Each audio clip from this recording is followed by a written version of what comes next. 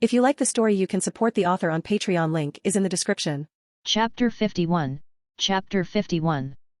Even though they were somewhat prepared, Kaido's words still caused a stir among the crowd, the intensity of which varied. Impeaching the clan leader was an event that had never occurred in the history of the Uchiha clan. Now that such an incident was unfolding before their eyes, how could they remain calm? And Uchiha Fugaku's face didn't look so good either. He had anticipated that this clan meeting would involve him, but he hadn't expected it to be about his impeachment as the clan leader. Throughout his tenure as clan leader, he believed that even though he may not have been doing an excellent job, at least he had maintained a fragile harmony between the clan and the village. Furthermore, he had prevented any one faction within the clan from becoming overly dominant, thus preventing the clan from having to lean towards one side. Such balance, though not foolproof, at least ensured that the clan was not in chaos, and that neither the clan nor the village had seen any disorder. Kaido's open call for his impeachment left him somewhat at a loss and puzzled as to why he was being impeached. What sort of agreement had they reached?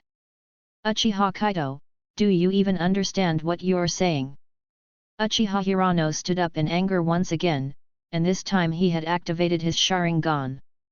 In his crimson eyes, two tomo were slowly rotating, and the chakra throughout his body was gathering, as if he was ready to strike.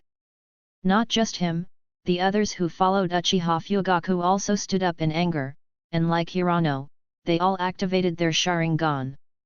The clan meeting suddenly took on an atmosphere of confrontation. However, in the face of all this, Kaido remained calm. Of course I know what I'm saying. I don't need your reminder. Kaido gently shook his head as he spoke in a moderated tone. Put away your Sharingan. Those eyes are nothing special in front of me.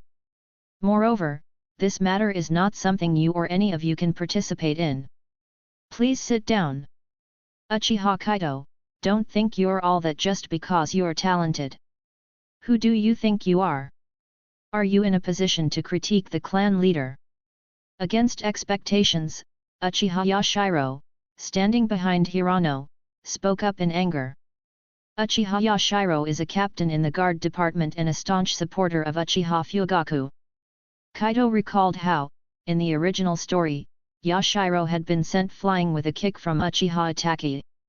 However, those events had not yet occurred, and Uchiha Yashiro was already making his way towards Kaido. Don't think that possessing the 3 Tomo Sharingan gives you the right to spout off here. You're just a brat. I want to see just how formidable you are, whether you have the right to be so bold here.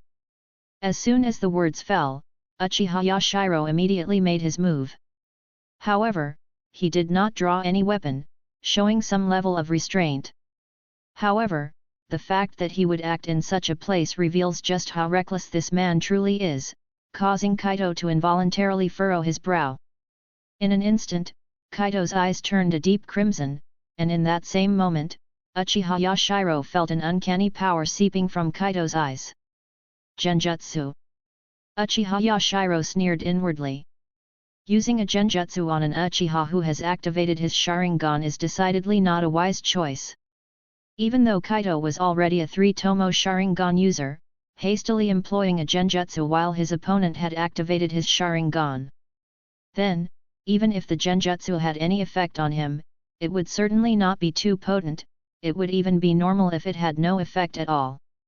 However, in the next moment, Uchiha Yashiro's expression froze as he felt a sudden dizziness sweep over his mind.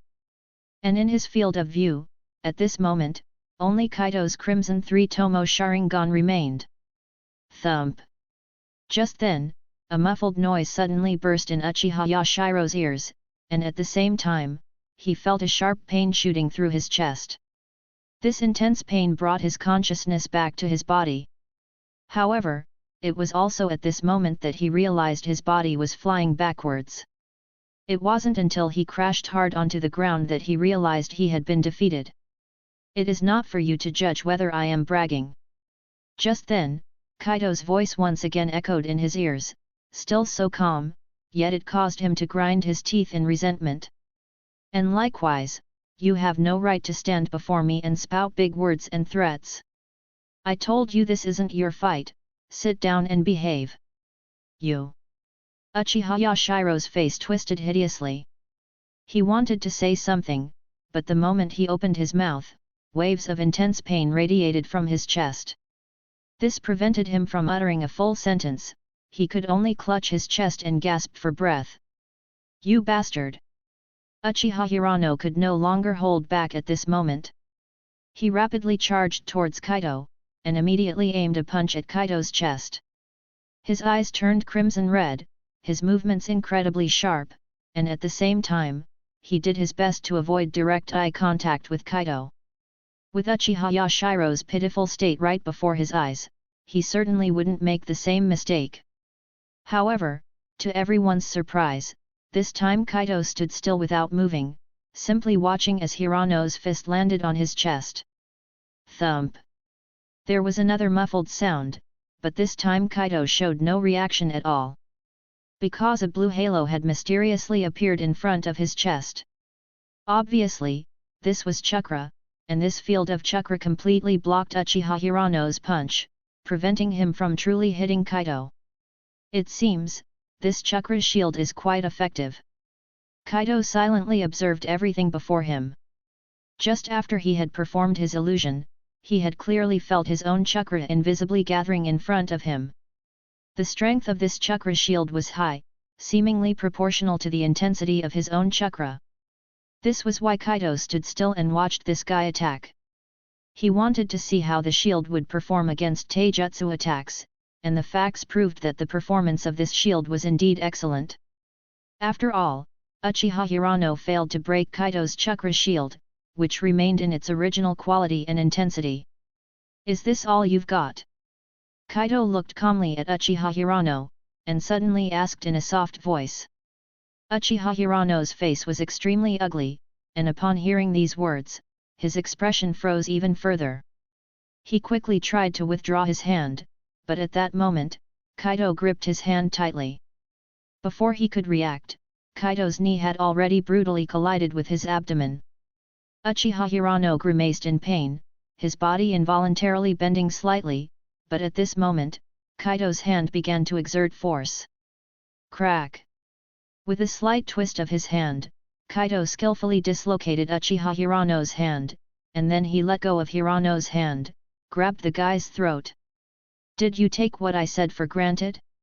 Or did you really think that you could challenge me? Chapter 52, Chapter 52. Stop! Uchiha Kaido, what are you doing? Let him go now. Kaido instantly took down Uchiha Yashiro and gripped Uchiha Hirano's neck, immediately causing a great dissatisfaction among Uchiha Fugaku's supporters. Many of them swiftly stood up and circled around Kaido. The crimson in their eyes had already appeared, and those Sharingan eyes looked quite eerie in this shrine. And with their movements, the atmosphere in the entire shrine became suffocating, as if a powder keg was about to be ignited at any moment. Uchiha Fugaku was also frowning at this time. Although Kaido's indictment against him did make him feel dissatisfied. But similarly, he was also unhappy about Uchiha Yashiro and Uchiha Hirano's unrestrained actions. Although their actions seemed to be defending him, they were actually setting him up, but the irony was that he really couldn't blame them for anything. The most fatal thing was that their actions not only had no actual effect, but also resulted in an ugly loss, and caused an even larger disturbance. This outcome truly gave Uchiha Fugaku a massive headache. Although he was very dissatisfied, he still needed to protect those who supported him. However, just as he was preparing to get up, he suddenly noticed that Shisui and the spirits had stood up, not just them, but those from the blood faction had also promptly risen to their feet. Their Sharingan eyes had quietly blossomed, their gaze locked firmly on his supporters, and their chakra also began to surge. This. Uchiha Fugaku was stunned by this scene and then fell silent once again. He knew that Kaido was close with these two factions and had received their support to impeach him. But as he saw it, Kaido was likely just the candidate pushed out by these two factions. If he succeeded, naturally the benefits would go to these two factions. If he failed, it wouldn't have much to do with them. But it seemed that the situation was different from what he had imagined. He had not expected these two factions to support Kaido to such a high degree. No matter how you looked at it, it didn't just seem like they were pushing Kaido to the forefront, they were giving Kaido the utmost support. Not only was Uchiha Fugaku stunned, even his supporters were somewhat dumbfounded at the moment. They had no idea what was going on, but they clearly understood that they were probably in danger now. Rest assured, I will let him go. Kaido, on the other hand, didn't seem to have much of a concern. To him, it didn't matter whether these people took action or not, and he didn't plan on escalating things further.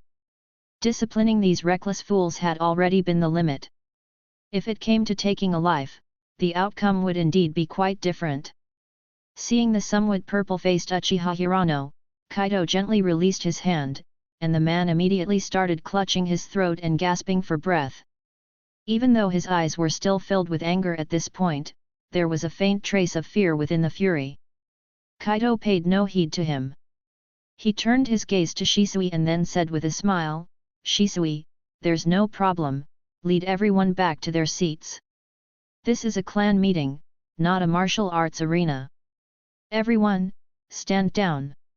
Kaido is right, this is a clan meeting, not a martial arts arena.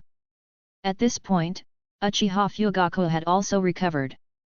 He sounded a bit weary but nonetheless spoke up. "Yashiro, you and Hirano should get some medical attention. And for the next month, you are not allowed to go out. Reflect on your actions at home. You have been too presumptuous."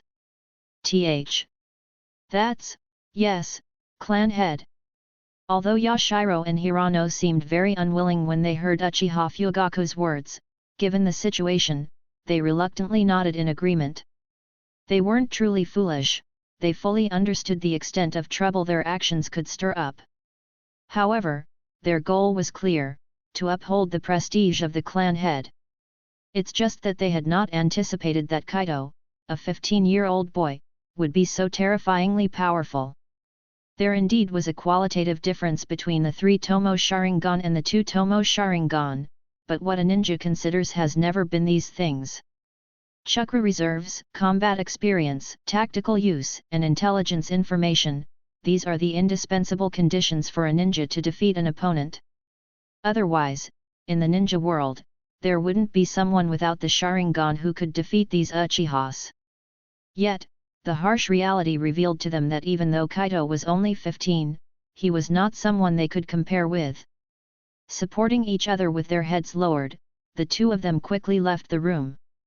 At this time, everyone had retaken their seats, and tranquility was once again restored in the entire shrine, as if the previous conflict had never occurred. But for those who supported Uchiha Fugaku, despite their dissatisfaction with Kaido, the way they looked at Kaido seemed to have subtly changed. The Uchiha clan has always been a family that reveres the strong. Although Kaido's previous performance didn't show much power, those he faced were not mediocre opponents. The way he easily neutralized his adversaries, with such strength and ability, even if they harbored dissatisfaction, a certain degree of respect had been instilled in their hearts. It was this sort of respect that now made them maintain silence and made them intend to seriously listen to why Kaido wanted to impeach their clan head. "Kaido, I'm sorry for everything that happened just now. I hope you won't mind." They were just a bit impatient. Uchiha Fugaku sighed slightly before turning to Kaido and speaking earnestly. "They've already left, so let's continue the clan meeting. You said you wanted to impeach me. I have been diligent in my position as clan head. Although I haven't achieved anything praiseworthy, I have not done anything to let down the clan. There must be a proper reason for you wanting to impeach me. So, please tell me, in what aspect have I failed to be a qualified clan head?" Uchiha Fugaku's attitude, although calm, demonstrated to a certain extent the demeanor of a clan head. Moreover, this attitude was somewhat unexpected to Kaido. In Kaido's imagination, this guy would likely be hysterical or extremely angry. But such tranquility and calmness momentarily left Kaido a bit bewildered. Regardless of his attitude, Kaido knew he had to carry on with this matter today. Gazing earnestly at Uchiha Fugaku, Kaido finally nodded slightly, and then shook his head. I can't deny, clan head Fugaku has indeed been diligent in his position as the clan head. Perhaps in normal times, clan head Fugaku would be an excellent leader. But, the current environment of the Uchiha clan, and the internal situation of Konoha. It really isn't a normal time, is it? Chapter 53, Chapter 53. Kaido's words seemed to be helping Uchiha Fugaku evade some unnecessary responsibilities, but those who understood knew that this was the biggest accusation against Uchiha Fugaku. His message was very clear, that is, to inform everyone that Uchiha Fugaku might be a competent clan head during normal times. But when it comes to critical times, Uchiha Fugaku truly isn't capable of fulfilling the duty of clan head anymore. Uchiha Fugaku clearly understood Kaido's words, his expression becoming somewhat difficult to read. However, he could still control his emotions, he simply watched Kaido in silence without interrupting. There was certainly resentment brewing within him, he wanted to see why he was deemed incapable. Clan head, distinguished members, our family is now facing an unprecedented crisis. I believe the elders among you should have noticed this already. From the time I was attacked by the root ninja, I think everyone should understand what Konoha's attitude truly is, right? Kaido didn't care about the change in Uchiha Fugaku's emotions, he just sighed lightly and then slowly began to speak. Konoha wants to force us into action because they know our clan has split into two factions, one of which advocates regaining all that the Uchiha have lost through force. Imagine, if I were successfully ambushed and disappeared without a trace, and Konoha denied having anything to do with it. And the sentiments within the clan are being manipulated and begin to lean toward the Bloods, then what clan head could do, I suppose, would only be to support the Bloods, right? With such an outcome and environment, Konoha would virtually have a hold over the Uchiha rebellion. Can you guess what will happen next?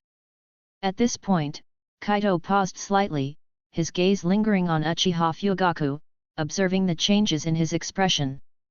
To his disappointment, Uchiha Fugaku didn't show any significant changes in his demeanor. Perhaps he already knew of such an outcome, or perhaps he simply didn't believe such an outcome was possible.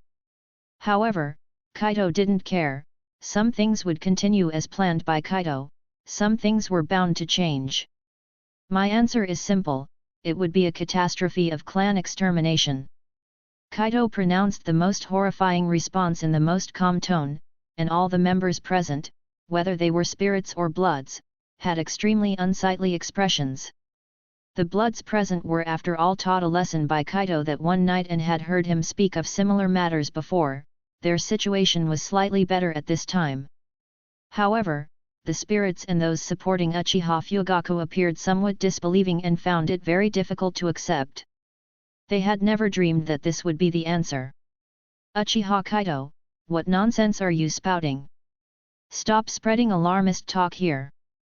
Uchiha Inabe, the captain of the security team and also a supporter of Uchiha Fugaku, spoke up.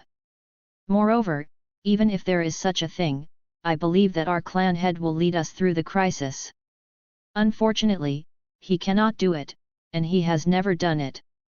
For this man who was also kicked away by Uchiha Itachi, Kaido didn't even have the desire to give him a proper look. He continued to speak slowly and firmly. Perhaps you all are wondering why it has come to this? There are two main reasons. The first is the second Hokage. From the perspective of clan history, he has always disliked the Uchiha.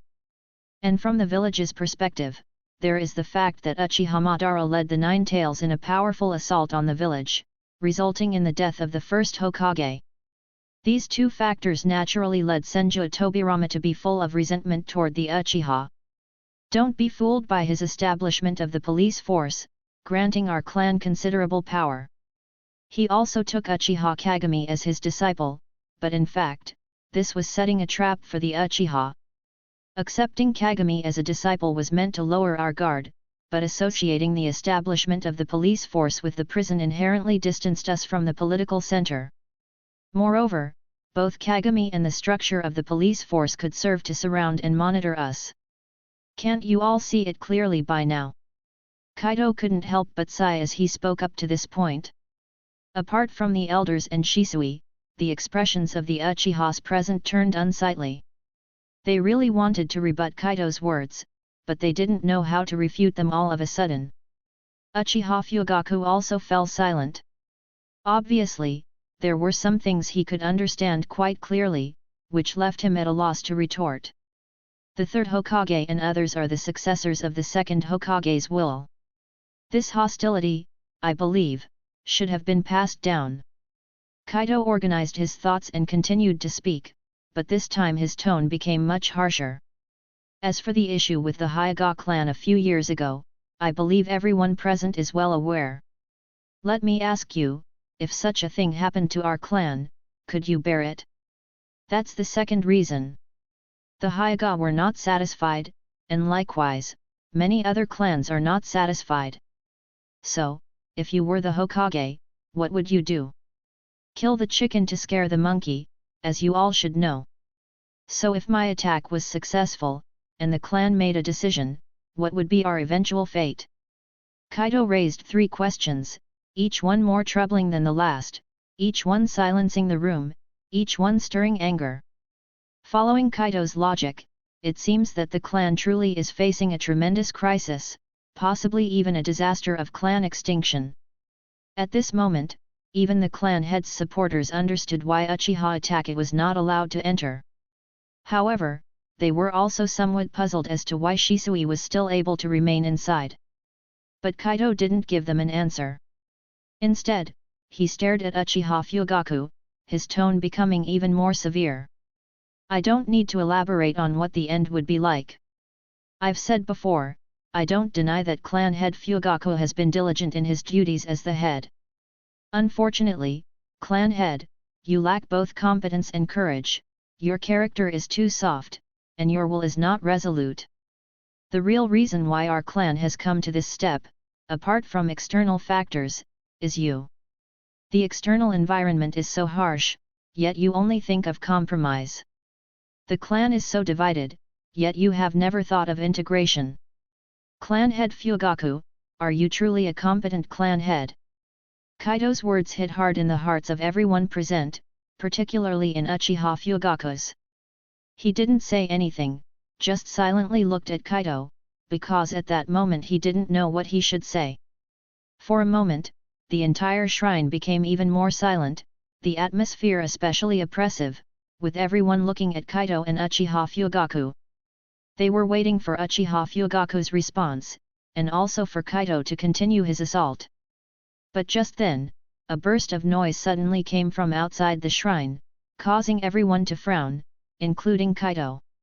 Soon, a young Uchiha ninja pushed open the door and walked in, whispering, "Elders, Itachi-sama has arrived." We followed instructions and did not let him in, but Itachi Uchiha? Hearing this name, everyone present had mixed expressions, yet they couldn't help but look towards Uchiha Fugaku. Uchiha Fugaku's face also looked somewhat uneasy. However, before he could speak, Shisui suddenly stood up. "I'll handle this matter," Shisui calmly said. "Kaido, you once said that the clan needs discipline, even if I regard Itachi as my brother, but he must also obey the clan's discipline." Chapter 54, Chapter 54.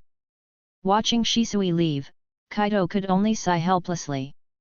He had originally intended to go out and resolve this trouble himself, as he had promised Shisui that he could take over such matters.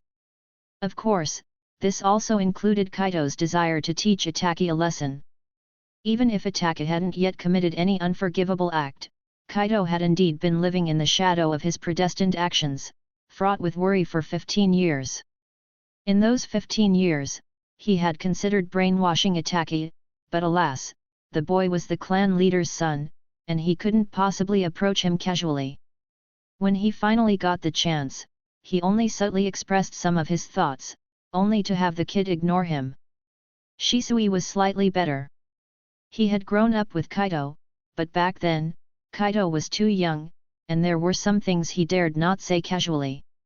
Especially those related to political stances, he was afraid that if he said them, Shisui might turn around and tell the elders, bringing trouble upon himself. Things have to be done step by step.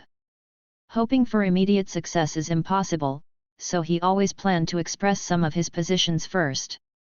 The difference between Shisui and Itachi is that, although the positions Kaido expressed conflicted somewhat with Shisui's, Shisui could agree to disagree on some subtle points that he didn't fully agree with. Therefore, Shisui could accept Kaido, and their relationship had always been pretty good. Perhaps that's the difference between Shisui and Itachi. Shaking his head, Kaido turned to look at Uchiha Fugaku and continued, although there have been some unexpected incidents, I believe Shisui can handle these troubles. Yes, Shisui can solve problems, Uchiha Fugaku sighed and nodded, let's continue the meeting. Please proceed, Mr. Kaido, I really want to see just how unfit I am in your eyes. Clan leader Fugaku, your inadequacy lies in your inability to grasp reality, in your compromises, and in your indecisiveness. Kaido continued to look at Uchiha Fugaku, speaking calmly. The most important thing for a clan leader is to understand reality. I wonder, clan leader Fugaku, do you still remember your decision on the Night of the Nine Tails? The Night of the Nine Tails was undeniably a turning point for the worsening situation of the Uchiha clan. No one could deny that. And those who were involved in that night all remember one thing, Uchiha Fugaku ultimately heeded the command of an elder and halted all support actions. Many people had questioned this decision, but according to Uchiha Fugaku's explanation, it was the third Hokage's command, a way to dispel suspicions of them controlling the Nine Tails. Kaido had brought this up again today, which seemed a bit strange to them, and Uchiha Fugaku was also puzzled. Mr. Kaido, that was the third Hokage's command, Uchiha Fugaku began, only to be interrupted by Kaido. No, clan leader Fugaku, it's not necessarily the case that this was arranged by the third Hokage. Kaido shook his head slightly, his expression serious. Do you still remember, the situation was so dire at the time, the third Hokage was already combating the Nine Tails at the front line. With the Nine Tails being so dangerous, how could he have time to issue such an order? Moreover, any additional force could increase the possibility of defeating the Nine Tails.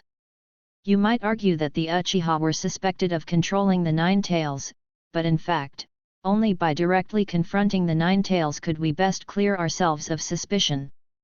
Kaido's words left Uchiha Fugaku gaping, but in the end, he didn't say a word, and Kaido didn't stop there. Moreover, even if we assume that it was the third Hokage's order, I have a question for clan leader Fugaku. 8 years ago, who was the Hokage of Konoha?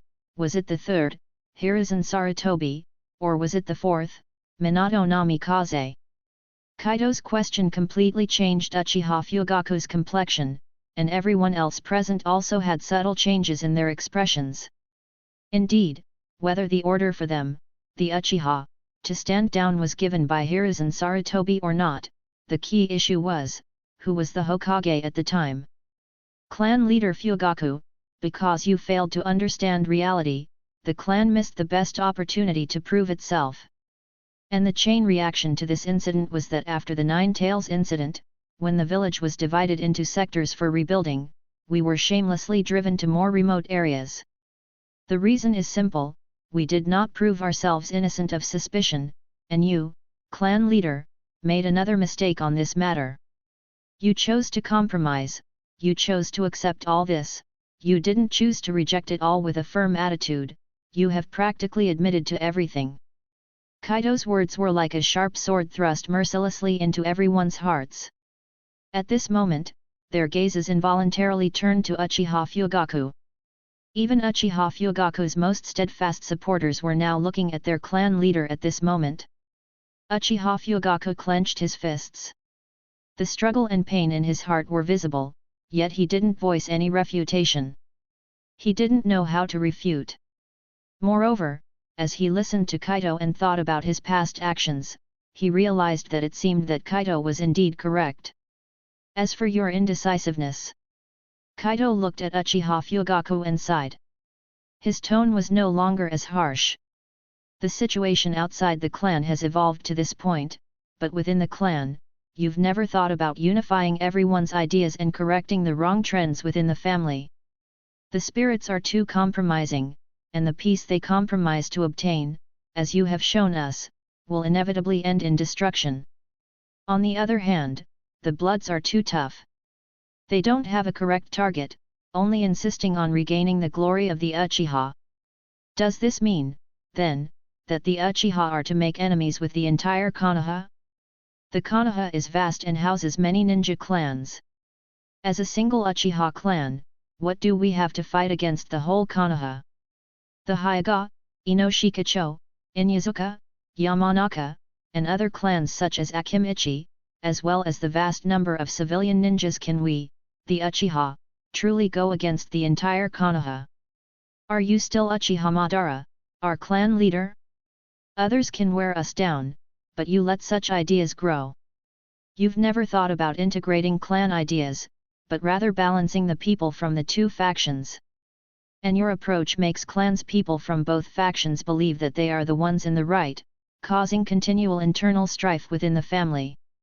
Each clan meeting is like a food market, without a suitable, concrete plan to solve any problems. The clan's people do not have a clear and correct goal, they don't even know what they truly want. This is the change that you, as a clan leader, have brought to the Uchiha. Upon saying this, Kaido paused slightly.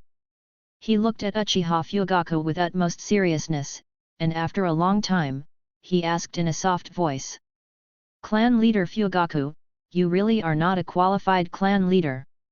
Chapter 55, Chapter 55. Kaido continues to impeach Uchiha Fugaku within the shrine, while Shisui has already arrived outside the shrine. Tonight's clan meeting is extremely important, and Shisui will not allow anyone to interfere, even if that person is Uchiha Itachi. Moreover, from the beginning of the clan meeting, it has been decided that Itachi would not be allowed in. Now that Itachi seems determined to force his way in, Shisui naturally wouldn't agree. Quickly reaching the outer edge of the shrine, Shisui sees Itachi, who is currently surrounded. However, he quickly frowns. That's because he notices many clans people lying on the ground nearby. This could only indicate one thing: Itachi has already made his move. What are you doing? Without addressing Itachi's issue, Shisui asks directly, the clan meeting is ongoing. Why all this noise and commotion? Lord Shisui, Lord Itachi is trying to force his way in, a Uchiha ninja speaks up somewhat reluctantly. Although he is a Uchiha ninja, it's obvious that he doesn't possess the Sharingan, hence he cannot attend the clan meeting.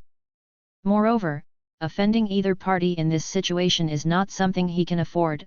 On one hand, there's the collective command issued by the elders, on the other, Itachi, who possesses the Sharingan and is the son of the clan leader. In such circumstances, even clans people with Sharingan would feel a headache and a sense of difficulty, let alone him. Who made the first move? Shisui nods and then asks. We received orders to not let Lord Itachi in. When Lord Itachi tried to force his way through, we had no choice but to stop him. We didn't expect. The ninja speaks, lowering his head. This guy's words were rather vague. He didn't clarify who initiated the confrontation, and it was evident that he was filled with worry. However, Shisui didn't care about these details. Or rather, he didn't care who threw the first punch. All he wanted was a rough account of the incident and an accurate outcome. Nodding again, Shisui turned his gaze to Itachi, his expression somewhat complicated at this point. But he quickly reined in his complex emotions, and in the end, all that remained was a calm sigh. Itachi, you know the rules. You shouldn't have come tonight. Why should I not be allowed? Itachi's tone was equally indifferent. He stared intently at Shisui and said in a deep voice, if you can be here, why can't I? This is the elder's command, and the clan leader has agreed. Shisui shook his head, finally providing an answer, you don't need to attend tonight's clan meeting. Leave, and don't put me in a difficult position. Don't make it hard for everyone. After saying these words, Shisui turned to leave. At this moment, he suddenly felt a strong surge of chakra brewing behind him. This immediately made him halt his steps. Slowly turning around, he saw Itachi's eyes had turned a deep, intense red. As expected, you have completely changed, Shisui. Itachi looked indifferently at Shisui, his voice uncharacteristically icy. You're no longer the Shisui I remember. I don't know what has caused you to change like this. But I want to tell you that you cannot stop me from going in. Even according to the traditions of our clan, I, with my 3 Tomo Sharingan, have the right to enter the clan meeting. Itachi, don't make me do this. Looking at Itachi's stance, Shisui's heart was filled with bitterness, but he remained incredibly calm and steadfast. As I said, this is the collective decision of the clan leader and the elders. Even if you have the 3 Tomo, it won't work. As he spoke, Shisui's eyes also turned a deep red with 3 Tomo. This was his stance, he wanted to tell Itachi that he could not change this situation. As expected, I can't harbor any illusions about you. You're indeed not the brother Shisui I remember. Upon seeing this, Uchiha Itachi seemed a little saddened but also somewhat relieved. He slowly closed his eyes, his voice still icy and detached. However, at this moment, a more mysterious chakra began to bloom from him. The dense and cold aura instantly spread around him. In that case, there's nothing left to discuss. I'm going in and that's my stance. So, I'll ask you. As he spoke, Uchiha Itachi slowly opened his eyes, patterns similar to darts slowly spinning in his eyes. Are these eyes enough to let me in? Mangekyo. Shisui looked on, slightly stunned by the sight before him. He had never expected that Itachi would also have these eyes. However, beyond his surprise, he suddenly felt even more concern in his heart. He didn't know how Itachi got these eyes, and Itachi's attitude was clearly antagonistic now. After a moment's hesitation, Shisui gritted his teeth and quickly closed his eyes. The next moment, when he opened them again, a similarly eerie pair of Mangekyo had appeared. As he stared, the chakra inside Itachi was also gathering. At this moment, Shisui finally spoke, Mangekyo Sharingan, indeed you have the qualification to enter forcibly. But there's a question I need to ask you. Itachi didn't respond, he just silently watched Shisui. And Shisui didn't mind, he directly asked, if I ask you not to report anything about tonight's clan meeting, can you do it? Outside the shrine, along with the fall of Shisui's words, the surroundings fell into silence once again. The Uchiha ninjas who were surrounding them had already retreated, they simply couldn't endure the aura emanating from these 2 young men. That oppressive, suffocating aura made them feel truly desperate. I understand. After a long pause, Uchiha Itachi suddenly spoke, then he turned around and left without looking back. This move made Shisui's expression darken, he couldn't help but softly call out, Itachi, you. There's no need to say anything. Uchiha Itachi interrupted Shisui, he walked and slowly spoke, it's really disappointing that it's come to this. But I've already guessed your thoughts, and the final outcome. You, take care of yourselves. Under the silver moonlight, Uchiha Itachi's figure grew farther and farther, gradually disappearing from Shisui's sight.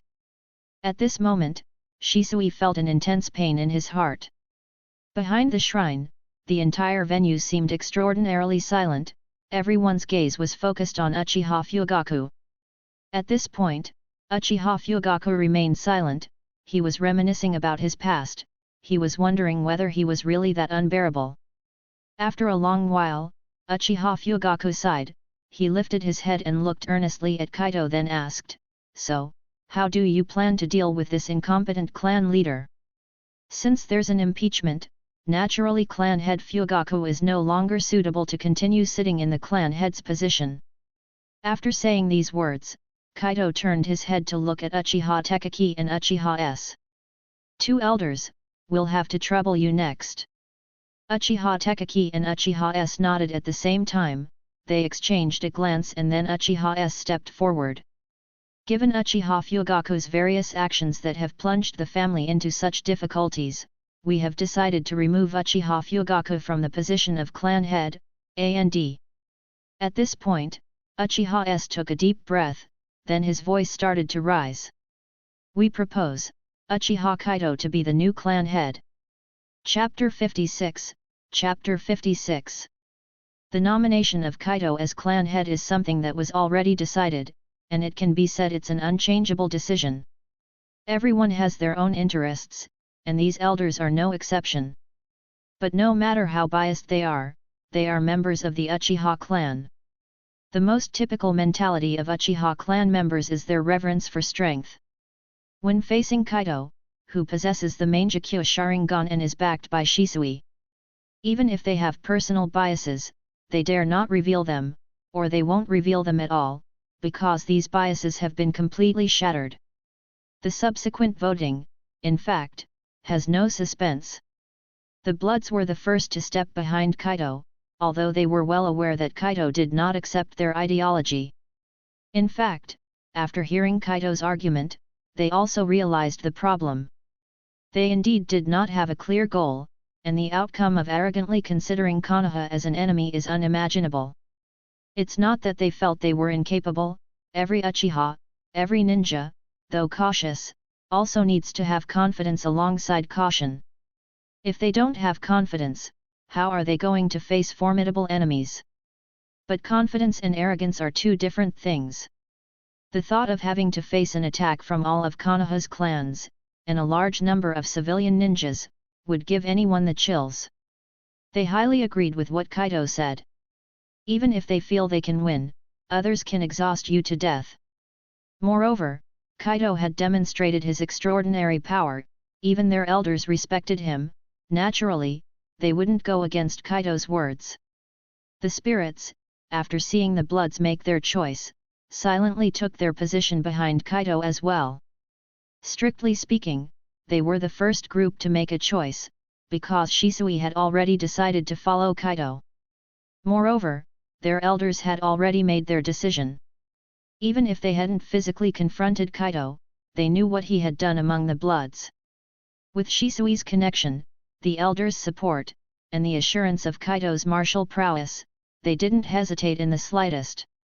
As the two factions had completed their positioning, those who supported Uchiha Fugaku began to stir with noise. Many of them looked troubled, and quite a few appeared extremely conflicted at this moment.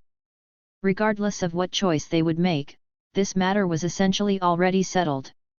Especially when Shisui had already returned to the shrine. Although he looked somewhat absent-minded. After learning that it was voting time, he showed no hesitation, directly positioning himself behind Kaido. This move essentially removed any suspense from the vote. It seems the outcome is already determined. Kaido looked at Uchiha Fugaku and said calmly, "Clan head Fugaku, do you have any further instructions?" For this outcome, Kaido was not surprised at all. He had spent so much time on Shisui, on these faction members. He even purposely revealed his Mangekyo Sharingan and got into a fight with the Bloods. His goal was to smoothly complete this impeachment. Moreover, during the impeachment at the clan meeting, Kaido once again took an overview of the Uchiha clan's situation from a god's perspective. He had done everything that he could do. It was like a game of cards where all his opponents were essentially playing with their hands revealed. With his knowledge of everything and the assistance of the system, it would truly be strange if he couldn't gain sufficient support. However, he didn't dare relax in the slightest, because there was still one person he had to be wary of, and that was Uchiha Fugaku. In terms of clan support and prestige, Uchiha Fugaku had already lost. Under Kaido's onslaught, Fugaku simply couldn't hold on. But the most crucial point was whether this guy possessed the Mangekyo Sharingan. If he were to simply give up, then naturally everything would be for the best. But if he didn't want to step down so easily, and he also possessed the Mangekyo Sharingan, then Kaido would probably have to engage in a fierce battle with him, because this was almost inevitable. The Uchiha clan was inherently a warlike one, and Kaido himself had gained the opportunity to negotiate with these elders through the Mangekyo. If Uchiha Fugaku also mastered the Mangekyo, and used the necessity for the clan leader to have sufficient strength as a reason, Kaido simply couldn't refuse this. If he were to refuse, it would undoubtedly be a huge blow to his prestige. Yes, it seems the result is already determined. Uchiha Fugaku nodded, but his next words caused Kaido to sigh involuntarily in his heart. Fugaku lifted his head and looked at Kaido seriously. Then, his eyes started to change. As they turned crimson-red, a terrifying aura poured from him. His eyes had transformed into the state of the three Tomo Sharingan. He quietly looked at Kaido, then at Shisui, and after a long while, he slowly spoke. I admit that, under your narration and after my deep thought, I am indeed not a qualified clan leader, and I am willing to step down. However, Kaido-san, as a clan leader, I believe that your wisdom can indeed be competent, but the clan leader, especially the Uchiha clan leader, can't rely on intellect alone. You must have sufficient strength to gain the approval of the entire clan. Although your performance just now was excellent, in my view, all of this is not enough, because your Sharingan is not strong enough. Upon saying this, Uchiha Fugaku paused, and the three Tomo in his eyes began to spin rapidly. In just a moment, his three Tomo had completely joined together. At this moment, almost all the elders' faces changed dramatically, for they had never expected Uchiha Fugaku to hide so deeply. They had never thought that this seemingly weak clan leader could also possess the Mangekyo Sharingan. Mangekyo Sharingan, this is the strongest state of the Sharingan. In fact, I have always been reluctant to show these eyes because I have always believed that these eyes would bring trouble. Uchiha Fugaku's voice was very soft, and likewise, very resolute. He looked at Kaido with utmost seriousness and said, If you want to be a clan leader, I am actually willing to support you, but I think you are not enough. I suggest that Shisui become the clan leader candidate. Because he also has these eyes, he is qualified, and there is another condition for him to truly become the clan leader, that is, to defeat me. Only by truly defeating me who possesses these eyes, can one be considered a qualified clan leader. Kaido-san, do you understand my meaning? I understand. Kaido sighed slightly, nodded his head in agreement, but quickly shook his head again. He slightly turned his head and gave a soft smile to the elders behind him who seemed somewhat worried. Then, he turned his gaze towards Shisui. Finally, he and Shisui together looked at Uchiha Fugaku. At this moment, their eyes turned incredibly crimson, and the pattern in their eyes was not the Tomo state. Instead, it was those eerie eyes, with irregular patterns, emanating terrifying power. Uchiha Fugaku was a little dumbfounded at this moment, and not just him, those who stood behind him in support were also stunned. However, after their momentary bewilderment, everyone's faces became incredibly horrified, astonished, and their shock was impossible to hide. Mangekyo Sharingan, Uchiha Kaito actually also possesses the Mangekyo Sharingan. Kaido calmly looked at Uchiha Fugaku, and finally, he revealed a smile. However, it's unfortunate that I too possess such eyes. I believe I'm qualified for this, right? Chapter 57, Chapter 57. What a fine day it is today. Early the next morning, Kaido sat in his room, the events of the previous night still fresh in his memory. He succeeded. He successfully forced Uchiha Fugaku to abdicate, and at this moment, Uchiha Fugaku was no longer the clan's leader. Because through his omniscient analysis and judgment, the mistakes Uchiha Fugaku made were exposed in front of all the high-ranking members of the family. His reputation had suffered an unimaginable blow. Clearly, he was no longer capable of controlling the large Uchiha clan. But Kaido hadn't entirely succeeded, for Uchiha Fugaku had revealed his Mangekyo Sharingan in front of everyone at the last moment. And he also made a request that was impossible to refuse: the new clan leader needed to defeat him. Only by defeating him could they qualify to be the new clan leader. Although Kaido was not surprised by this turn of events, after all, Fugaku, despite his weakness, was still a Uchiha, and a Uchiha who possessed the Mangekyo. In simple terms, he's just a lunatic. Kaido had already prepared himself mentally, and he wasn't even surprised that Uchiha Fugaku possessed the Mangekyo. After all, in the true tale of Itachi, this guy had unabashedly displayed his Mangekyo to Itachi, so its appearance now was not really a surprise. However, his actions prevented Kaido from directly claiming the position of clan leader. After subsequent negotiations, his fight with Kaido was scheduled to take place a month later. But this battle for the position of clan leader is just a nominal dispute for legal succession. In essence, Kaido and Shisui, both possessing the Mangekyo Sharingan, had already gained actual control of the family. Uchiha Fugaku was no longer considered the clan leader. Such a severe blow to his reputation and trust had already cost him control of the clan. And the Uchiha clan's high-ranking members had basically taken sides. It could be said that the final say in the Uchiha clan now lay with Kaido.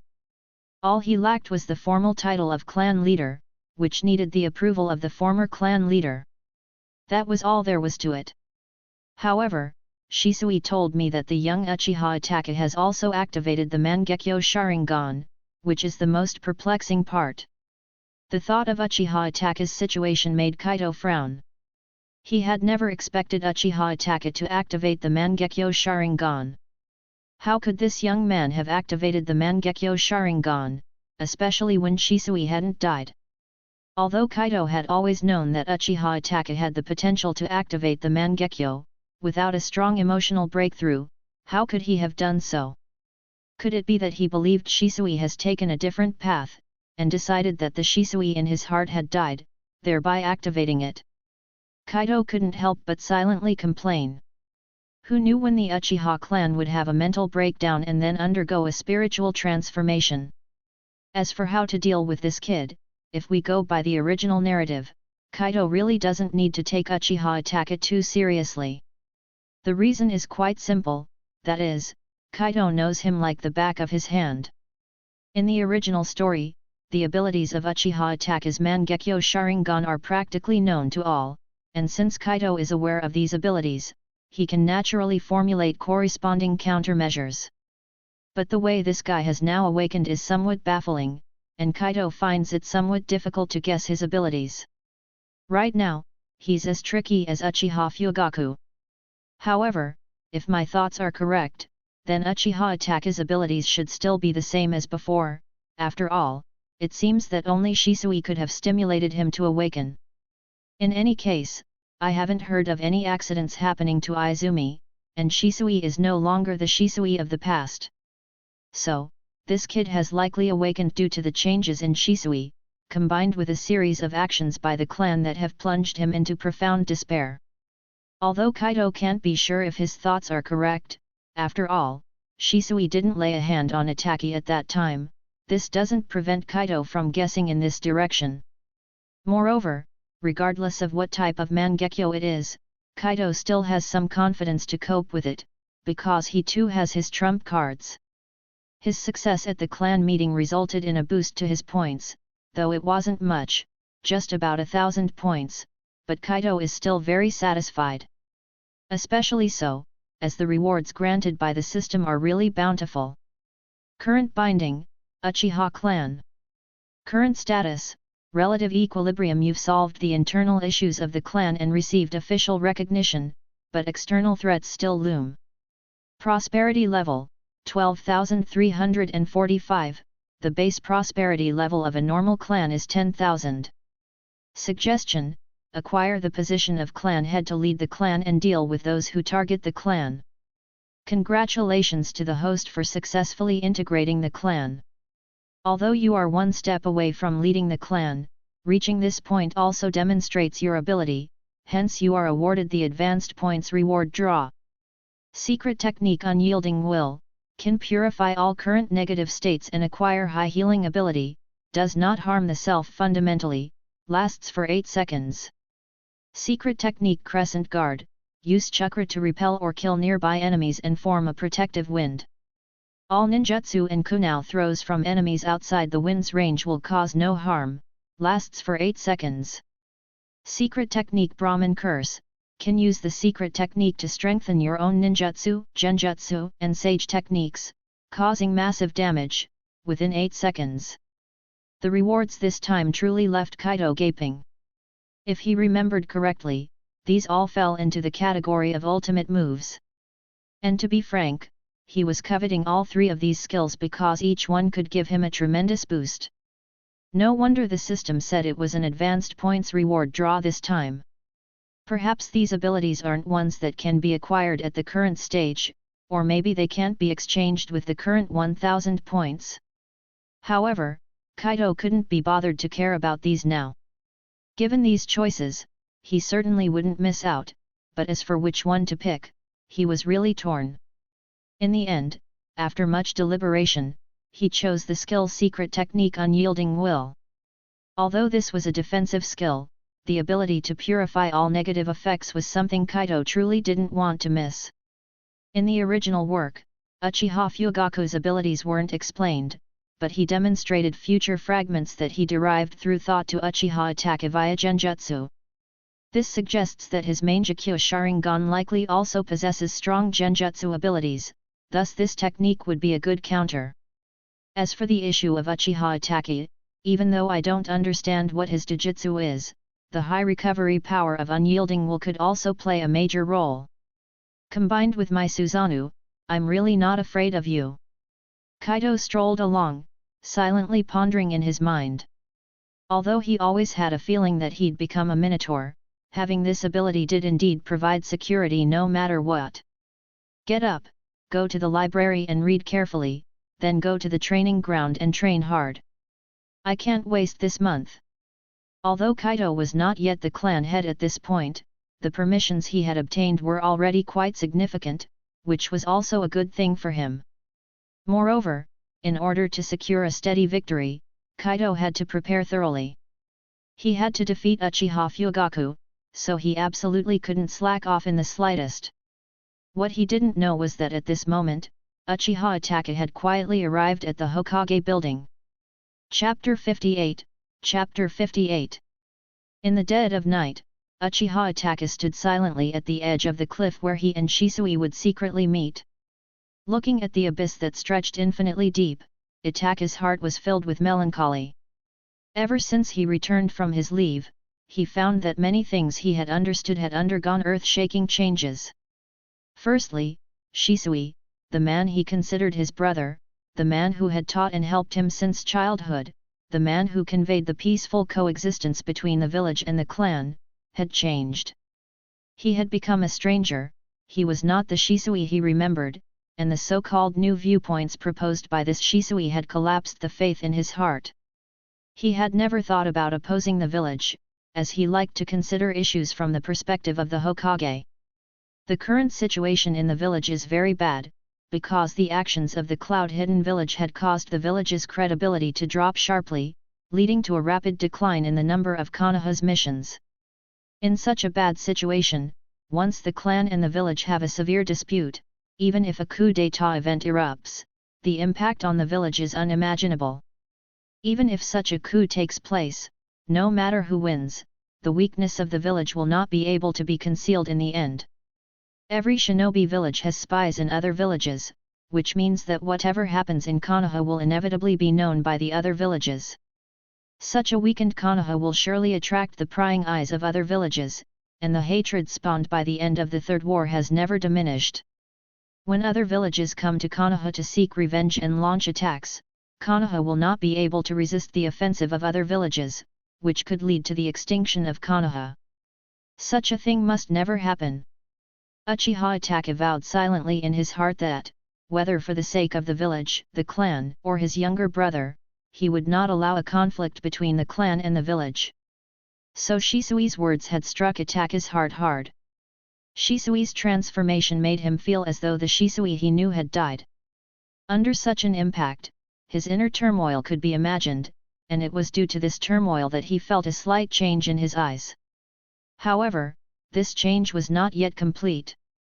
In his heart, he still held on to some hope and expectation.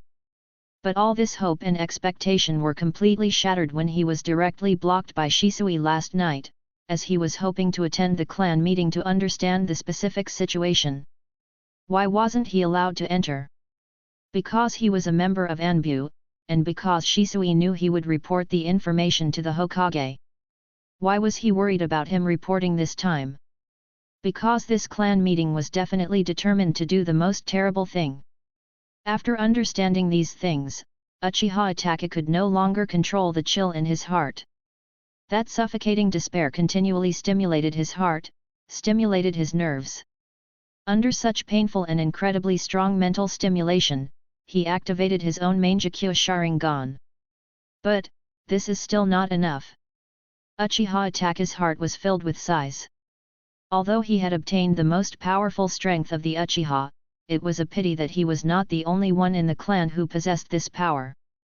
The person he once respected the most, Uchiha Shisui, also possessed such power, and even had it for a longer time and with greater mastery. He knew he was not Shisui's match, and he wasn't allowed to participate in the clan meeting, so he had no idea what the clan's next plan was. This feeling of confusion and despair made him feel somewhat at a loss now. "Who's there?" Suddenly, Uchiha Itachi uttered coldly, his hand subtly reaching behind him, a kunai held in his grip. Just a moment ago, he felt an eerie and unfamiliar chakra rippling beside him, indicating there was someone around. In such a situation and environment, he had to be extremely careful and cautious, no matter who it was. Suddenly, the spatial ripple disappeared, and a mysterious figure clad in a black robe emerged from the void. This mysterious person wore a hood. Apart from the yellow mask visible in the moonlight at his jaw, Itachi could glean no other information. "Nice to meet you, let's not make the atmosphere so tense, shall we, Itachi?" The mysterious man took the initiative to speak, his voice seeming to carry a light laugh. "Answer my question." Uchiha Itachi did not entertain him, instead becoming more alert. His eyes turned blood red, the Sharingan firmly focused on the other's every move, seemingly looking for the right opportunity to strike. "The younger generation today is overly cautious indeed," the mysterious man murmured, then reached up to remove his hood. A patterned mask was revealed, with a single hole at the right eye, where a Sharingan with 3 tomo was clearly visible. "Allow me to introduce myself, I am a member of the Akatsuki, my name is Uchiha Madara." Before his words fell, a flash of cold light emerged. The moment the other party took off his hood and began speaking, Itachi took his shot. Under the moonlight, the kunai traced a chilling arc. His figure crossed with the others, the kunai sweeping directly across the other's throat. However, nothing happened. The masked figure calmly turned around, his Sharingan with 3 tomo emotionlessly staring at Itachi. "Such tricks are pointless. I have no ill intentions this time. If you insist on pushing me to the opposition, I'm afraid it will be a decision you'll regret for life." The moonlight spilled onto him, paired with his words of absolute control, it exerted a pressure on Itachi that he had never felt before. Such pressure, even Shisui had never given him, or rather, had never exerted such pressure on him. He stared at this man who called himself Uchiha Madara. It took a while before he spoke in a deep voice, "If so, the first step of our interaction should always be openness and honesty. You just claimed to be Uchiha Madara, but I'm sorry, I find it hard to believe. Not just me, any sane person wouldn't believe it. If you have no ill intentions, then start by removing the mask on your face." The mysterious man suddenly chuckled, slowly speaking in a low tone, "Ignorant Uchiha offspring, I didn't expect you to live in your narrow world just like those mediocre people. Everyone says Uchiha Madara is dead, but what is the truth? People always take their ignorance as the truth because they don't understand. I hope you understand that I am Uchiha Madara. This is something I don't need to prove to you, and right now, it's your side that's in crisis. Even if you are Uchiha Madara, what's your purpose in seeking me out? Uchiha Itachi stared silently at the mysterious man for quite a while before asking. Purpose, you ask? The mysterious man kept smiling, addressing Itachi with a detached tone. I don't have a specific purpose, I came here just to see you. I can see that you are in distress, but I'm not interested in the Uchiha's situation, and I don't care about Konoha's attitude. So, you don't need to be too cautious with me, at least we don't have any direct conflicts, right? Itachi didn't speak, as he still couldn't determine the man's true intentions. Especially in their brief confrontation just now, whether in language or in action, he found himself at a disadvantage. Your vigilance remains. The mysterious man looked at Itachi's stance, and in the end, he laughed unconcernedly. But that's right, if you believed too easily, it wouldn't be worth the attention I'm placing on you. It's getting late, our talk for today ends here. However, there are some things I need to remind you of. The situation of the Uchiha is now at the edge of a cliff. Not just the Uchiha, even this world is at the edge of a cliff. If you find yourself at a dead end, or if you've made some decision, consider seeking my help. In the middle of his speech, the figure of the mysterious man started to become vague, and his final words left as he disappeared made Uchiha Itachi even more silent. I will come to find you. You can tell whoever you want, say whatever you like, but I hope next time you can give me a satisfactory answer. Remember, my name is Uchiha Madara. Chapter 59, Chapter 59. Just how fearsome a man Uchiha Madara truly is, even Itachi, who never lived in that era, has some inkling. As the son of the clan leader, Itachi has had access to resources from a young age that others might never acquire in their lifetimes. And the amount of information he can access and review is incalculable. Even at a young age, he has been able to come into contact with some secret techniques. For example, Izanami, the counter to Izanagi. Perhaps this is a privilege of being the clan leader's son, though it cannot be denied that Itachi indeed possesses such talent and qualifications. In such an environment, he knows a lot more than others, which includes some information about Uchiha Madara. The appearance of Uchiha Madara truly caught Itachi off guard. Anyone would feel fear in the face of such a terrifying individual. According to his age, Uchiha Madara should be near his grave by now. But the man boldly appeared before his eyes, forcing him to stay on guard. Even though Madara claimed he had no interest in Konoha, Itachi simply didn't believe him. Uchiha Madara, the Uchiha clan, and Konoha. At this moment, Itachi felt an unparalleled pressure. As so many things converged, he felt a sense of breathlessness. However, he knew that the more he found himself in such a situation, the more he needed to stay calm. Now, he could only rely on himself to save Konoha, to save everything. What should I do? What should I do? Itachi kept asking himself, his gaze lowering to the cliff by his side, seemingly deep as an abyss, and for a moment, he froze. Then he slowly closed his eyes, his hands clenched into fists, his body seemingly trembling. Finally, after a prolonged struggle, all movement in his body quietly ceased. Opening his eyes, he once again fixed his gaze on the towering cliff, and at that moment, his aura became incredibly cold. He seemed like a demon emerging from hell, like ice that will not melt for 10,000 years. The next morning, in the Hokage's office, Sarutobi Hiruzen, Homura Mito Kaito, and Koharu Udaten were sitting in a row, and beneath them was Uchiha Itachi, dressed in the outfit of Anbu, kneeling on one knee. According to your statement, has the Uchiha clan already come to this point? The first to speak was Koharu. Now over 60, she had truly become an old woman, no longer retaining her youthful beauty, and her expression was exceptionally serious. And also, what's the deal with this Akatsuki organization you mentioned? Itachi lowered his head, his voice incredibly cold and grave. However, after some consideration, he decided not to mention the name of Uchiha Madara.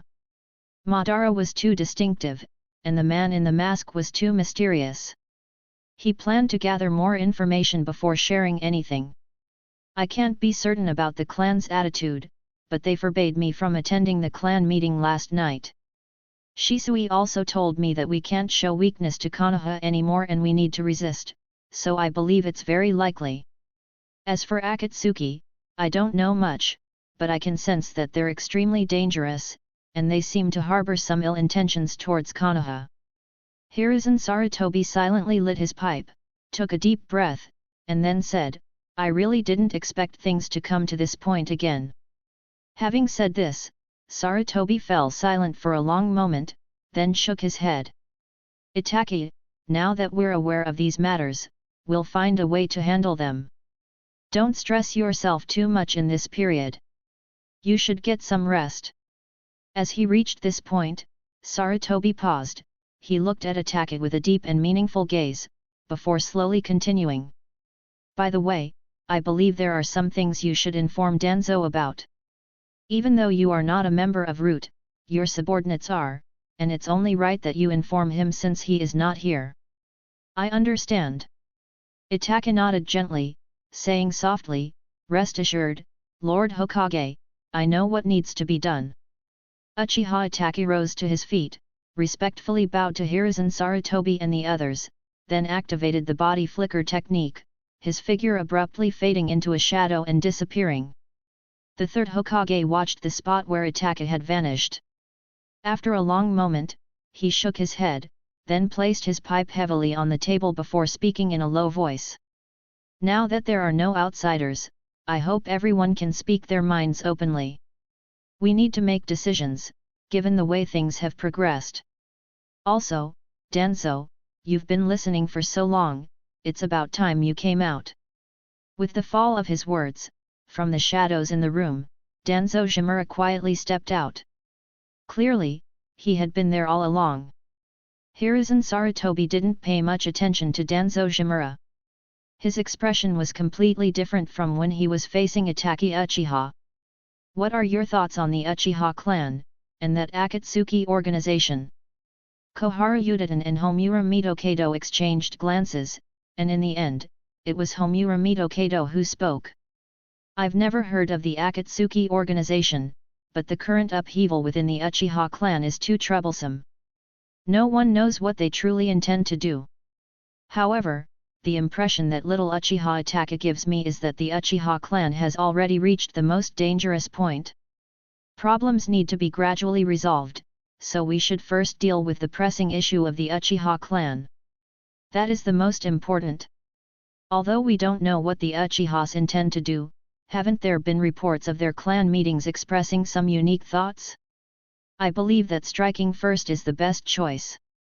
At this moment, Danzo Shimura also spoke up, but there was a hint of mockery on his face as he looked at Hiruzen Sarutobi. Moreover, haven't you already made a decision and given that youngster a direction? Hearing Danzo Shimura's words, Hiruzen Sarutobi gently shook his head. In the end, he lifted his gaze to look at Danzo, speaking in an extremely solemn tone. Striking first is indeed beneficial, but I will not issue an order to annihilate the Uchiha clan. The shinobi of Konoha cannot do such a thing. I believe you understand my point. Humph. With a cold snort, the walking stick lightly tapped the floor, and Danzo spoke coldly. Your hypocritical facade is nauseating.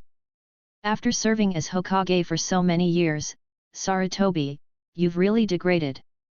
As Hokage, the boldness you once possessed has completely vanished. But rest assured, I know what must be done. Hiruzen Sarutobi shook his head.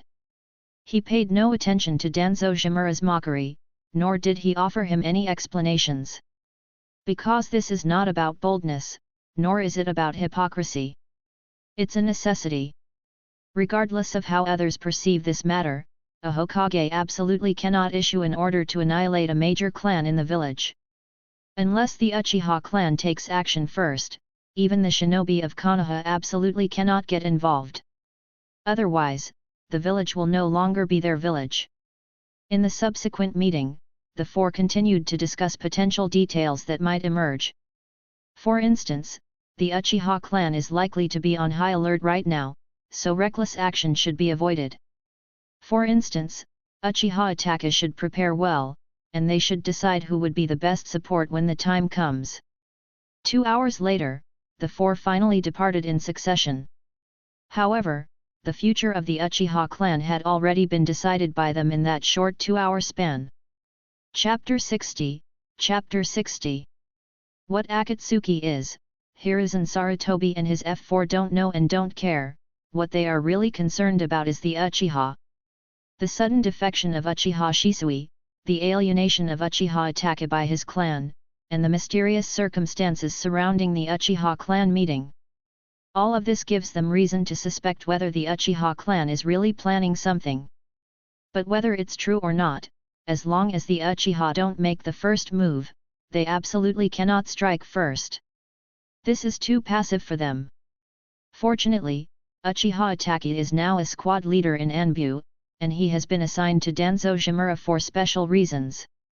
His two teammates are from Root, so there are some things he needs to report to Danzo, and some things he only needs to report to Danzo. And Danzo can directly issue orders to Uchiha Itachi, which makes a lot of things easier. For example, some special tasks can be issued by Danzo, and these tasks won't go through the Hokage, nor will they be recorded by Anbu. Therefore, in some extremely specific situations, the value of Uchiha Itachi is fully realized. Because he is a member of the Uchiha clan, and because he stands firmly on the side of the Hokage. Moreover, they have decided to wait a while before taking action, having just revoked Uchiha Itachi's right to attend clan meetings, so the Uchiha are definitely on their guard. Besides, the Uchiha are not fools, they will certainly take precautionary measures. Waiting until they become complacent will be the best opportunity. What the F4 of Konoha is thinking, Kaido doesn't know. Even what Uchiha Itachi has done, Kaido's understanding is limited. Even if he asked Shisui to find a way to follow Uchiha Itachi, the information he got wasn't much. After all, being a holder of Mangekyo Sharingan and a member of Anbu, Uchiha Itachi's ability to counter surveillance is extremely strong. Aside from knowing that the boy quietly went to see Hiruzen Sarutobi and the others, Kaido really isn't clear about anything else. But this boy going to see Hiruzen Sarutobi is unlikely to be good news, so necessary caution is still needed. After all, this guy has the Mangekyo Sharingan. As long as we keep an eye on this boy, it will be fine. If the Uchiha don't take action, Hiruzen Sarutobi wouldn't dare to act aggressively. Uchiha Itachi is the most troublesome. Kaido walks down the street, pondering in his mind, heading towards the training field. These days he's been engrossed in training, and the clan has also sent quite a few elite ninjas to train with him. In fact, for Kaido, his best training partner is naturally Shisui, but the problem is Shisui is currently monitoring every move of Uchiha Itachi. Even if Shisui can't get any information, even if he's noticed by Uchiha Itachi, this is something that has to be done. Just as Uchiha Itachi revealed the Mangekyo Sharingan to Shisui, Kaido knew that the boy's Mangekyo Sharingan couldn't pose any threat to Shisui, but it still had a deterrent effect. Uchiha Itachi showed off the Mangekyo Sharingan probably to intimidate them, telling them that he also has such power. And the reason why Kaido had Shisui tail Uchiha Itachi was clear, to let Uchiha Itachi know, we are watching you, your every move is under our scrutiny. Also, I remember that Uchiha Itachi seemed to have carried out a series of actions along with Uchiha Obito. So, has Uchiha Obito made any moves now? As for Uchiha Obito, Kaido is still on guard. Even if Kaido knows his weakness, the ability of space is indeed very troublesome. The ones who seem to be able to deal with him are probably only the 4th Hokage Minato Namikaze who has already passed away, and Kakashi who has mastered the Mangekyo Sharingan in his later years, coordinating an attack with Naruto. However, Shisui is on my side. If necessary, I can have Shisui unleash Kota Amatsukami on Uchiha Obito. I refuse to believe he can resist it. Using genjutsu to deal with Uchiha Obito is the best method Kaido can think of now, and the intimidation of Kota Amatsukami is extremely terrifying. That kind of genjutsu that subtly alters the will of others, Kaido believes there aren't many people in this world who can resist it. Of course, Eternal Mangekyo Sharingan might not fear Kota Amatsukami, and those who possess the cells of Hashirama Senju might also be able to resist it. Kaido habitually takes all possible factors into consideration. Although what he considers hasn't been confirmed, it doesn't prevent him from conjecturing. And regardless of whether Uchiha Itachi and Uchiha Obito are in contact now, this guy could potentially be Kaido's enemy in the future.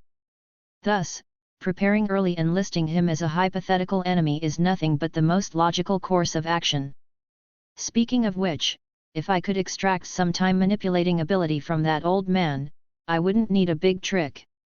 Just the slowdown would be enough to have Obito dancing on the palm of my hand. The power of time has always been one of the most terrifying powers. To acquire such power in this world through normal means, Kaido could only hope for the explosion of the Mangekyo Sharingan. Unfortunately, when Kaido's Mangekyo Sharingan was awakened through the system, all he could think about was getting the most potent power, and as a result, it ended up like this. But through unconventional means, Kaido wasn't helpless. After all, he also has a system. Shaking his head, Kaido was too lazy to ponder getting what he wanted through system draw. To be frank, this was too elusive. Instead of thinking about these, it might be better to think about how Uchiha Madara would react to Obito's space-time ninjutsu. After much thought, Kaido felt that Uchiha Madara's best move would probably be to activate Susanoo and wait for Obito to make a move. Once Obito makes a move, Uchiha Madara would definitely burst out with unimaginable power in an instant, completely overturning Obito. After all, when it comes to the basic qualities of a ninja, I'm afraid there are not many who can match Uchiha Madara.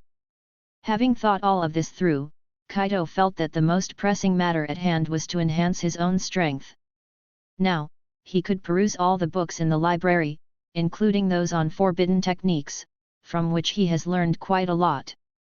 Both Izanagi and Izanami, he has memorized them. At the same time, he has also learned potent fire-style techniques like Great Fire Annihilation and Great Fireball technique. As reinforcement, he has supplemented Earth style and Wind style, which he obtained from Waterfowl Dance. Except for not having completed the transformation and quality change of Earth and Wind styles, I can say that I have enhanced in all other areas. Oh, Wind style doesn't need it. Waterfowl Dance has given me the effect of quality change. There is no need for Kaido to contemplate too much about the transformation and quality change of Earth and Wind styles in this short month because there simply isn't enough time to accomplish that. Instead of spending time on this, Kaido feels that it would be better to invest more time in Susanoo. He already has a technique to reduce the difficulty of activating Susanoo and decrease its consumption, and he has read so many records of Uchiha history. It can be said that his understanding of Susanoo has gained another level. Given this, it's only natural to spend more time on Susanoo. And my Susanoo color is the same as Uchiha Madara's. I wonder if my Susanoo can grow to the height of Uchiha Madara's. Uchiha Madara's Susanoo is deep blue, and so is Kaido's, but now, Kaido can only activate Susanoo to the second stage at most. It seems quite embarrassing, after all, whether compared to Uchiha Madara or Uchiha Sasuke, his Susanoo is not up to par. But this is what he has achieved by using sparingly, and groping for only a couple of months. Considering this, his progress is quite good. While walking, he suddenly noticed two familiar faces coming his way. One was Nara Shikamaru, and the other was Nara Inako. Chapter 61, Chapter 61. What a coincidence, I really didn't expect to meet you here. Indeed, quite a coincidence. Upon seeing Inako and Shikamaru, Kaido approached them with a smile. Inako just shrugged slightly, seeming neither enthusiastic nor resistant. Kaido had long been accustomed to her demeanor. Besides, his current focus was mainly on Shikamaru. In addition to the original characters like Naruto, Sasuke, and Kakashi, who have distinctive personalities, there are also various supporting characters that are equally likable. Nara Shikamaru is one of those Kaido particularly likes. This guy seems somewhat similar to Jiraiya. Both appear unreliable on ordinary days, but they are indeed the most trustworthy people in critical times. This slightly contradictory personality creates their unparalleled charisma. Furthermore, Shikamaru's future achievements are staggering. Not only does he marry the sister of the Kazekage, but he himself also becomes the Minister of Administration, succeeding his father's position. Of course, all of these are things of the future. Kaido doesn't know what the future will specifically look like, and what he is more concerned about is the present.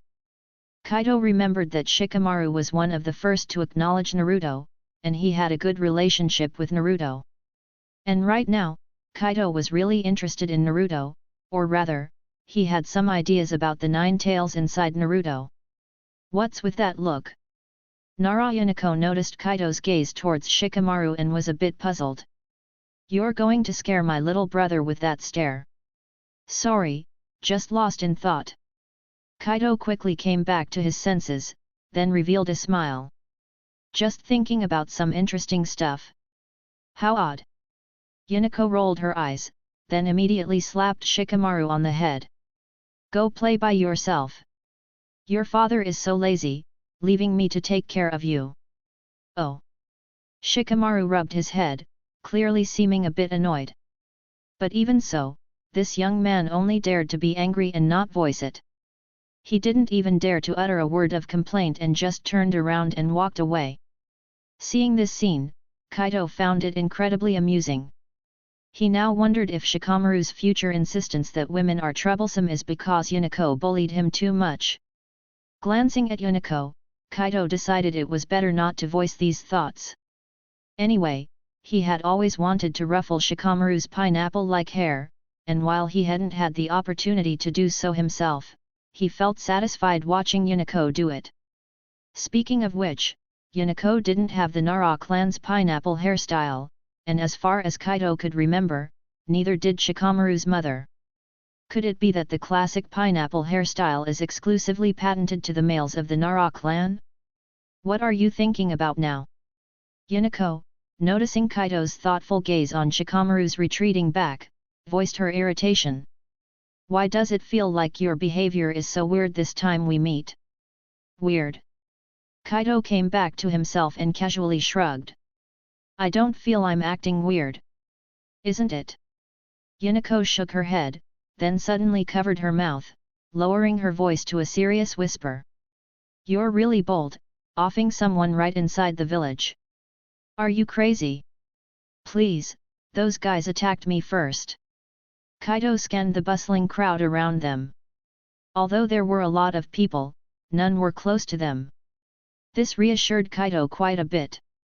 However, he also kept his voice low, as he didn't want their conversation to be overheard by others. I warned you earlier that things in the village were not calm. Do you know who did it? Yuniko also glanced around, then started walking forward, asking in a low voice. I do.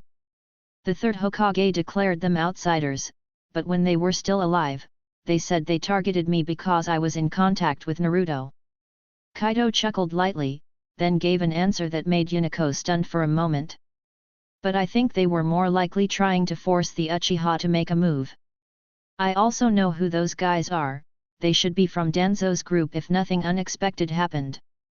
It seems you know everything well. But why didn't you listen to my advice?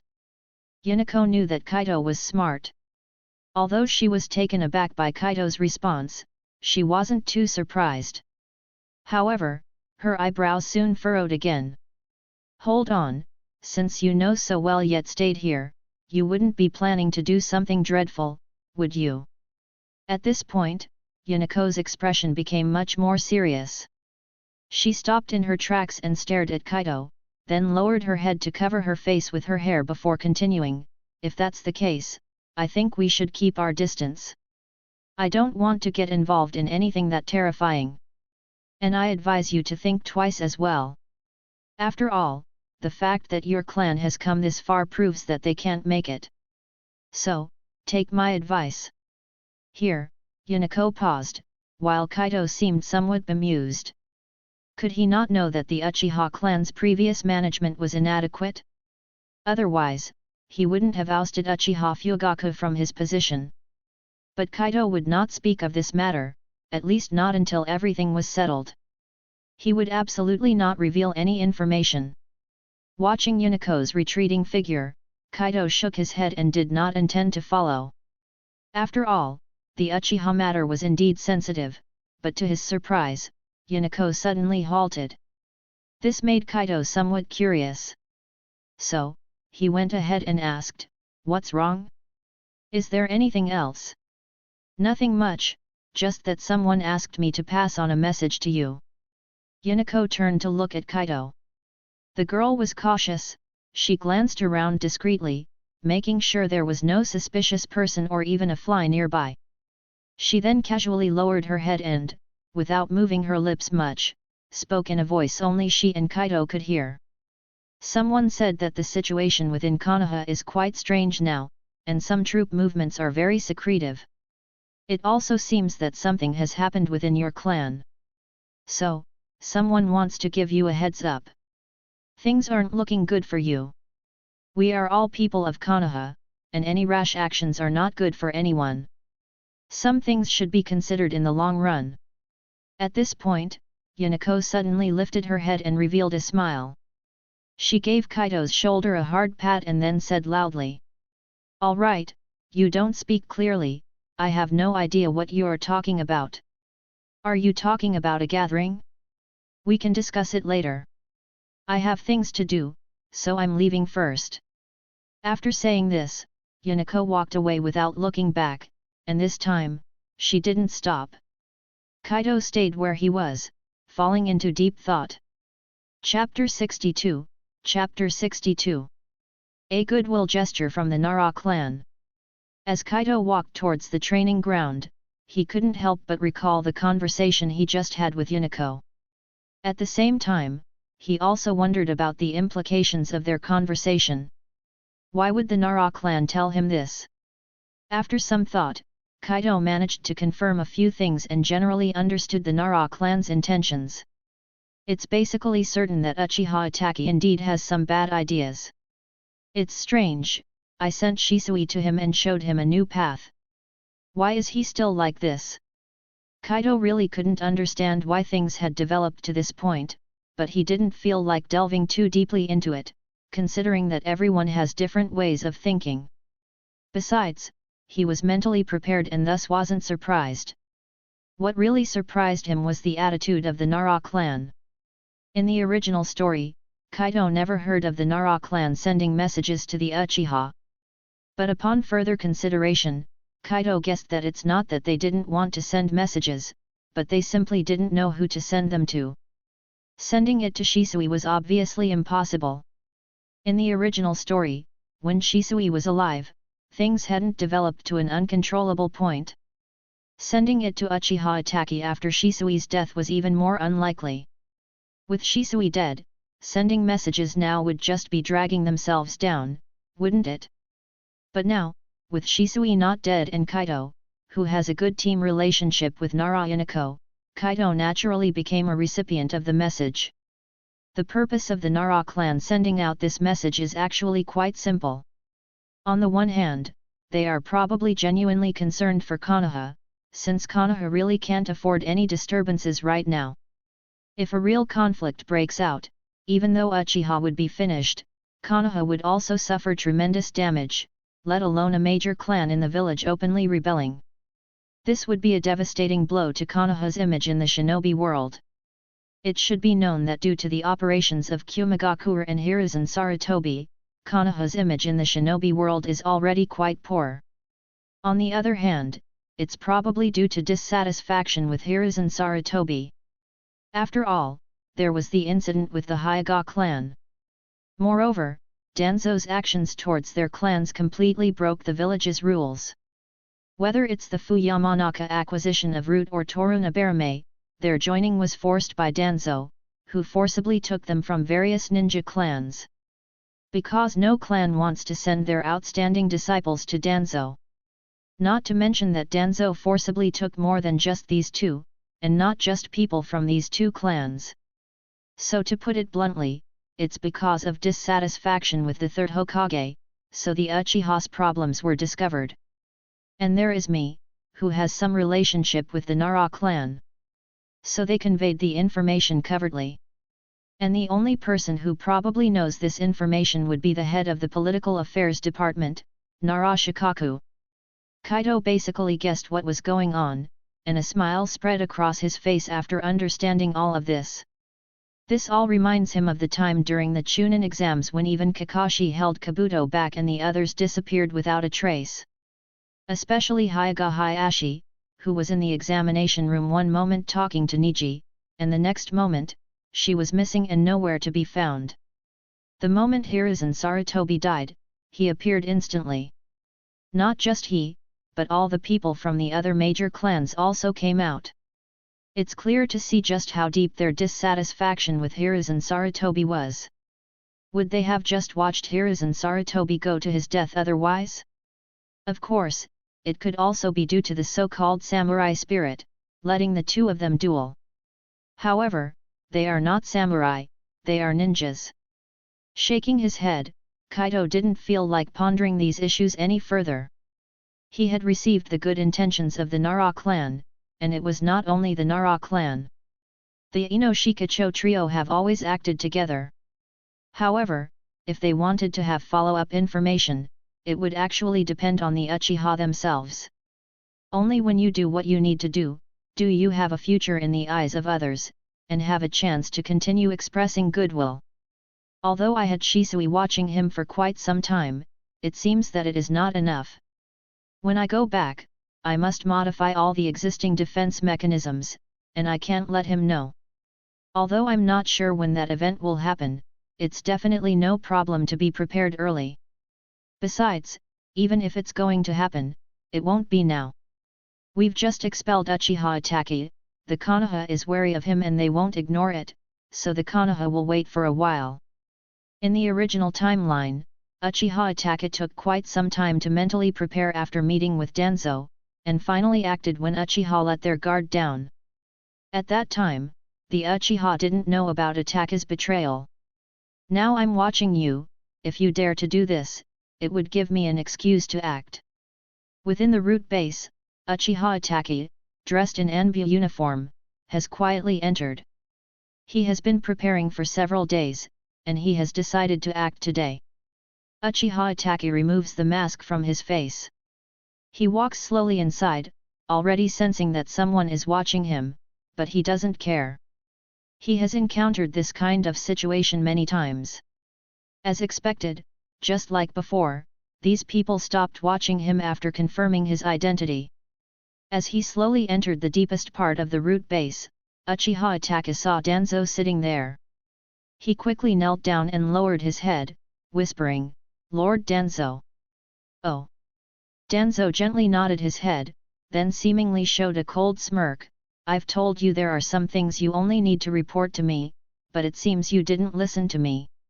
With an emotionless face, Uchiha Itachi responded, "I apologize, Lord Danzo, because this matter is of great importance, so you went to see Hiruzen, did you?" Danzo knew everything, but he didn't intend to undermine Hiruzen. "I've heard something about this matter too. What do you plan to do?" "The Hokage sent me to inquire about Lord Danzo's opinion."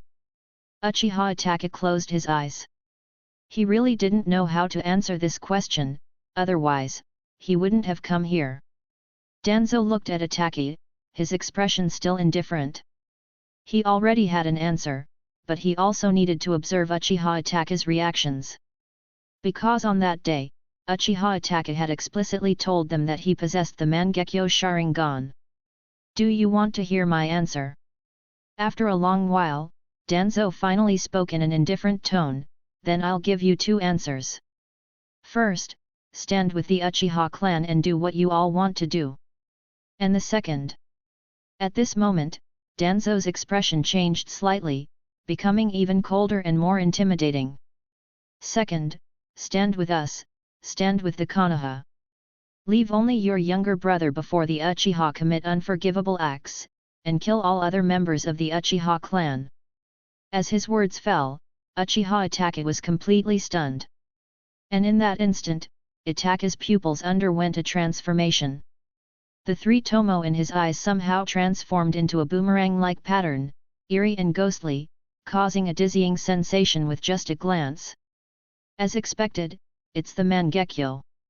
This young one has also awakened these eyes. Danzo observed these eyes, silently pondering in his mind. However, he didn't show much reaction, and continued to speak in his indifferent tone. In order to protect the village, we must suppress the chaos before it erupts, no matter what. The only ninjas capable of bearing this responsibility are the double agents of the Uchiha and the Konoha. One is you, the other is Shisui, but Shisui has defected, which signifies the severity of the situation. For the sake of the Konoha, I order you to eliminate the hidden threats. Will you accept this mission? Accept this mission? Uchiha Itachi closed his eyes slightly.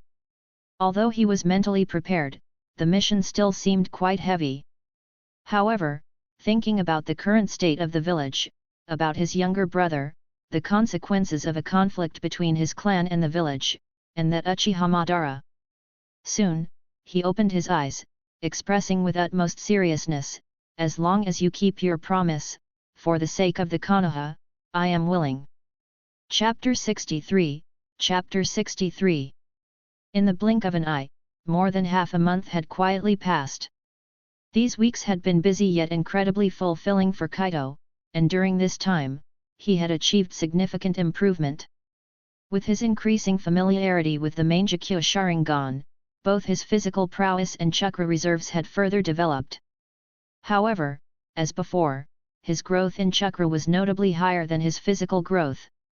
As for these changes, Kaido himself was quite satisfied, though those who trained with him found it a bit unbearable. After all, Kaido's base was the Mangekyo Sharingan. Even if he chose not to use it and only relied on the three tomo state for training, such intensity still put the elites in discomfort. Of course, the crux of the matter was that they dared not go all out, and knowing that Kaido had the Mangekyo Sharingan naturally bred some wariness in them.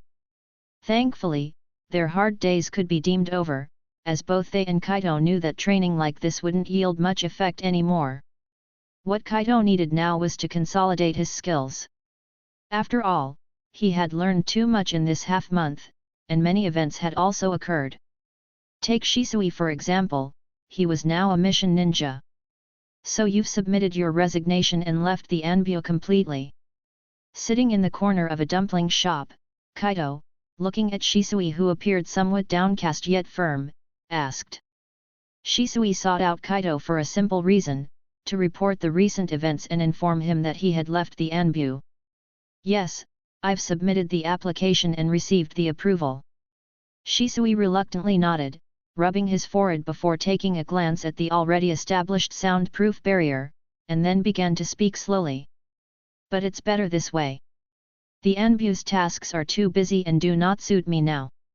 Plus, the Anbu aren't assigning me any tasks anymore. Kaido nodded, understanding why the Anbu stopped giving Shisui tasks. After all, Itachi had already approached the third Hokage, and thus it was only natural for Shisui to lose trust. Under these circumstances, there was no meaning for Shisui to stay in the Anbu. Leaving was the best option, otherwise, Konoha wouldn't have approved it so quickly. After all, the matters the Anbu dealt with were very covert, so letting someone go this quickly already hinted at many things.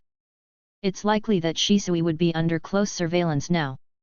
Or perhaps there was no one watching at all, because Hiruzen Sarutobi and the others did not care about the information Shisui had?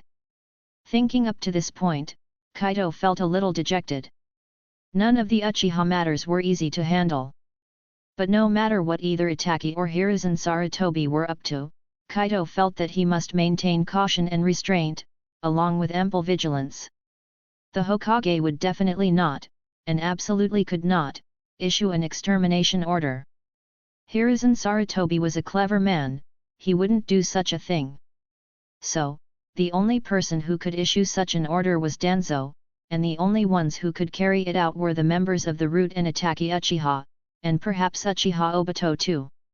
This was also one of the reasons why Kaido was keeping a close eye on Itachi Uchiha. By watching him and making all the necessary preparations, Kaido could prevent any surprise attacks. As long as they didn't make a move, the situation could be maintained, which was what Kaido needed at the moment. Let's not talk about this. How's Itachi Uchiha recently? And how's our Fugaku clan leader? Gently tapping on the table, Kaido curiously asked. Although he was somewhat aware of the movements of these two, he still hoped to get more precise information from Shisui. Itachi has been spending all his time with his little brother recently. He hasn't been on any missions or gathering intelligence. His behavior is quite normal but also very strange. Upon mentioning Itachi, Shisui couldn't help but sigh. In his view, Itachi's behavior was indeed odd. He spent so much time with his little brother and ignored everything else, as if trying to make up for the time he couldn't spend with him. Moreover, Shisui felt that Itachi's actions resembled saying goodbye, which made him slightly uneasy. As for the clan leader Fugaku, he has completely locked himself away. Other than Mrs. Mikoto who delivers meals daily, he refuses to see anyone else.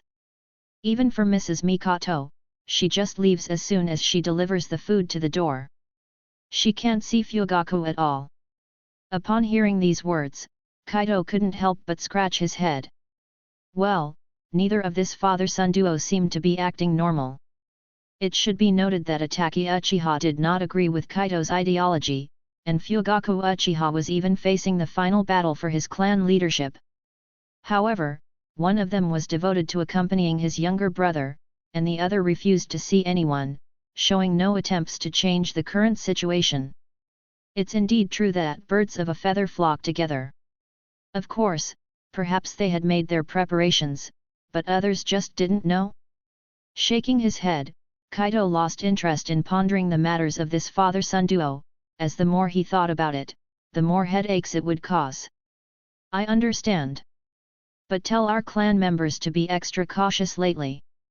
If necessary, change the secret watchers and don't let others know about it, Kaido finally spoke after a moment of contemplation. Change the secret watchers. Shisui was taken aback by these words. What are you worried about? Are you concerned that the village will? The Hokage wouldn't. He wouldn't issue such an order. But we must also be careful ourselves.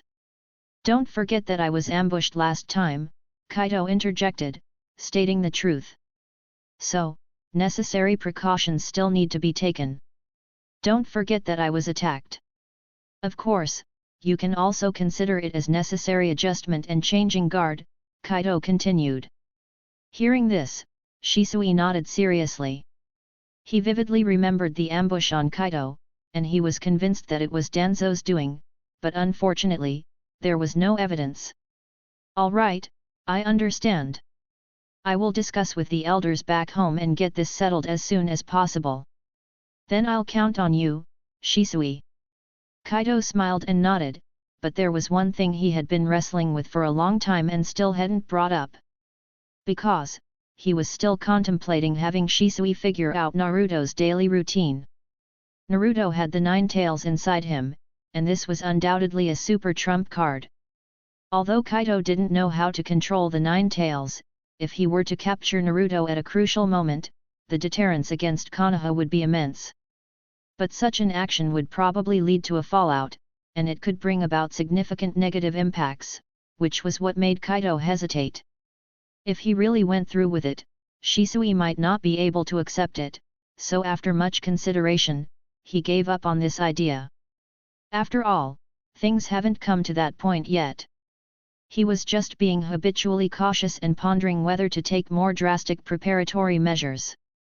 However, he was also well aware that some things are ultimately better handled by oneself.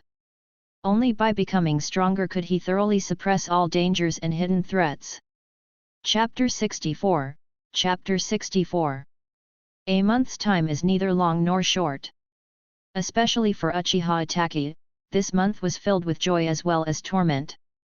His joy stemmed from finally having time to spend with his younger brother, to make up for the time he could not accompany him due to his induction into the Anbu. But the torment was the changes within the family, as well as the pressure brought about by the man who claimed to be Uchiha Madara. Itachi could neither understand nor agree with Shisui's views, viewing everything from the perspective of the Hokage. This was a confrontation between the family and the Hokage. And the Hokage, elected by the village, represented the will of the village. So, opposing the Hokage, wasn't this equivalent to opposing the entire village? Of course, Itachi himself had not fully made up his mind at the beginning, he was still struggling with contemplation. But the appearance of the self-proclaimed Uchiha Madara, along with Danzo's words, that's what made him firmly decide. The terror of Uchiha Madara needs no further elaboration. Although Itachi also felt that this guy might be an impostor, those Sharingan eyes hidden behind the mask could not be faked. Moreover, facing this guy, Itachi also felt immense pressure.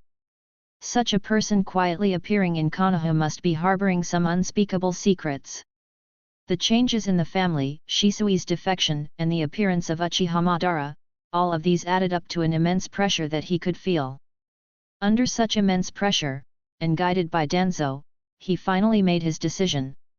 To clear the calamity for Konoha, and thereby get close to this Uchiha Madara, to provide information for Konoha. Perhaps due to concerns about Itachi being under too much pressure, or to give him time to prepare, both Hiruzen Sarutobi and Danzo had given him a month's leave to rest and recuperate. Now that his leave was coming to an end, Itachi knew that he would have to take action soon. "Brother, what are you thinking about?"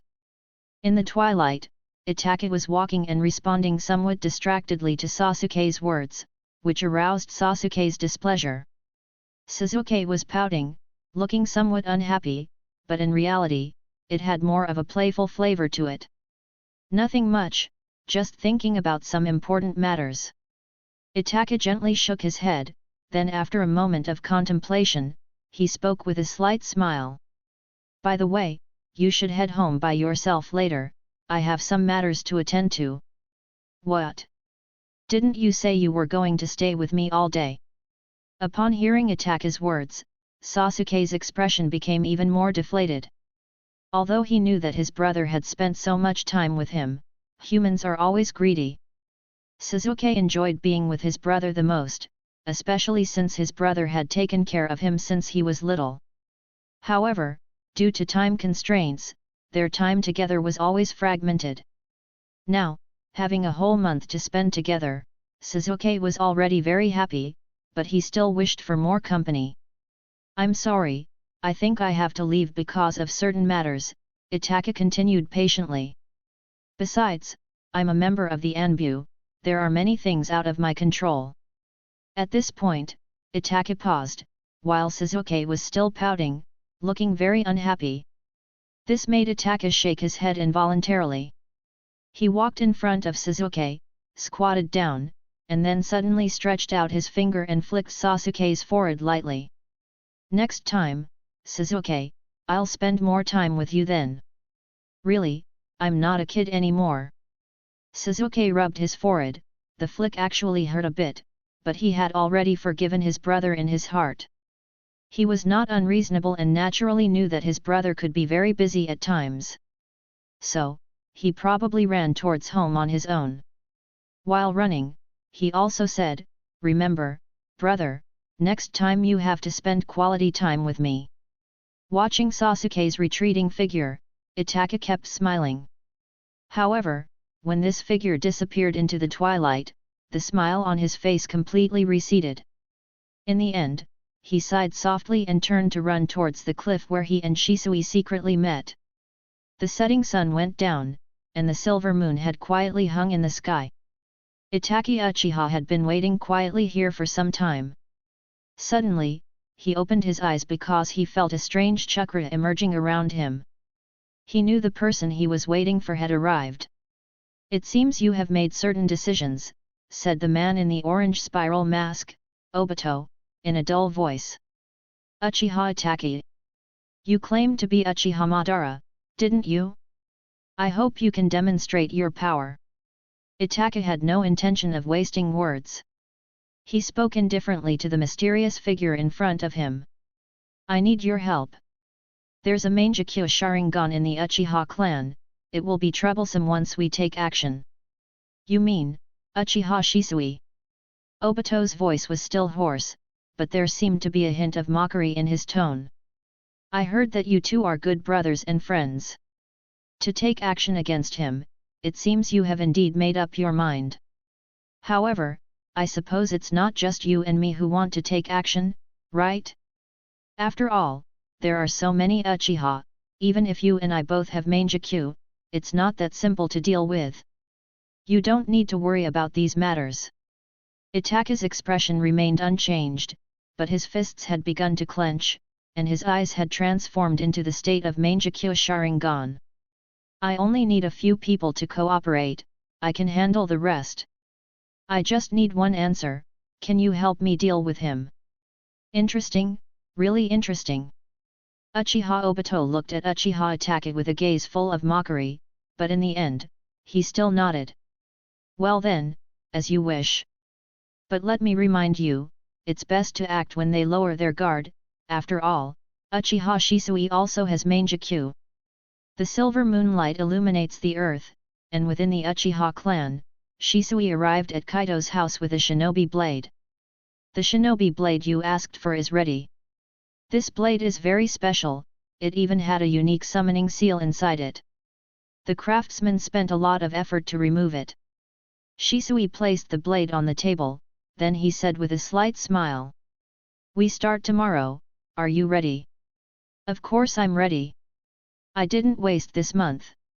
Kaido picked up the blade from the table with a smile and looked at it carefully. The blade wasn't heavy, a standard shinobi blade design, and it felt very good in his hand. The only pity was that the material of this blade was exceptionally compatible with lightning release chakra. Kaido, who uses the waterfowl dance, might find its effectiveness somewhat diminished. But even with some reduction, it's better than a regular shinobi blade, which isn't incapable of carrying chakra. Rather, the efficiency of carrying chakra is very low, and it can also break due to carrying too much chakra. This shinobi blade can be seen as compensating for Kaido's deficiency in this aspect. "By the way, how are the preparations for the covert surveillance going?" Kaido nodded with satisfaction, then asked with curiosity. "It's all prepared, don't worry. The elders all appreciate your caution and prudence." Shisui nodded, then said very seriously, "Do your best, Kaido." "Thank you, Shisui." Kaido's expression was also much more serious. He would definitely give it his all tomorrow. Or to put it another way, he would definitely go all out tomorrow, because that's when the grand drama begins. Chapter 65, Chapter 65. Early the next morning, all ranked ninjas from the Uchiha clan took leave without prior arrangement. They scattered into a forest by a canyon on the very edge of the Konoha, and the clan's security team began preparations early.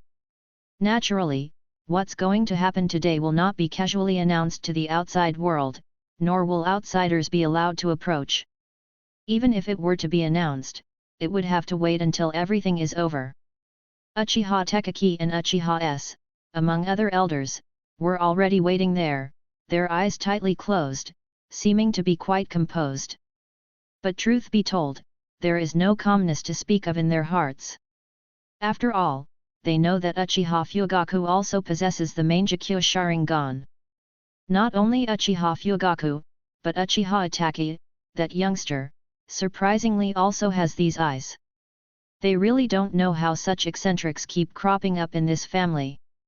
Yes, these elders don't dare to say that Uchiha Fugaku and Uchiha Itachi are geniuses, they feel the term eccentric suits this father and son better. One is weak and indecisive, the other simply does not understand, or rather, does not intend to understand, the family's changes, with a determination that is beyond imagination. It is really hard to believe that these two are father and son, and even harder to believe that both of them have activated the Mangekyo. What is such a person if not an eccentric? However, according to the information, Uchiha Fugaku did not tell Uchiha Itachi about his eyes, and likewise, Uchiha Itachi did not communicate with his father. The degree of peculiarity in this father-son duo truly leaves them in awe. Do they simply not intend to communicate at all? And Uchiha Fugaku, after secluding himself, refused to see anyone. But surprisingly, Uchiha Itachi, as his son, had never intended to go see him either. This boy just spends his time accompanying his younger brother, doing nothing else. You should know that Uchiha Fugaku is waiting for a severe battle, involving the clan's leadership and a clash between two Mangekyo. Moreover, Uchiha S and the others are aware that this boy, Uchiha Itachi, has also met with the high-ranking members of the Konoha. Given these two's performance, it's truly eccentric and beyond comprehension. But no matter how eccentric, at least this father-son duo doesn't share information. Otherwise, if the two sets of Mangekyo were to face Kaido and Shisui's two Mangekyo, the situation might turn for the worse. It has to be said that when a person is a bit odd, it's really hard to define whether it's a good thing or a bad thing. At least for these reformists, it's certainly not a bad thing. They don't need to worry about too many things. The morning sun kept rising. It was a good day. Under the bright sunlight, Kaido and Shisui strolled leisurely. Not far from Kaido and Shisui, Uchiha Fugaku was silently walking towards them, alone. The sunlight elongated his shadow, making him look somewhat lonely and desolate. However, the aura surrounding him was exceptionally resolute. Before long, the three of them had already arrived at the center of this forest, and their respective supporters had quietly followed them. However, in terms of numbers, Kaido's side held an absolute advantage. But at this point, numbers were not the key. The key lay in Kaido and Uchiha Fugaku themselves. Chief Fugaku, long time no see. Kaido looked at Uchiha Fugaku and couldn't help but nod slightly.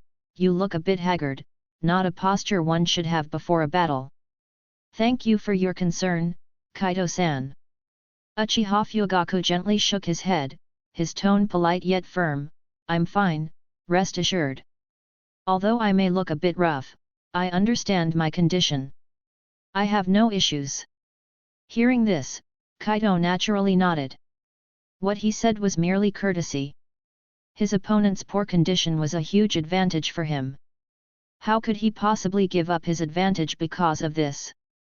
In the end, Kaido was a qualified ninja, and ninjas never hesitated to use any means to achieve their goals. I understand, Chief Fugaku. Kaido nodded directly, then turned his head to look at Uchiha S, Uchiha Tekaki, and the other elders. Uchiha Fugaku also turned his gaze in the same direction. After these elders had a brief, quiet discussion, it was Uchiha S who stepped forward. He swept his gaze over everyone present and then spoke out loud. We gather here today in response to the impeachment event from a month ago at the clan meeting. Chief Fugaku, no matter the result of today's duel, you will lose your position as the clan chief. Do you have any objections? No. Uchiha Fugaku shook his head calmly. He had known this outcome for a long time. In fact, he had effectively lost his position as the clan chief since the clan meeting ended. Kaido-san. Uchiha S nodded, then turned his gaze to Kaido. This time, if you win the battle, you will be the new chief of the Uchiha clan. However, if you lose, you will not directly obtain the position of the clan chief, but you can still retain the role of the clan chief candidate and participate in family affairs. Kaido-san, do you have any objections? None. Kaido shook his head lightly. How could he not hear that Uchiha S's words were actually biased towards him? It's apparent that these people were truly concerned about Uchiha Fugaku's strength, but they also knew that he had deeply offended Uchiha Fugaku, and it was beyond any chance of reconciliation. At the same time, Kaido himself also had the support of Mangekyo and Shisui. If they turned their backs and went to support Uchiha Fugaku, Kaido would likely have to deal with them. Frankly speaking, this was a dilemma. So, the only thing they could do now was to firmly support Kaido. Besides, Kaido had already won them over. They also recognized Kaido and would follow his arrangements even if he lost. Naturally, Kaido would not refuse such an arrangement. However, what he found both amusing and frustrating was, why did this group of people think there was such a high possibility that he would lose? Although Kaido had to admit, Uchiha Fugaku was indeed a formidable opponent, and the capabilities of his Mangekyo Sharingan were unknown to Kaido. However, Uchiha Fugaku likewise didn't know about Kaido's Mangekyo Sharingan abilities, not to mention that apart from the Mangekyo, Kaido also possessed the power granted by the system. Most crucially, the ability of Kaido's Mangekyo Sharingan could enhance the power bestowed by the system. Uchiha Fugaku also shook his head lightly, indicating he had no issues, then took the lead to walk towards the cliff below. Kaido nodded at the elders and followed suit. After all, it was a battle between two Uchihas of Mangekyo level. No one knew the extent of the area that would be affected, so it was always wise to be cautious. Watching Uchiha Fugaku leading the way, Kaido felt a surge of excitement. He knew he had finally reached the last step. Chapter 66, Chapter 66. Below the cliff, the river rushed fiercely. Kaido and Uchiha Fugaku stood opposite each other on this river. All the Uchiha ninja who could observe the fight silently watched from the forest above the cliff. A gentle breeze drifted by, neither Kaido nor Uchiha Fugaku made a move, yet their respective auras had reached a zenith. Their tangible chakras swirled continually above the river. Under such a fearsome aura, they were akin to fearsome asuras. Kaido, I truly didn't expect that you would be my opponent. Uchiha Fugaku unexpectedly broke the silence after a while, and you really are an incomprehensible person. Should I thank clan leader Fugaku for his compliment or feel guilty? Kaido lightly shook his head, his focus unwavering as if he was constantly seeking an opportunity. You don't have to feel guilty, you've only done what you should do. Uchiha Fugaku continued, and this time his expression became far more serious. I'm astonished by your talent, your patience, and your vision. I have to admit that I've underestimated you all along, merely considering you an eccentric genius of the clan. But your actual performance has proven that you are not simply a clan genius, you're the kind of genius who can sit in the shadow position. Moreover, your strength is not inferior to Shisui, and like him, you also possess the Mangekyo Sharingan. You would make a competent clan leader. Clan leader Fugaku, what do you mean by your words? Upon hearing this, Kaido involuntarily furrowed his brows. He felt that Uchiha Fugaku's performance today was truly very odd, and the words he was saying now were even more so.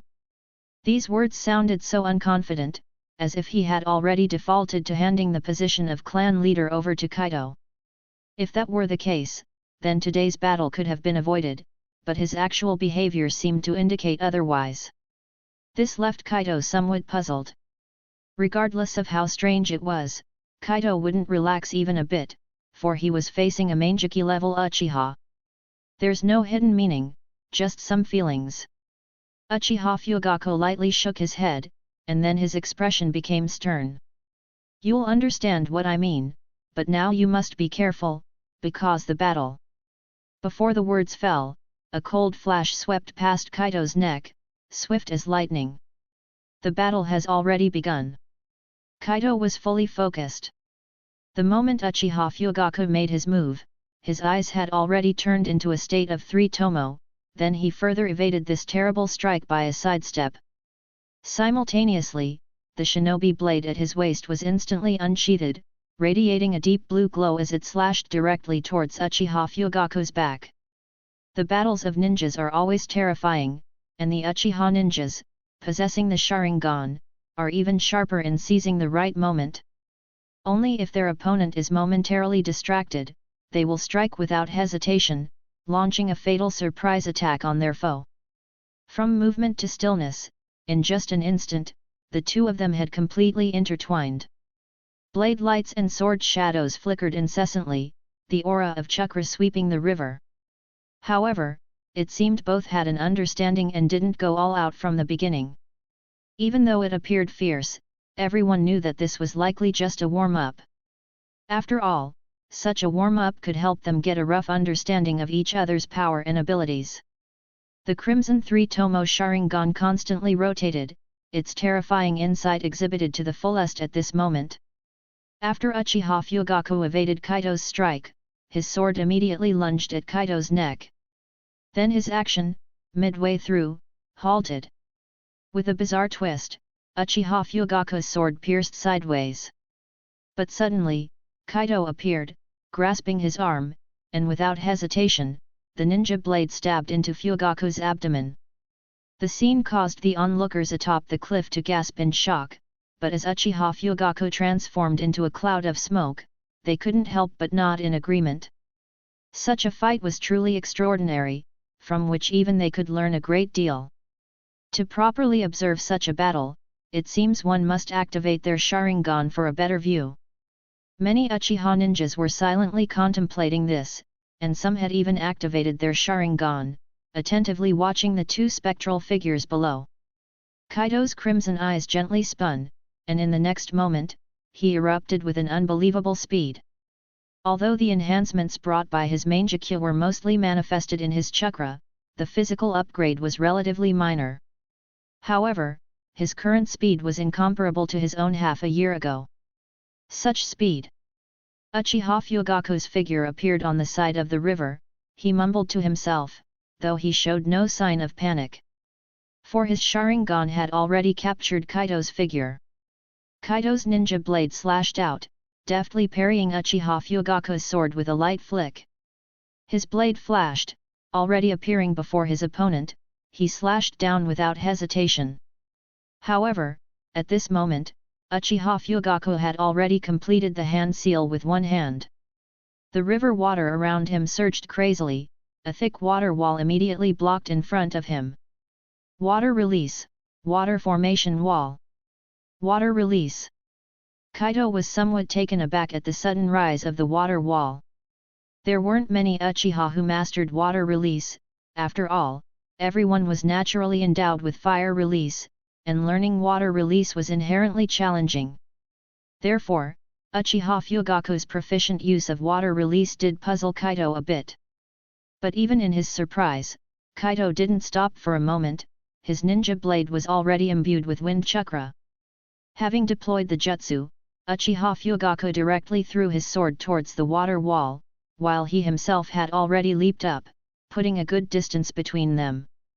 Just as he retreated, the thick water wall, like tofu, was cut open by Kaido's blade, and the sword had already flown in front of him. An exploding tag. Kaido's eyes slightly flickered, because he clearly saw an exploding tag attached to the hilt of the sword. It had to be said, Uchiha Fugaku was indeed versatile with many tactics, all kinds of tricks were extremely abundant. Even though this guy's character was incredibly problematic, his strength was undeniably formidable. At least in terms of actual combat, many of his methods and tricks provided Kaido with a lot of insights, but such level of attack was hardly a threat to Kaido. Especially now, his ninja blade was already infused with the chakra of wind attribute. Boom! Suddenly, the exploding tag detonated directly, the massive roar accompanied by intense flames completely engulfed Kaido. However, just as the explosion happened, a hint of azure chakra quietly appeared on Kaido's body. Chapter 67, Chapter 67. This. The flames and smoke caused by the exploding tag wrinkled the brows of the Uchiha clansmen observing from the cliff. It wasn't that they thought Uchiha Fugaku was too extreme, nor did they think that Kaido couldn't evade such an attack. It was just that in order to better watch the battle between Kaido and Uchiha Fugaku, they had activated their Sharingan, and they had noticed that special chakra on Kaido. That layer of chakra wrapped Kaido tightly, it was invisible but truly existed, which really made them wonder how Kaido had managed to do it. In contrast, some of the Bloods and those who had witnessed what Kaido had done that night seemed to have a lot of guesses in their minds. As the breeze slowly blew to scatter the dense smoke, a silhouette suddenly sprang out from the flank in an instant. The ninja blade in his hand once again erupted with an azure glow, and he was already directly charging towards Uchiha Fugaku's position. Ding! A crisp metallic clash suddenly rang out. Uchiha Fugaku managed to block this ninja blade with your sword at the crucial moment. After taking a good look at Kaido in front of him, Uchiha Fugaku couldn't help but nod slightly. The violent explosion caused by the exploding tag didn't leave any traces on Kaido, but the azure chakra, like surging waves, still lingered on his body.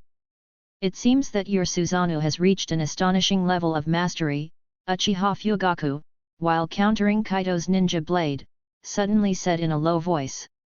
I noticed it last time, but now I can basically determine that such pure chakra defense with this intensity must be the Susanoo.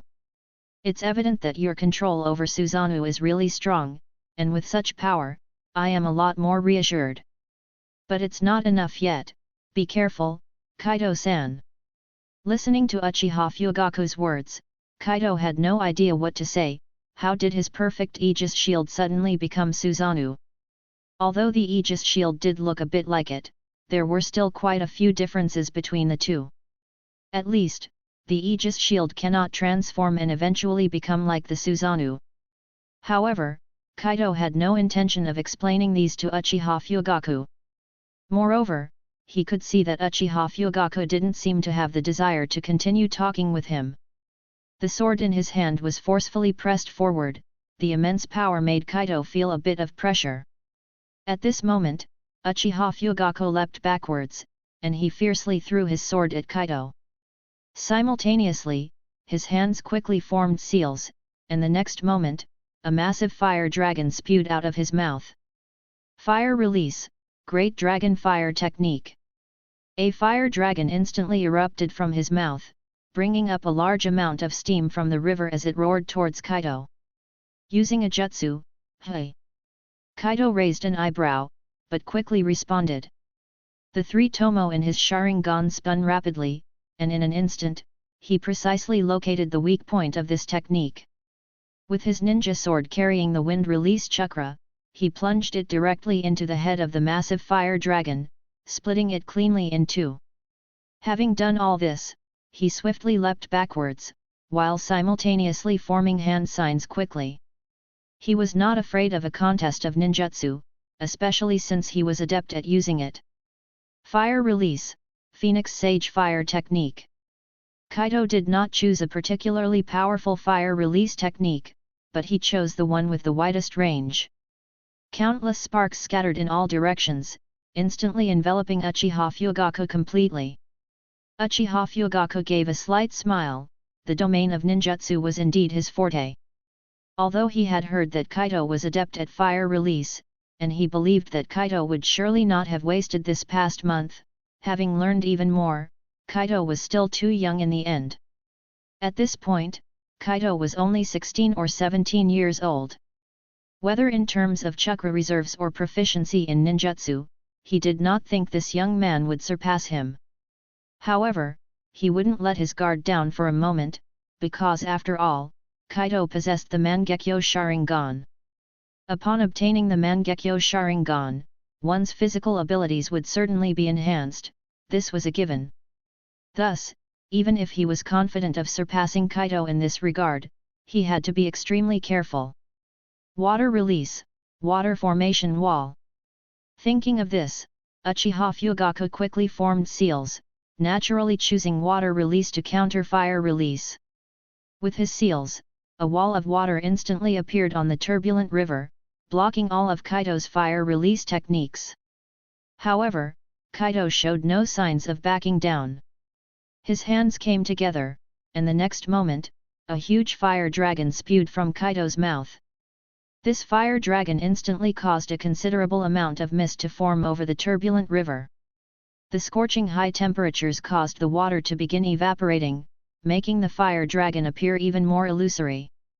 And this illusory fire dragon let out a roar and, amid the pervasive water vapor, crashed towards Uchiha Fugaku with a boom. Uchiha Fugaku watched this calmly.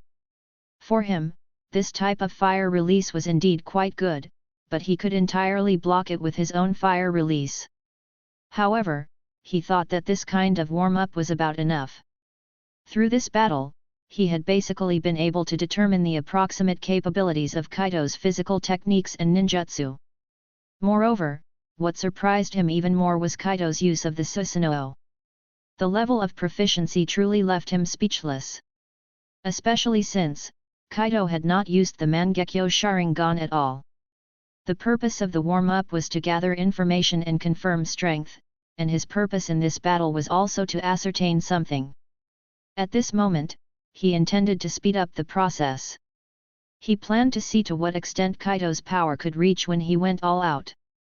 With the thought, the three Tomo and Uchiha Fugaku's eyes began to rotate rapidly, and a cold, destructive aura quickly enveloped the surroundings. With the super perceptiveness and dynamic vision of the Mangekyo, Uchiha Fugaku easily avoided the fire dragon's assault with a gentle leap. And the moment he landed, he had already quietly reached Kaido's side. At the same time, a strange chakra quietly blossomed. Mangekyo. Kaido raised an eyebrow. He didn't expect Uchiha Fugaku to use the Mangekyo Sharingan so quickly. However, since he had used it, Kaido would not be the least bit polite. Up till now, he had only used the Mangekyo when dealing with those guys from the root. And that time, Kaido also experienced the power of the Mangekyo. The strength of those root guys was absolutely not weak. But under the Mangekyo's perception, these guys had almost no secrets. Their every move was thoroughly understood by Kaido. In combination with his youth techniques, Kaido easily sent all those guys straight to the Pure Land. And now what he had to face was Uchiha Fugaku, who also possessed the Mangekyo. He also wanted to see just how far his own eyes could see. Moreover, he was very curious about just what Uchiha Fugaku's abilities were. Chapter 68, Chapter 68. Their auras, they've changed. What a terrifying aura! Could it be that they've already begun using forbidden powers? Atop the cliff, numerous Uchiha ninjas felt the sudden change in the aura below. The cold, destructive power made them feel somewhat suffocated. They were all elites of the Uchiha clan, and they had also all participated in the clan meeting incident. Therefore, they responded at the first instant. This was probably because either Kaido or Uchiha Fugaku had started to use the power of the Mangekyo. So, things have developed to this point after all. Uchiha S stood on the cliff, letting out a soft sigh. Don't worry, their fight is still restrained. Uchiha Tekaki also spoke up, but quickly lowered his voice. By the way, how has young Uchiha Itachi been doing lately? I heard he met Hiruzen Sarutobi. Shisui is watching him, and the secret sentinels have been changed. These are orders given by Kaido. Speaking of Uchiha Itachi, Uchiha S felt a bit of a headache. Just focus on this fight that can determine the future of our clan. Itachi will be fine. Determining the future of the clan. Uchiha Tekaki laughed upon hearing these words. The Uchiha clan is already Kaido's. What future are you worried about? Uchiha S didn't respond to Uchiha Tekaki's words. Indeed, the Uchiha clan could be considered as belonging to Kaido. But Kaido was still lacking something. The formal title of the clan leader. Already decided to use the power of the Mangekyo so soon. Kaido ceased his offense. His eyes were also showing the state of the Mangekyo. He calmly watched Uchiha Fugaku and slowly spoke. A contest with the three Tomo Sharingan was enough. I've come to understand your limits and abilities, which is enough for me. Uchiha Fugaku's expression was equally calm, but his chakra had already begun to surge wildly. Then naturally we need to proceed further. Besides, isn't the state of the three Tomo Sharingan limiting our power? No sooner had the words fallen than Uchiha Fugaku, like a ghost, had already appeared in front of Kaido. His blade was thrusting swiftly towards Kaido. Clang! Kaido's reaction was extremely fast, raising his hand swiftly to block Fugaku's blade with his own ninja blade. He then pressed his sword forward aggressively, moving so close they were practically touching. After the activation of the Mangekyo Sharingan, both Kaido and Uchiha Fugaku's speed, strength, and even their reactions visibly became stronger and more exaggerated. Kaido felt this keenly. Although the pressure of the battle had increased, for some reason, he found the experience of the fight to be more comfortable.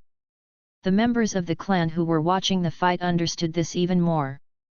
They were watching the battle with their Sharingan activated.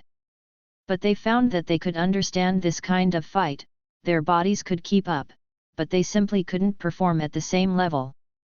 In such a Mercury-like fight, Kaido had quietly begun to use the power of the reverse path. He could clearly feel that Uchiha Fugaku was indeed stronger than him in terms of basic abilities, but this was only natural. Fugaku was older than Kaido, his physical conditioning and battle experience were something that Kaido, who was still in his growing period, couldn't compete with. Especially regarding the Mangekyo's feedback, Fugaku had more time to receive this feedback than Kaido. In such a situation, even if Kaido cherished his youthful power, he would start to use it reasonably. He had to defeat Uchiha Fugaku, he didn't want to be suppressed by this guy. The two figures, like phantoms, interweaved back and forth within the canyon, their combat restrained but extremely dangerous. The ceaseless echoes of clashing metal were suffocating, amplifying the intensity of the battle. However, at this moment, Uchiha Fugaku subtly distanced himself. In his eyes, the complex and eerie Mangekyo Sharingan spun rapidly. The next moment his chakra surged madly and the hand seals in his grasp were quietly completed. Fire release, great fire annihilation. Accompanied by his robust chakra, an ocean of flames that resembled a tidal wave was instantly expelled by him. Faced with such a massive blaze, Kaido dared not press on.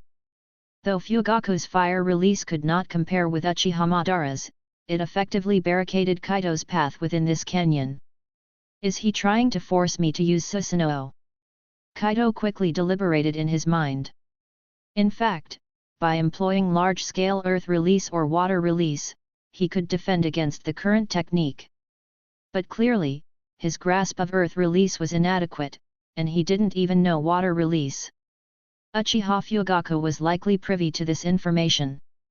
However, the abilities Kaido possessed were not limited to the Mangekyo Sharingan. Using Susanoo indeed would be a good choice, but to employ it for just this level of attack would be too frivolous. Kaido lightly swung the blade in his hand. Perhaps feeling the scorching aura, his body was already surrounded by a deep blue chakra. The raging fire quickly spread towards him, and the next moment, Kaido's figure flickered slightly, the blaze engulfing the spot where he had just stood. Uchiha Fugaku furrowed his brows. He was uncertain of Kaido's current situation, but instinctively, he sensed a threat was looming. Suddenly, he rapidly raised his head because he felt the brewing of a dreadful chakra above him. Indeed, when he looked up, Kaido was already soaring in the sky. Flight technique. Uchiha Fugaku murmured to himself. However, he quickly had to form hand seals because Kaido had already made his move. Fire release, great fire annihilation. The airborne Kaido didn't give Fugaku any time to contemplate.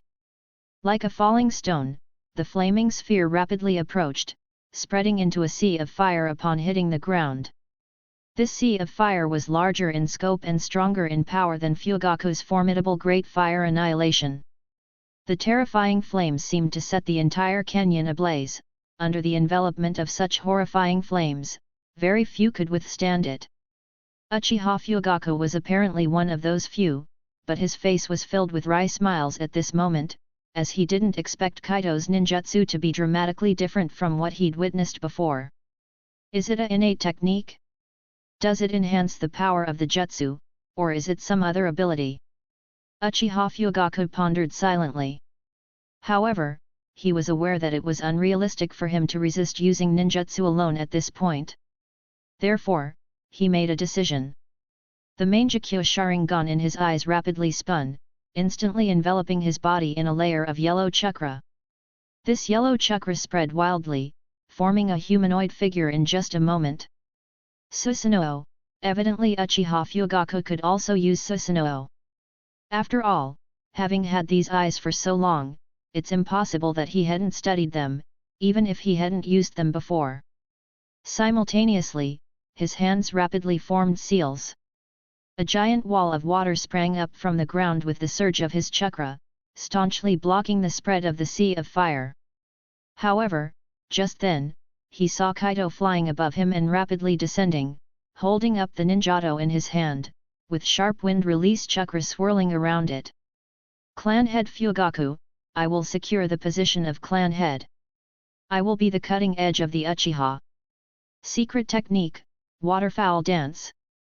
Chapter 69, Chapter 69. The sharp edge of the blade, accompanied by the sharp wind release, kept spreading around. The ninjato in Kaido's raised hand elegantly swung down. Under the wild boost of Reverse Path's power, Kaido seemed to feel as if he had harnessed a power capable of annihilating the world. But he was aware that this sensation was nothing more than an illusion. Kaido knew the direction of the future.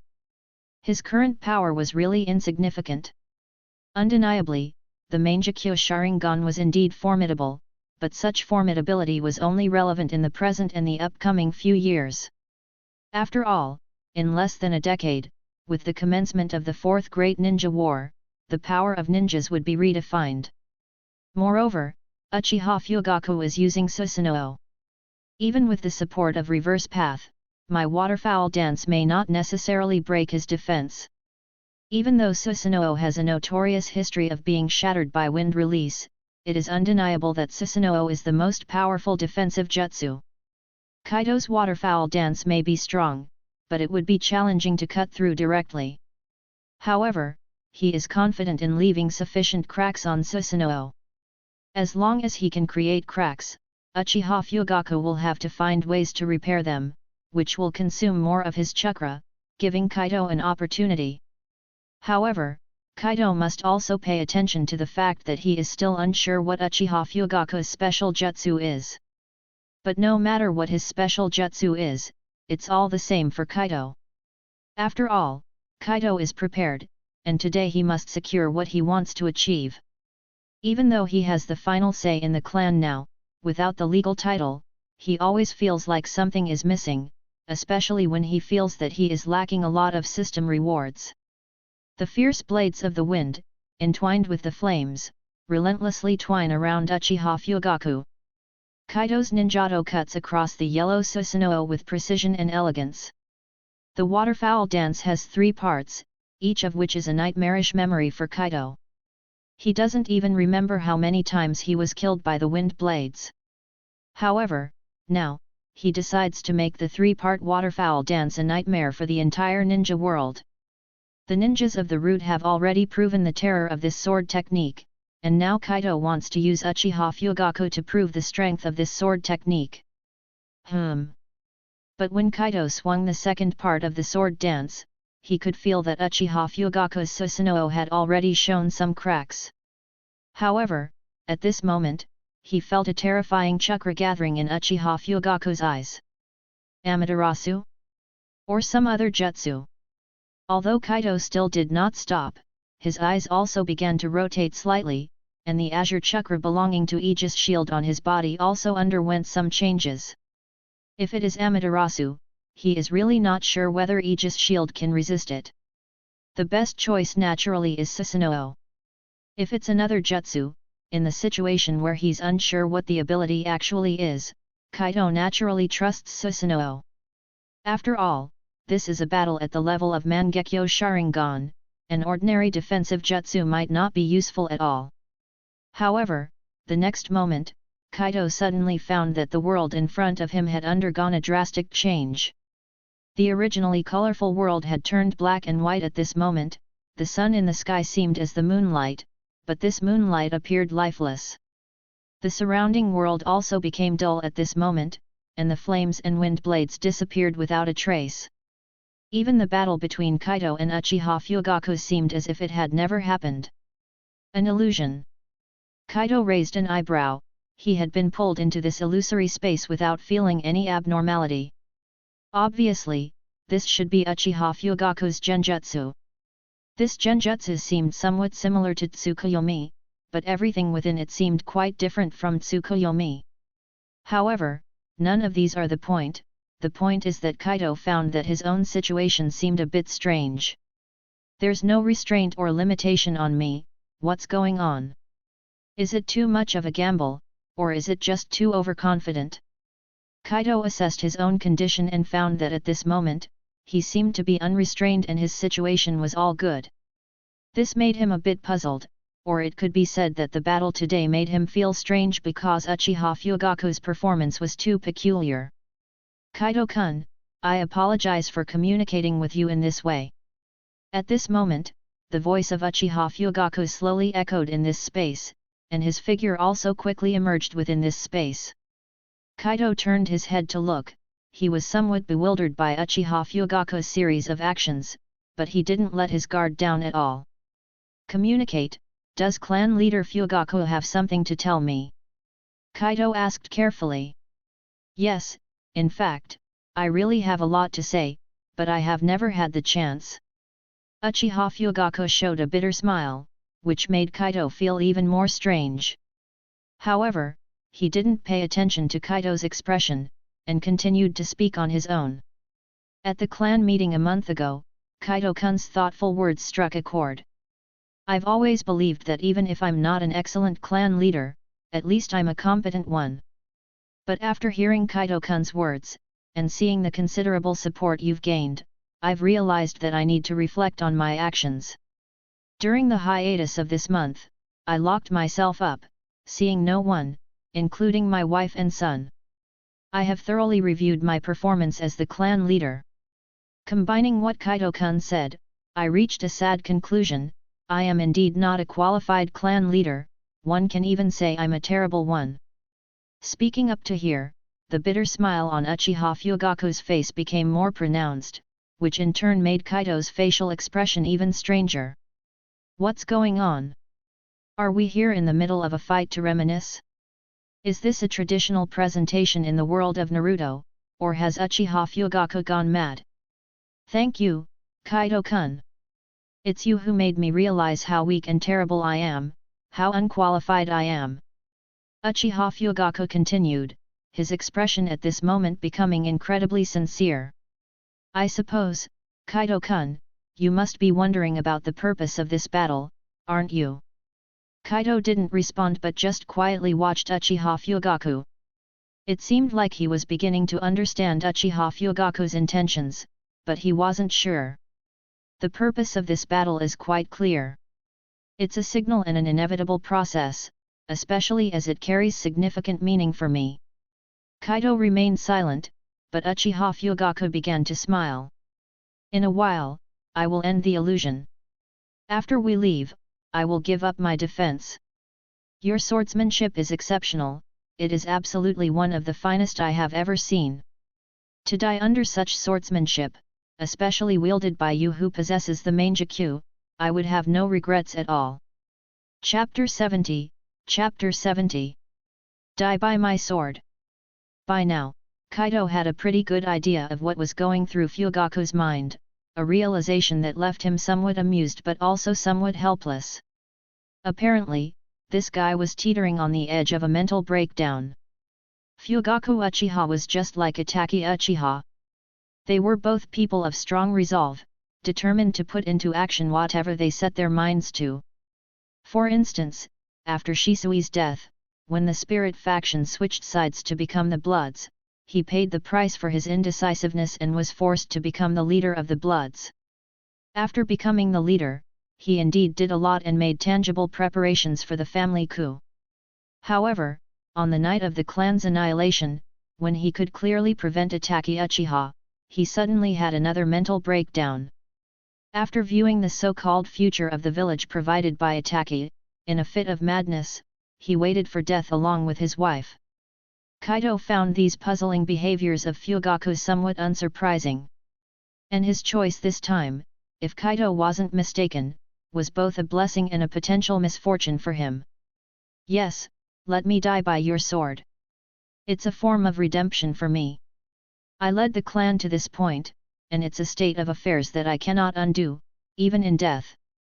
Fugaku Uchiha could see that Kaido was deep in thought, even if his expression seemed somewhat strange, but he continued to speak regardless. But, Kaido, the Uchiha clan now has you, who possess such determination and strength at such a young age. You would make a qualified clan leader. But becoming a clan leader requires prestige. Killing me would grant you the greatest prestige, enough to make those people fear you, worry about you, and most importantly, acknowledge you. By using my death to forge a new Uchiha, I would die without regrets. Just as expected, it was really like this. Kaido's mouth twitched slightly, looking at Fugaku Uchiha, who was already resolved to die, and for a moment, he didn't know what to say. Perhaps this was how Fugaku dealt with the mad Itachi Uchiha, telling him, "You're a gentle child, go ahead." What a lunatic! Indeed, getting rid of Fugaku Uchiha could instill fear in the Uchiha elders like Uchiha S and Uchiha Tekaki, earning him unimaginable prestige. He could even achieve the degree of absolute authority that Uchiha Madara had in the clan assembly. But the troubles this would bring were also unimaginable. Openly killing a former clan leader would undoubtedly leave deep resentment in the hearts of the Uchiha elites, even Shisui might have objections. Not to mention, attacking a member of your own clan is a thing that is deeply disliked, because everyone shares the same bloodline. Even though Kaido always preaches persuade with reason, he had never actually taken a life, even if he had indeed considered getting rid of some disobedient people. But that's always the last resort, and his very restrained targets are only those spiritual leaders, especially since his actions are all for the sake of the Uchiha clan. He's not a Taki Uchiha, who could lay his hands on the entire clan for an elusive reason, even acting on behalf of outsiders without considering other methods. Apart from that, Kaido also had to consider his forcefully bound system, wondering what kind of negative feedback it would give him if he took out Fugaku Uchiha. Alright, I think I've made myself clear. Just as Kaido was inwardly complaining, Fugaku Uchiha spoke again. So, next. Why should I listen to you? Kaido, having snapped back to reality, interrupted Fugaku Uchiha, then spoke up directly in the face of his startled expression. If I am to become a clan leader, I should do so upright and honorably. I don't need to take you down to gain prestige. That's why I said you're not a qualified clan leader, you simply lack the conviction a clan leader should have. Because you've made such huge mistakes that brought the clan to this point, and this isn't something you can absolve by dying after failing as a clan leader. Why don't you think about how to help me, how to make the Uchiha rise and become great again, instead of constantly seeking death? At this point, Kaido paused briefly, then let out a light chuckle. Also, why do you think I need you to go easy on me to win? You're really underestimating me. As his words fell, Kaido silently activated secret technique, steadfast will. At that moment, Kaido felt all his negative effects being purified. In this moment, his mind was incredibly clear, his spirit power intensely focused. In his eyes, he could see a world interwoven with black and white, and a still world intertwined with myriad blades and blazing flames. Lifting his head slightly, the Sharingan in Kaido's eyes spun rapidly, terrifying chakra surging unstoppably. Once his chakra had reached its peak, he suddenly lifted his hand. In this instant, within this space of black and white, the sun-like moon in the sky was instantly stained red. This blood-red sun gave this black and white interwoven space an unusual aura.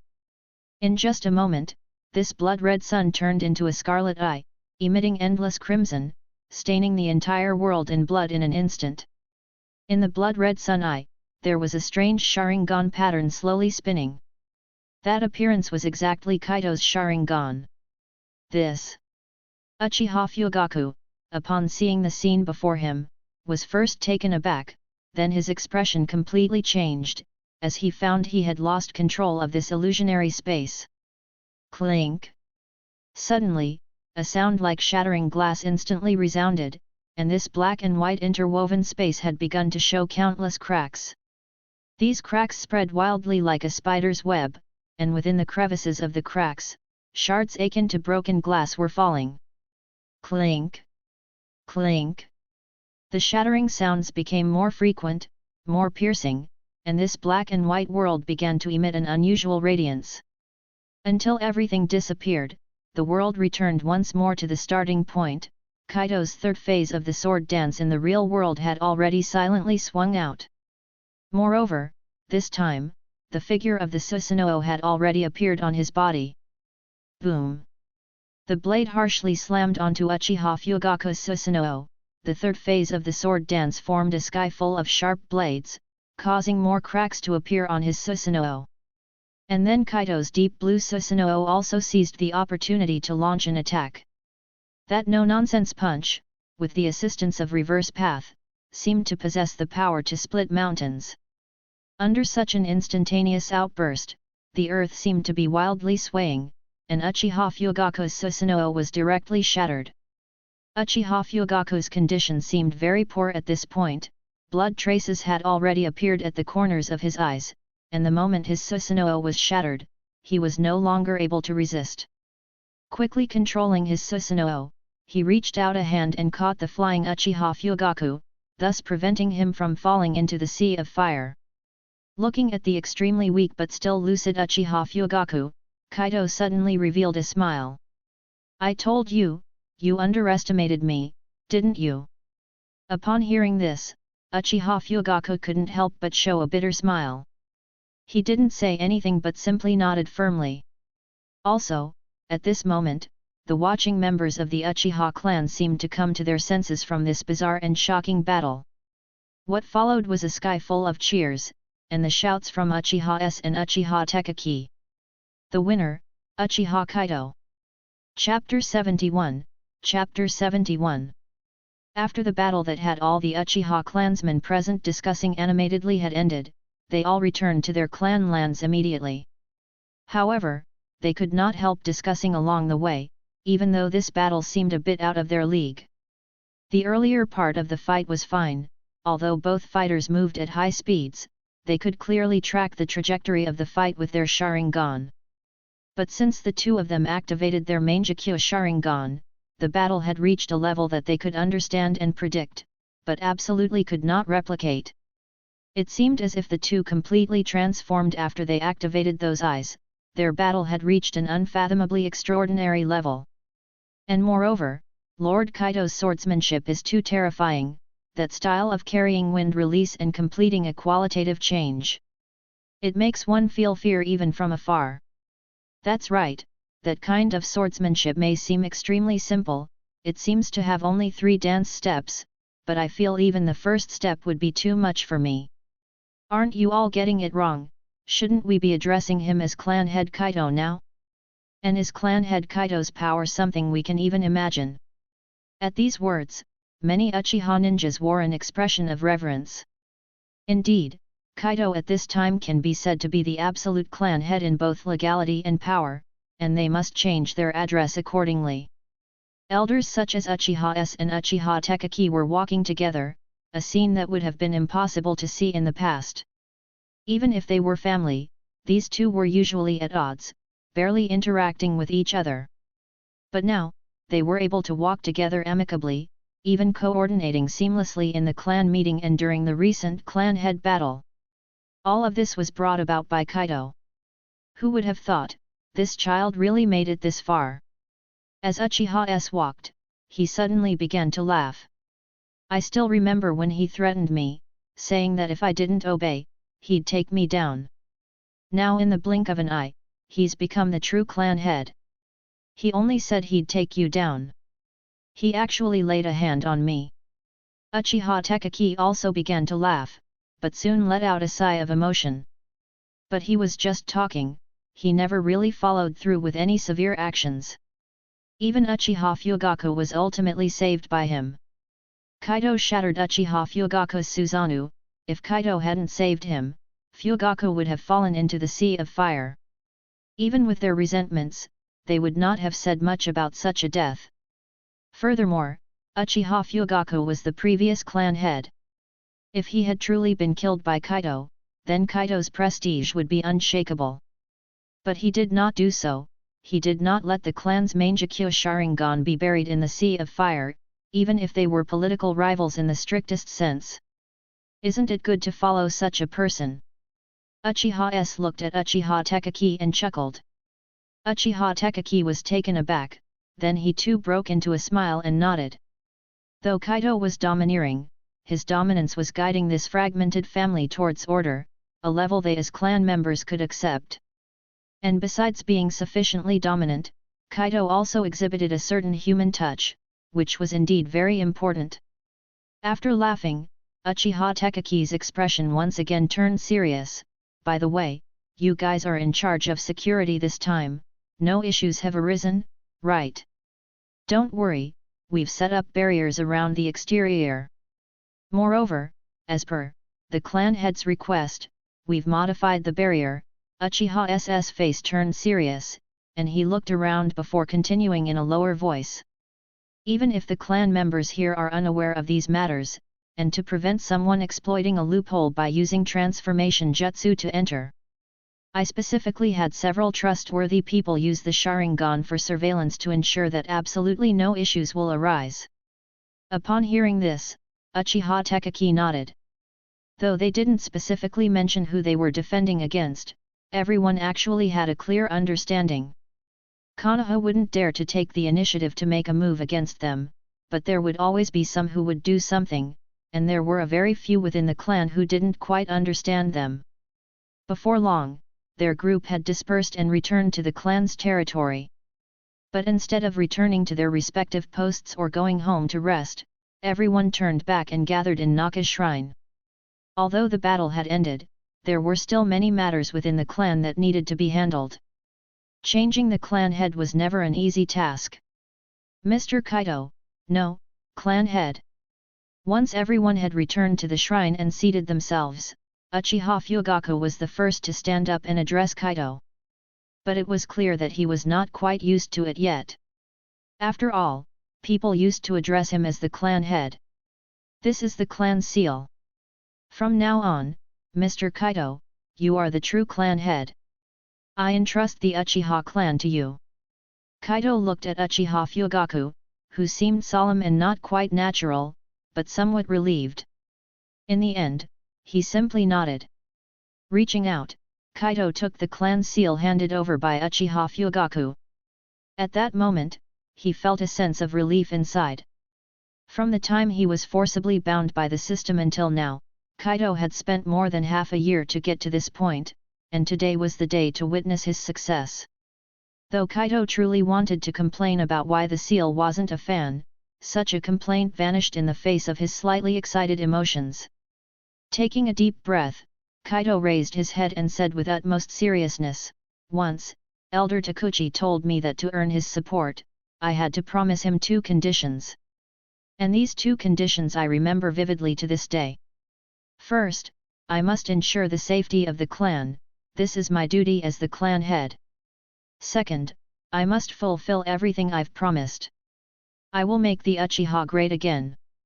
And today, I promise again, I, Uchiha Kaito, will become the blade of the Uchiha. I will lead the Uchiha to greatness once more." Accompanied by Kaido's deep and resolute voice, everyone present fell silent, yet at this moment they all felt a surge of boiling passion. At that moment, Shisui stood up. He looked at Kaido seriously and then revealed a smile, followed by a slight bow, his voice ringing out clearly, "Greetings, clan head." Uchiha Tekaki and Uchiha S also stood up, they followed suit with a bow towards Kaido, "Greetings, clan head." Uchiha Fugaku took a step back, then he too respectfully bent over, "Greetings, clan head." Under their leadership, all the Uchiha members present stood up collectively. Then, in an exceptionally respectful posture, they bowed towards Kaido and shouted in unison, "Greetings, clan head." Chapter 72, Chapter 72. After the clan head's identity was officially confirmed, the clan members who participated in the early morning clan meeting quietly left. However, Kaido, Shisui, Uchiha S, and Uchiha Tekaki stayed behind. Even Uchiha Fugaku, who had originally planned to leave, was asked to stay. Kaido becoming the clan head marked the end of one stage, but they had a lot of follow-up matters to deal with. For instance, following their discussion, Uchiha Tekaki and Uchiha S agreed that the clan needed a celebration to boost morale. Kaido did not object to this. The clan indeed needed a boost in morale to face the upcoming challenges. Will it be held tomorrow? Is there enough time?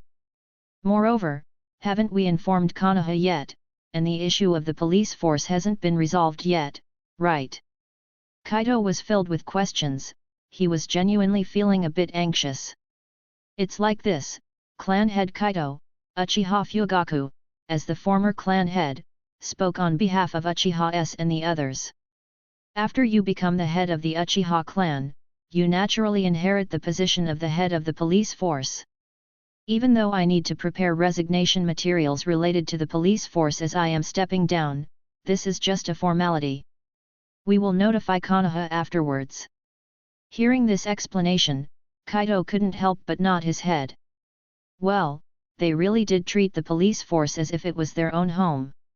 Although Kaido's understanding of the neighboring island nation in his previous life made such arrangements seem normal, he still found it somewhat hard to adapt to.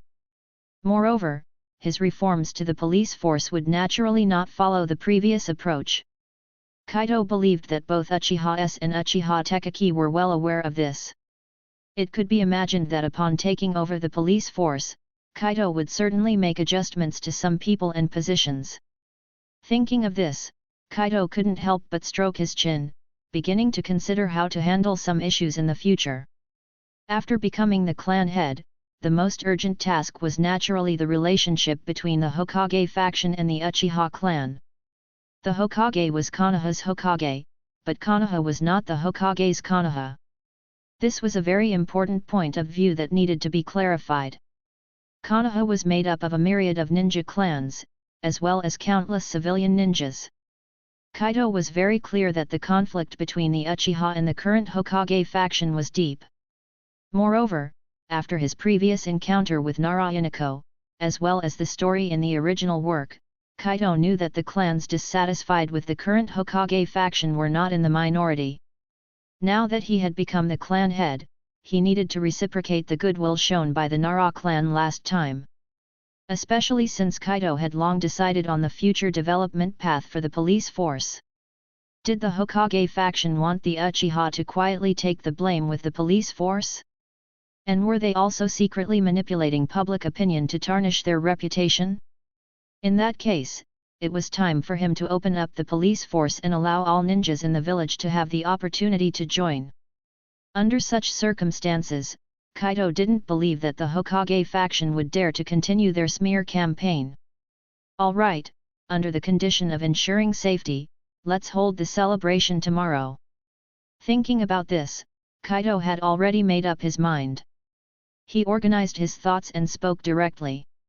However, the time following will be busy. Elders, after the celebration, let's select a few clans. Shisui and I will pay a visit to their clan heads.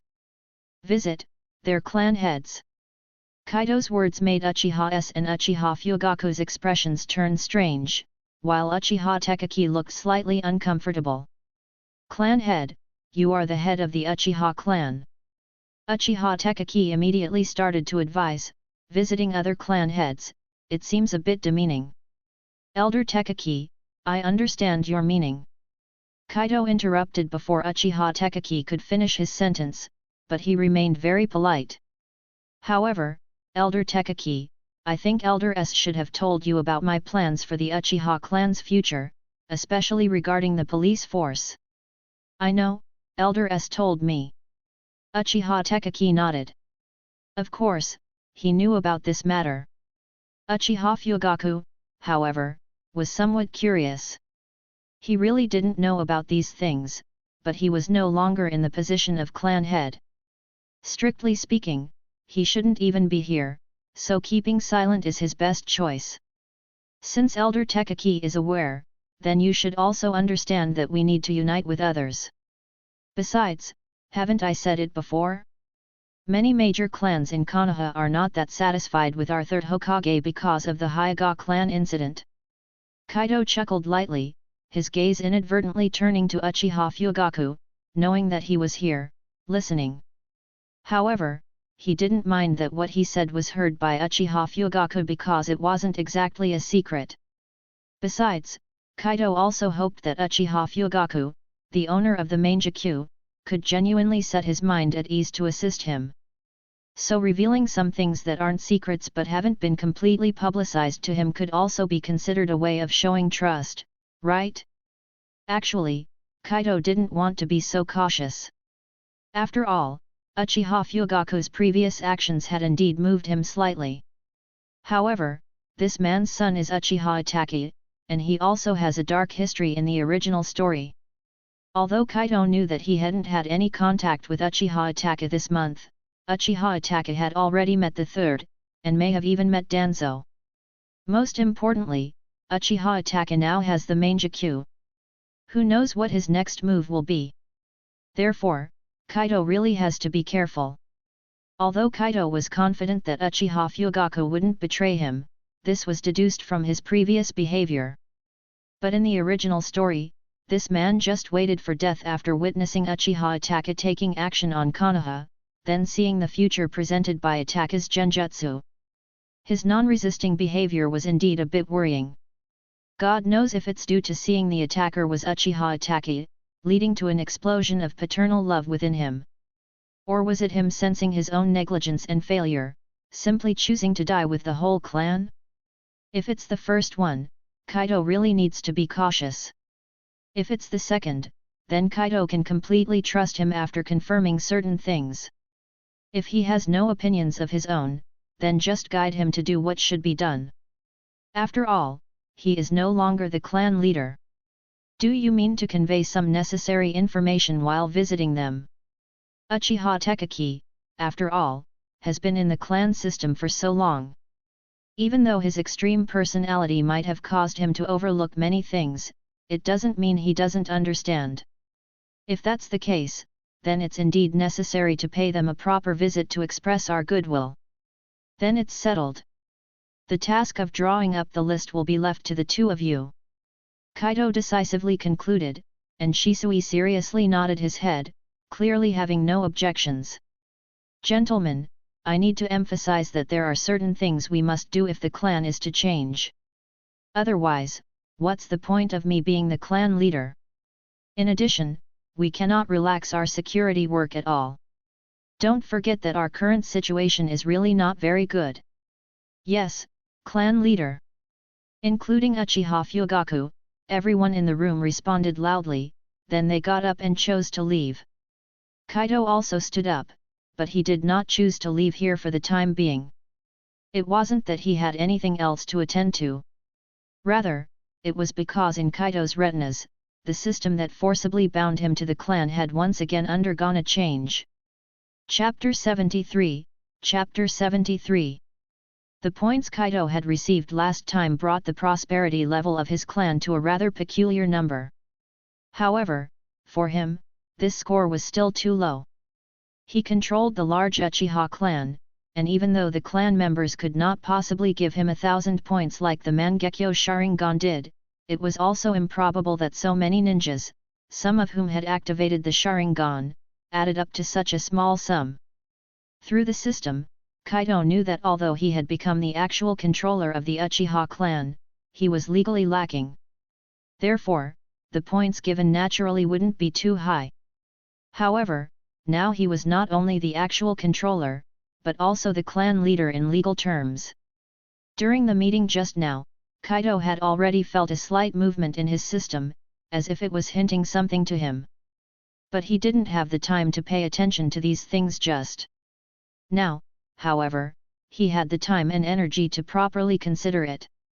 Placing his full attention on his own system, Kaido saw his information panel in just a moment. Current binding, Uchiha clan. Current status, relative balance. You have resolved the internal problems of the clan, and have officially been recognized as the clan leader, but external threats still persist. Prosperity level, 14,396, the basic prosperity level of a normal clan is 10,000. Recommendation: make moderate modifications to the clan, to truly reintegrate the Uchiha back into Konoha. Looking at the prosperity level of his clan, the corner of Kaido's mouth couldn't help but twitch slightly. It's not that he is overly sensitive to numbers, but that if you take away the 1 from this number, it really does lead one's thoughts astray. However, regardless, Kaido was extremely satisfied with this increase, because he had gained more than 2,000 points in this round. Even if the system really discriminated against non-Mangekyo members and gave low points, it was enough for Kaido to draw twice from the system. Moreover, Kaido also noticed the recommendation given by the system, which happened to coincide with his own thoughts. Moderate modifications had already been made. Even before Kaido launched the impeachment against Uchiha Fugaku, they had already set the future ideological policy and political demands of the clan. Of course, further reforms still needed time to progress, such as further ideological and cultural education. The ninja world does a good job teaching certain specific skills, such as the mathematical calculations that once troubled Kaido immensely. This skill requires a person to quickly understand various parameters affecting shuriken flight, and how to throw the shuriken more accurately to hit the enemy. In addition to this, there are various combat skills and supplementary knowledge. However, there is basically no instruction for ideological construction and helping someone understand the world, and Shisui is a prime example. Before Kaido explained the nature of war to him, he naively thought that war was simply a retaliatory action guided by hatred. Of course, Kaido won't delve too deeply into such improvements. After all, this is a world with supernatural powers, and touching on these matters lightly should suffice. The most important thing is to establish a reliable moral compass. Even if one becomes a keyboard warrior, they should at least understand why this happens, and what the connections and contradictions are. In addition to the clan, there are also external matters, and both must be addressed simultaneously. The external environment is not optimistic, especially with the existence of the security department. Although Kaido plans to open the security department, others may not necessarily be able to come directly, so he must take it upon himself to change the security department. At the very least, he needs to set out some necessary regulations, standardizing the enforcement methods of the security department, and addressing issues such as the attitudes of various Uchihas during law enforcement. So, strictly speaking, the system's recommendations and my own thoughts really aren't that different. Kaido thought to himself, but soon his attention returned to the system's prosperity level. How to proceed is something to consider later, but the prosperity level tells Kaido that he can now draw a lottery with the points he has gained, which is the most exciting thing at the moment. Unless there's a surprise, this would mean drawing 2 abilities. Although Kaido has never considered himself to be a particularly lucky person. After all, he has not obtained anything particularly powerful, but each ability he obtains is practical for him, and that's enough. Congratulations, host, for becoming the clan leader. The prosperity of the clan cannot be separated from the efforts of the leader. Although the current external situation of the clan is still dangerous, the internal has been integrated. A united clan is a cohesive and combative clan, it's a clan with a future. Currently, the host has gained more than 2,000 points and can have 2 opportunities to draw abilities, the 2 draws will be combined. Secret technique Black Flame. The black flame is the black flame of the hunting god, but it has lost its divinity. However, its power is still immense even so. After obtaining the secret technique, you can choose to replace ordinary fire with it for ninjutsu. The intensity and quality of the fire are far superior to ordinary fire.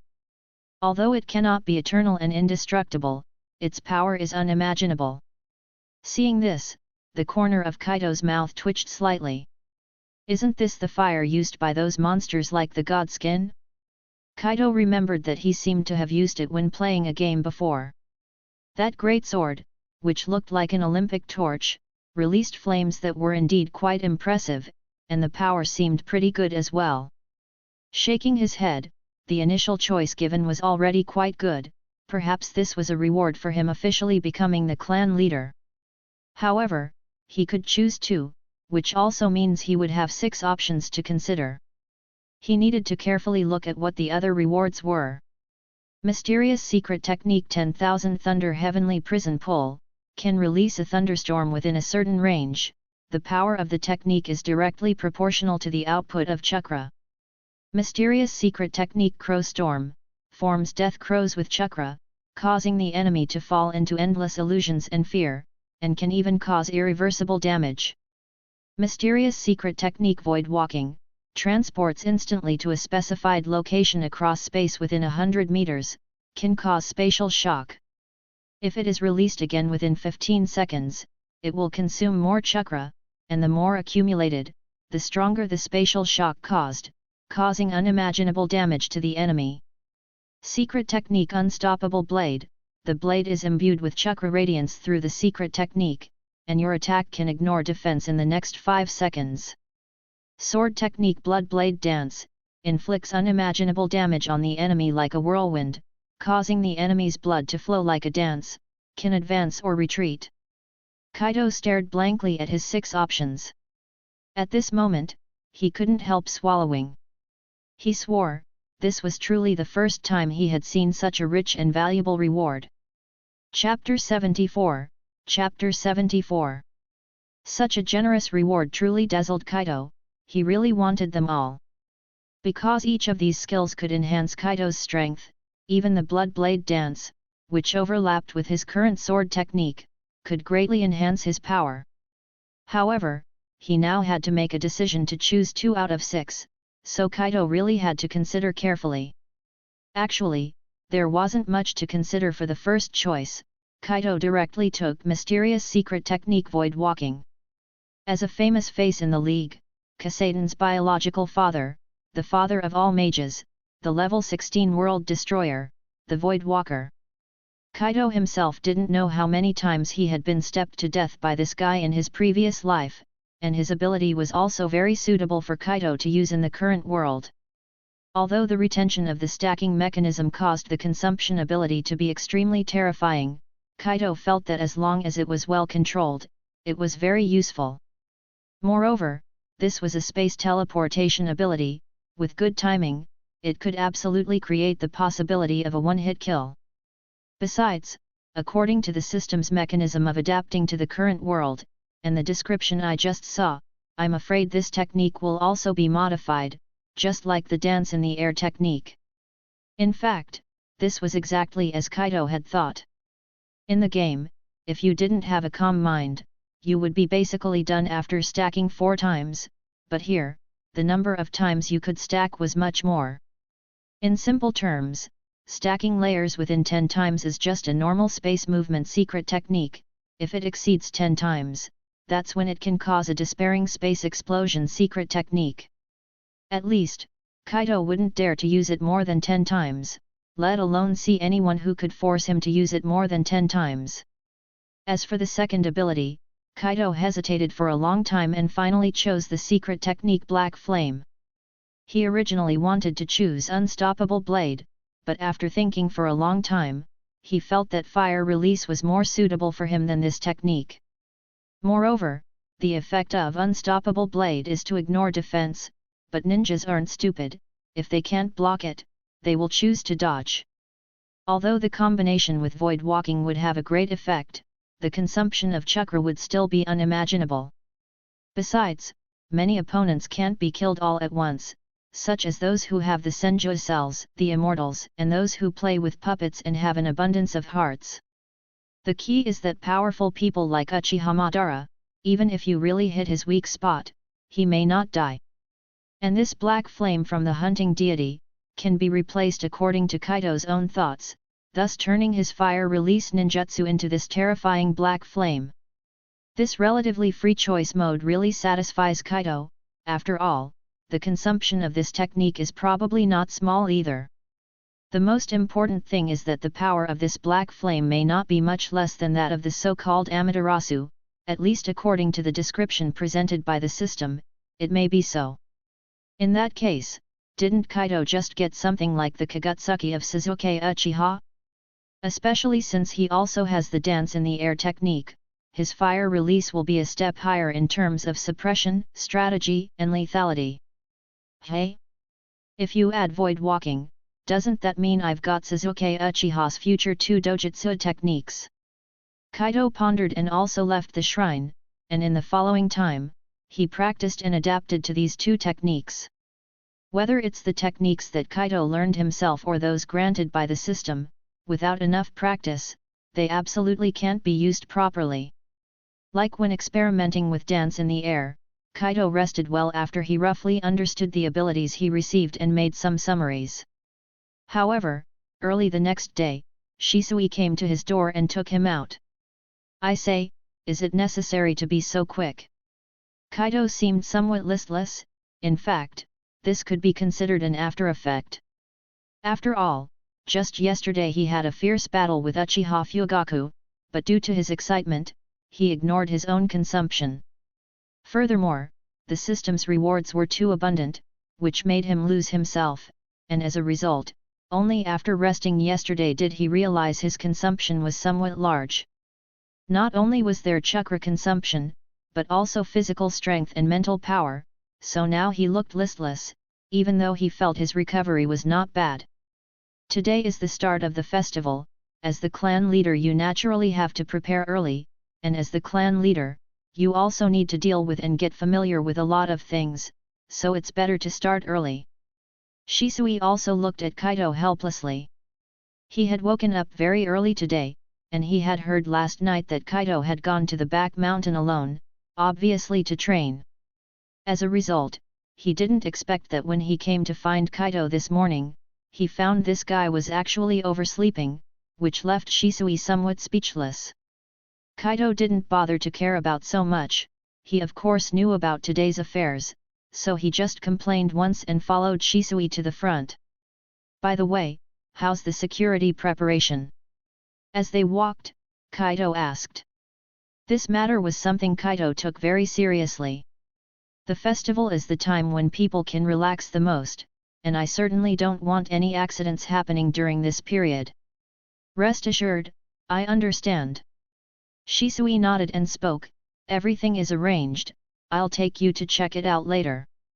Kaido nodded with a smile, actually, as long as you've arranged it, that's good. I trust you, Shisui. Kaido trusted Shisui very much, but when it came to Uchiha Itachi, Kaido really had no trust to speak of. Furthermore, this young man's recent behavior alerted Kaido that some things might actually happen. But this kid doesn't know my information. He has no idea I have the Mangekyo Sharingan. This could be considered a hidden advantage. Kaido's Mangekyo was never revealed, and those in the clan who knew about it were the elite and core members. They knew that the clan wouldn't let Uchiha Itachi participate in the clan meetings, so they naturally wouldn't leak the information, and they haven't left the Konoha during this time. The farthest they've gone was probably to the security department. Plus, the clan always remains vigilant, so neither Uchiha Itachi nor the Konoha could get any information through these people. To be honest, if it weren't for considering Uchiha Fugaku and the issue of the system's prosperity, Kaido really wanted to capture Uchiha Itachi, then open up his brain to see what the hell was inside. However, chances are it's just a mess, right? Regardless of what this guy is up to, Kaido has prepared defenses from his own level to the clan level. As long as he dares to take action, Kaido will absolutely make him pay the price. Time passed unnoticeably, and the sky was gradually getting darker. The night was like a song. Uchiha Itachi and the masked Uchiha Obito stood outside the clan grounds, looking at the brightly lit Uchiha clan. They were ready to strike. At this time, the Uchiha clan was bustling. Since being isolated in the corner of the village, the nights here had been especially quiet, but tonight was obviously different. Tonight, they're going to hold a celebration, but I'm not sure what it's about, because they didn't tell me.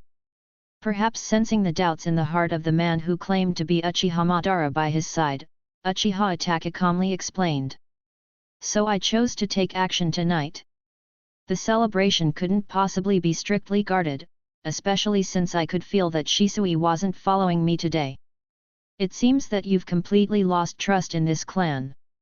I'm curious as to how you've driven yourself to this point. Uchiha Obito's voice was still as low as ever, but the mockery and teasing in his tone was obvious to anyone. However, Uchiha Itachi didn't seem to mind at all. He slightly closed his eyes, and when he opened them again, they had turned an intense red. Trust or not doesn't matter. I don't need their trust either. This despairing clan doesn't hold much for me to hope for or reminisce about. Having said this, Uchiha Itachi took a step forward, glanced back at Obito slightly, and then continued to speak. The people from the guard department are all back tonight. You don't need to make a wasted trip. Let's take action and make a decision tonight. With his words falling, Uchiha Itachi disappeared into the night first, and Uchiha Obito tilted his head, his figure also vanishing into the night sky. However, they didn't notice that in the treetops around them, there were very covered cameras also monitoring everything. Chapter 75, Chapter 75. What, you've installed surveillance cameras?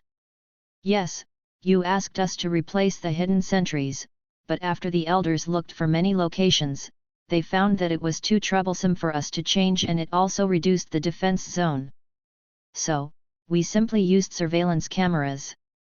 Although they don't have the perceptual capabilities of manpower, they are cheap and convenient. What's wrong, don't you like it? Coming out of the surveillance guard room and facing Shisui's question, Kaido didn't know how to answer, or perhaps this question didn't need an answer at all. Because Kaido naturally supports such surveillance equipment, he just hadn't quite wrapped his head around it. After all, the combination of surveillance cameras and the supernatural power of ninjas was too bizarre. But thinking about it, Kaido recalled that there seemed to be technological development in the world of ninjas, just that its presence was always weak. For example, this ghost world has guns although they are of no use. Ninjas really wouldn't take this thing seriously, otherwise it would have become popular to deal with ninjas a long time ago. Apart from these firearms, this world also has movies, televisions, and simple communication devices. It seems to have everything that could be used. So, having surveillance cameras doesn't seem like a strange thing. And upon careful recollection, it seemed that in the original story, Konoha also installed quite a few cameras outside the Uchiha clan to monitor the Uchihas in coordination with the Anbu. However, these surveillance devices are just as Shisui said, they are indeed covered but unlike ninjas, they can't perceive the surroundings or sense chakra. So, surveillance devices can only be used as auxiliary equipment, and it still largely relies on the ninjas to do the main job. I don't dislike it, it just feels a bit strange. Kaido touched his head, and in the end could only offer this as an excuse, and he quickly changed the subject. I feel bad for the clan's people on guard and those monitoring the equipment. With such a large celebration, they still have to be busy. You know, at such an important time, they have to hold their positions. Shisui helplessly spread his hands, he seemed to think that Kaido was being a bit too cautious, but he would not undermine Kaido. But you've said that the clan needs discipline, and we are not sure about the specific actions from Konoha's side, so it's better to be cautious, right? Shisui's words made Kaido somewhat amused, but indeed, being cautious can't be wrong. Could Kaido actually tell Shisui that Uchiha Itachi currently poses a great problem? And then tell him that originally, without me, you would have had one eye gouged out by Danzo, then you would have killed yourself out of despair, and Itachi would have wiped out the entire clan for the village and his brother? He couldn't say such things, because if he did, he would be deemed insane.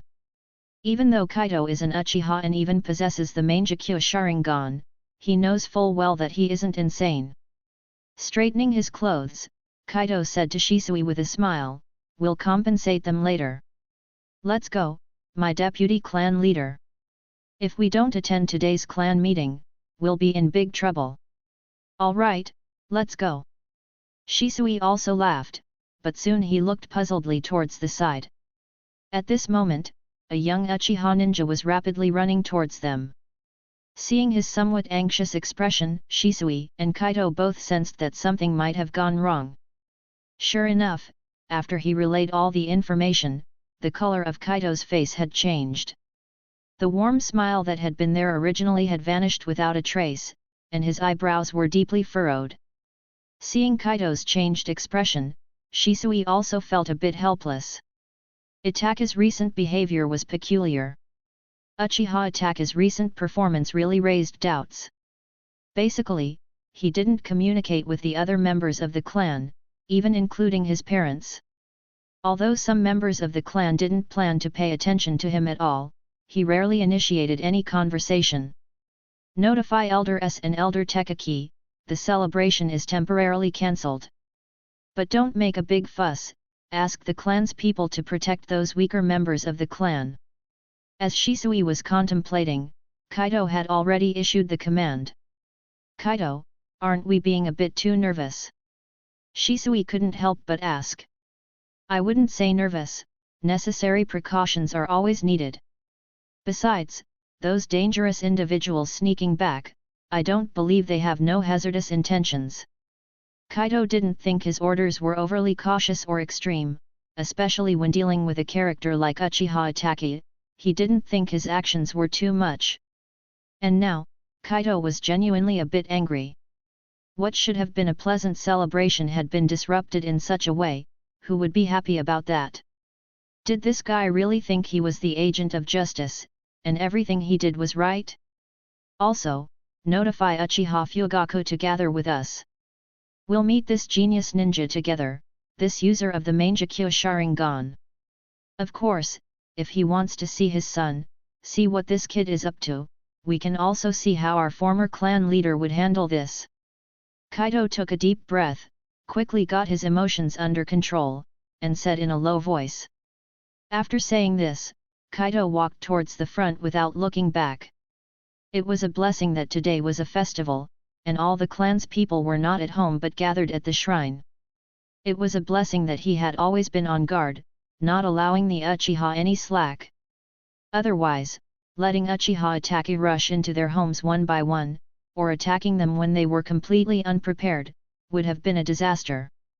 What disgusted Kaido even more was that even though there were many Uchiha in the original story, not all of them were ninjas.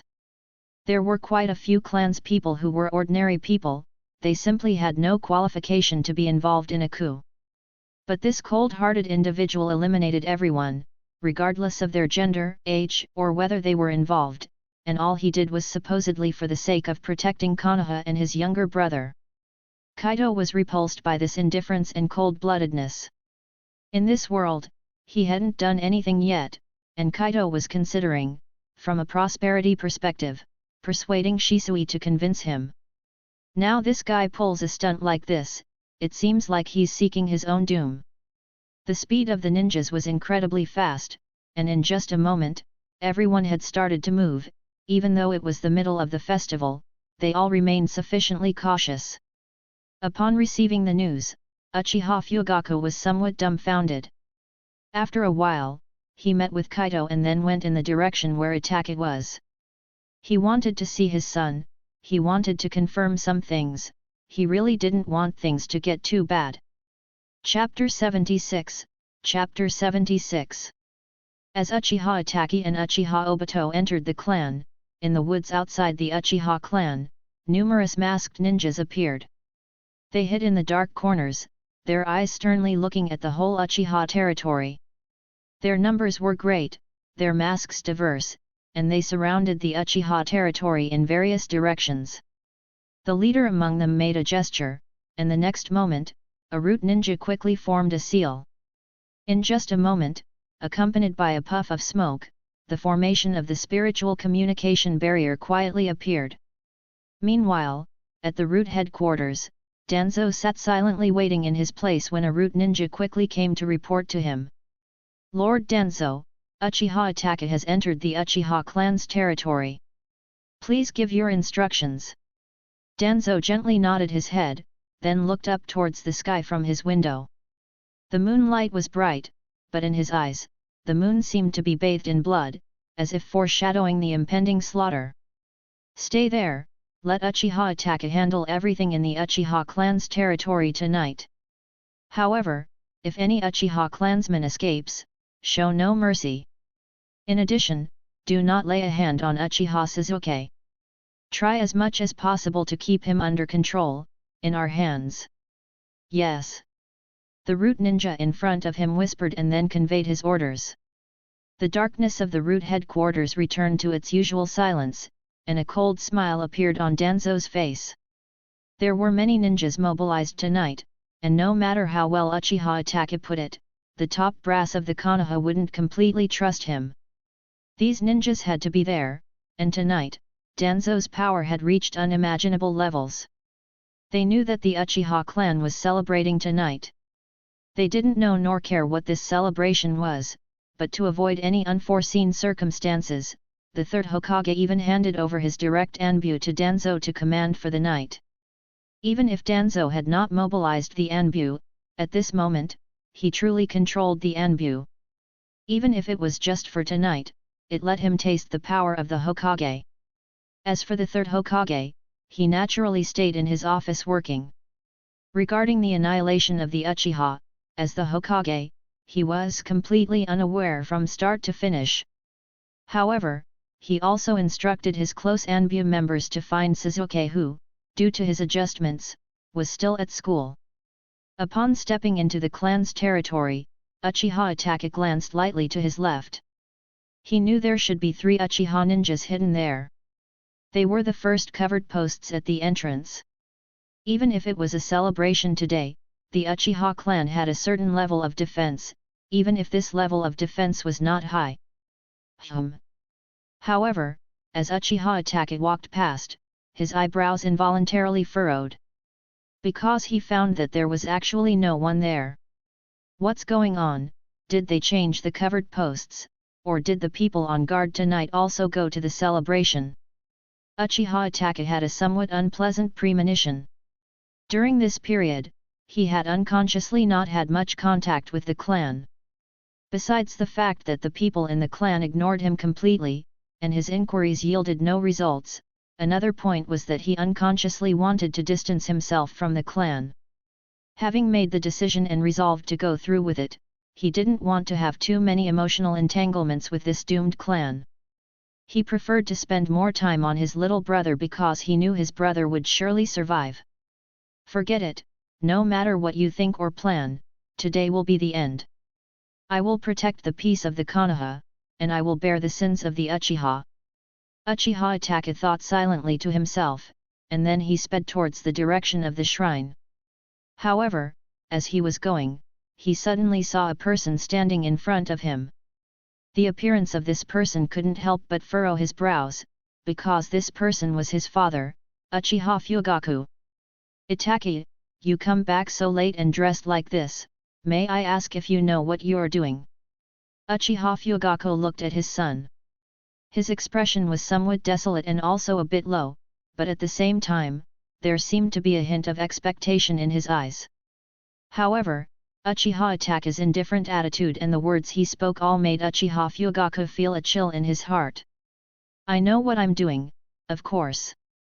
I am eradicating calamity, I am bringing peace to the village, I am saving everything, I am preserving the last dignity of the Uchiha. On the other hand, father, do you know what you are doing? Do you know what the outcome will be for you? Uchiha Fugaku silently looked at Uchiha Itachi. He had already learned from his wife about Itachi's abnormal behavior over the past month. Unfortunately, he had not been able to see Itachi. But he had heard that Shisui had spoken with Itachi. Although he didn't say what the clan would do, he did reveal the future direction of the clan. Integrating into the Konoha, confronting unfair oppression, letting all the people of the Konoha hear their voices. This is the information that Uchiha Fugaku immediately summarized after hearing Shisui's words. What they are confronting is not the Konoha, but those who oppress them, and that is the current Hokage. The Hokage and the Konoha are one, but essentially they are separate. He really didn't know why his son had become like this. I think you've misunderstood something. Taking a deep breath, Uchiha Fugaku stared at Uchiha Itachi, his voice slightly dull as he began to speak, only to be interrupted just as he started. I'm not misunderstanding, I know what you're planning to do, you're trying to confront the Hokage, to confront this village. Under the silver moonlight, Uchiha Itachi seemed particularly resolute and stern, yet his words thoroughly disappointed Uchiha Fugaku. No need to say more, no matter what you're planning, I've already seen the future of our clan, seen your future. It seems that tonight's events won't have a good ending. Uchiha Fugaku closed his eyes and spoke hoarsely, feeling both powerless and sad. Why do you think that you alone can face the Uchiha? I'm not alone, Uchiha Itachi said indifferently, even if I were alone, what I'm doing is a matter of justice, I think. As he spoke, Uchiha Itachi paused slightly, and the next moment, his crimson eyes had transformed into the state of Mangekyo Sharingan. With these eyes of mine, eyes like Shisui's, I can accomplish my mission. As his words fell, Uchiha Itachi had already assumed a combat stance, while Uchiha Fugaku deeply sighed. It had to be said, he had received an utterly disappointing, even desperate response.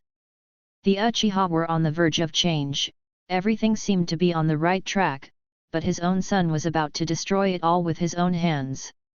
Was it because he didn't provide enough care and guidance, or was it the influence of Sarutobi Hiruzen and others on his son that was too deep? But regardless of which, none of this could absolve Uchiha Itachi of his sins. Especially since he had now indirectly admitted to what he was about to do, Uchiha Fugaku really didn't believe anyone would let him off the hook.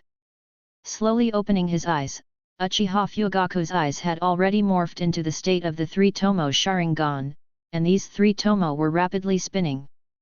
But before Uchiha Fugaku could speak, a voice had already arrived from the distance. This voice made Uchiha Fugaku sigh, and also caused Uchiha Itachi to furrow his brows. What did you just say about what you can do with those eyes of yours? Chapter 77, Chapter 77. What did you just say about what you can do with those eyes of yours? Looking around, Kaido and Shisui were seen walking side by side, and behind them were the Uchiha elites dressed in their battle gear. Those numerous pairs of crimson eyes seemed so eerie in the moonlight, a chilly aura enveloped the Uchiha clan's territory, and it also loomed over Uchiha Itachi. Come out, we've long since detected your presence. Kaido cast a glance at Uchiha Itachi, but his gaze quickly shifted elsewhere. If it were before, Kaido would never have been able to detect the presence of someone hidden in space. But after acquiring the Void Walk technique, his sensitivity to space has heightened, and he effortlessly noticed the fluctuations in space. Are the youngsters of today all so capable? Boy, you're quite impressive to be able to detect me. Alongside Kaido's words, a voice abruptly emanated from the void in the darkness. Following that, a spiraling figure appeared in the void of the night, a masked figure quietly surfaced. His gaze landed on Kaido. The expression beneath his mask seemed somewhat surprised, as this was the first time he was yanked out from the space by someone. This made him somewhat uncertain about how exactly Kaido was able to discover him, or rather what kind of power he had mastered. Sharingan, that pattern, is it Mangekyo Sharingan? Kaido looked at Obito as he appeared, slowly speaking up. His gaze quickly shifted back to Uchiha Itachi. Uchiha Itachi, I'm truly disappointed in you, disappointed in your performance, disappointed in your decision, you're really unworthy of being a member of the clan. What does clan and village truly signify, Uchiha Kaido? What do you understand? What qualifications do you have to lecture me? Uchiha Itachi furrowed his brow, although most of his attention was on Shisui and his father. As for Kaido, he didn't really care.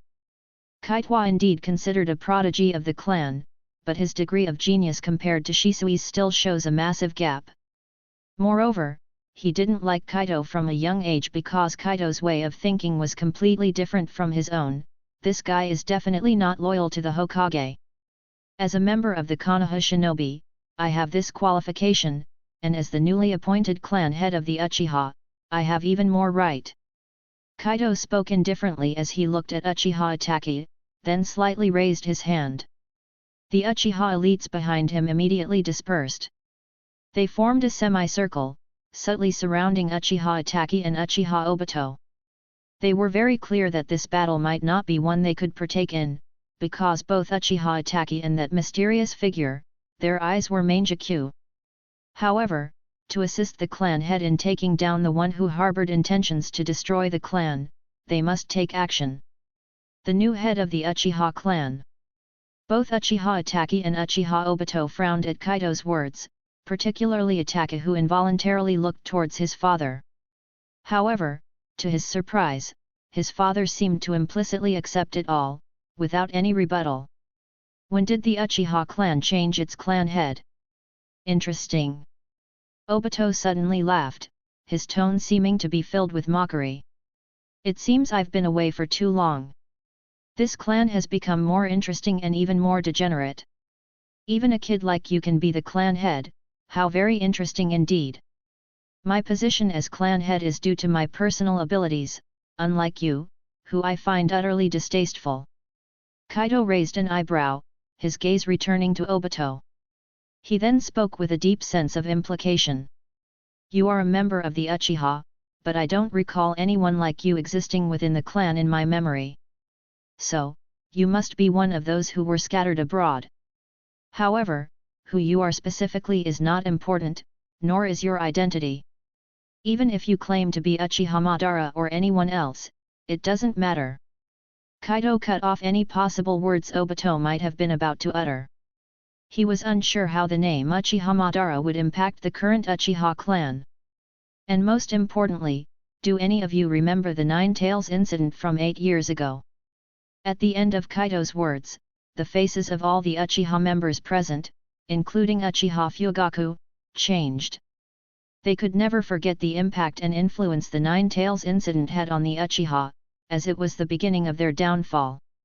Every clan member harbored intense hatred towards the one who controlled the Nine Tails, and their eyes were now filled with murderous intent as they looked at Obito. However, Uchiha Itachi seemed very calm. It wasn't that he hadn't considered this situation. On the contrary, he thought about it the first time he met this man who claimed to be Uchiha Madara. But he had no intention of speaking out, nor of explaining anything. He wanted to investigate and understand everything on his own. Oh, you're quick to react, Obito said nonchalantly. Indeed, I did control the Nine Tails in Konoha years ago. I thought you had all forgotten. How could we possibly forget something like that?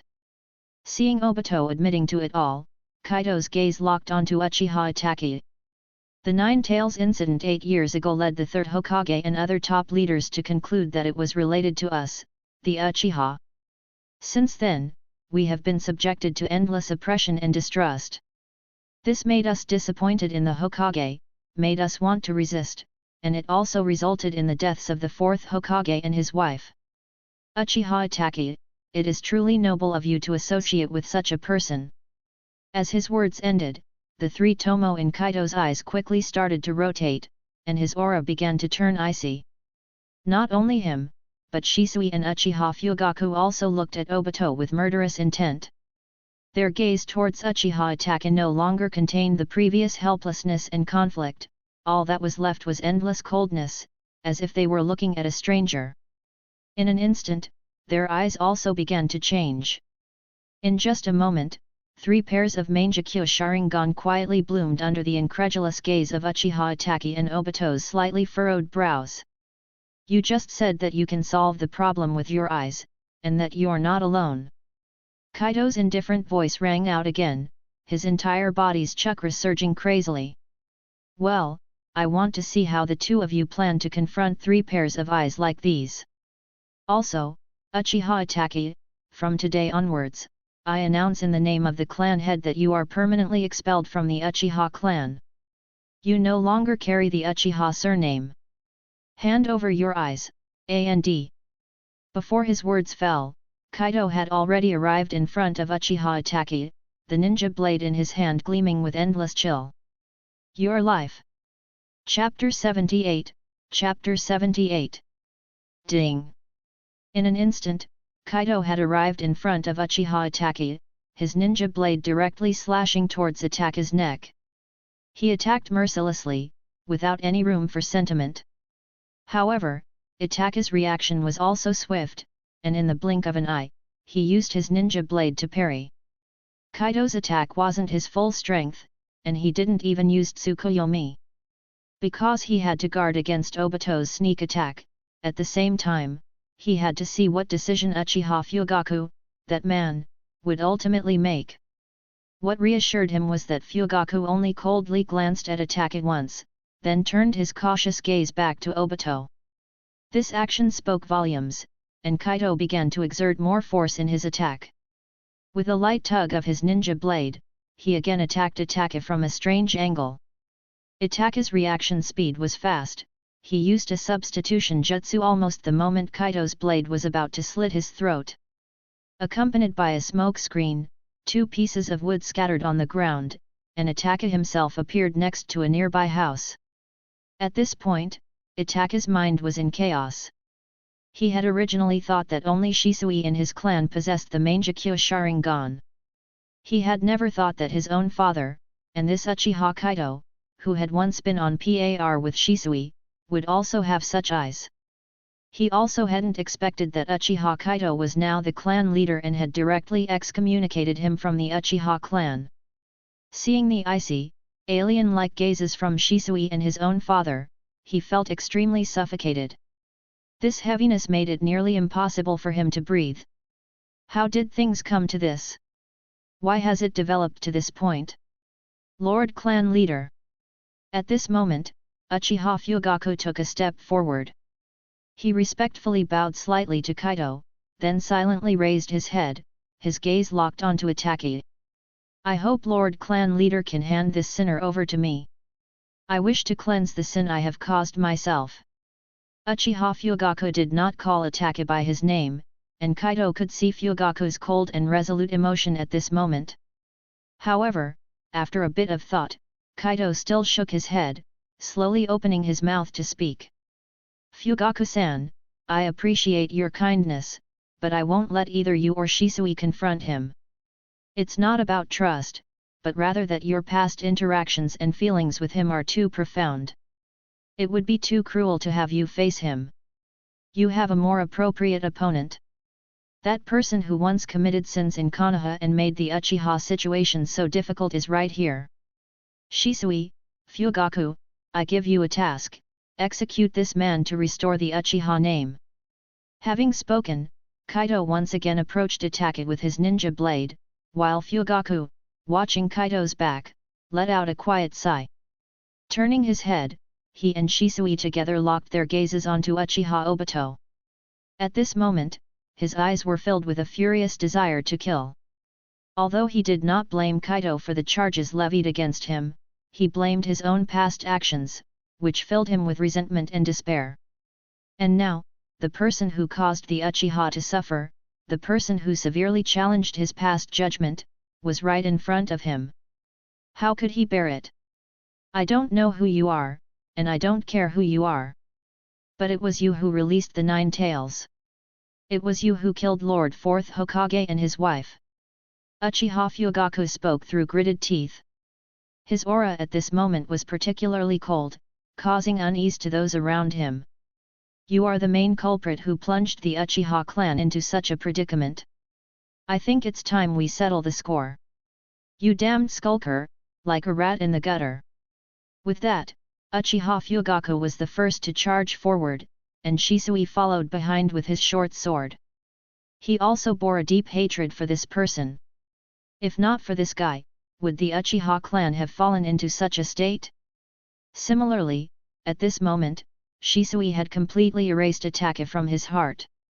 It seemed that from the moment Kaido revealed the identity of this mysterious person, Shisui's feelings shifted. Itachi was actually in league with such a person, even plotting to destroy the Uchiha clan. Such a person truly did not deserve to bear the Uchiha name. From the moment Kaido expelled him in the name of the clan leader, he was no longer a member of the Uchiha clan. He could only be an enemy of the Uchiha. Uchiha Fugaku and Uchiha Shisui charged towards Obito, while Kaido once again confronted Uchiha Itachi. Kaido still maintained extreme vigilance at this moment, although he was indeed very powerful now. With his Sharingan and the aid of his system, he had received a series of enhancements. He was confident even when facing Uchiha Shisui. However, the unpredictable nature of the Sharingan made him dare not let down his guard, especially since he had no idea what the ability of Itachi's Sharingan was. Cling! A flash of azure blade light vanished quickly. Itachi quickly retreated and a short blade appeared in his hand, barely blocking Kaido's attack. However, such a block seemed somewhat futile against Kaido's swordsmanship. By the time Itachi raised his blade to counterattack, Kaido had already drawn his blade and launched a second round of attacks.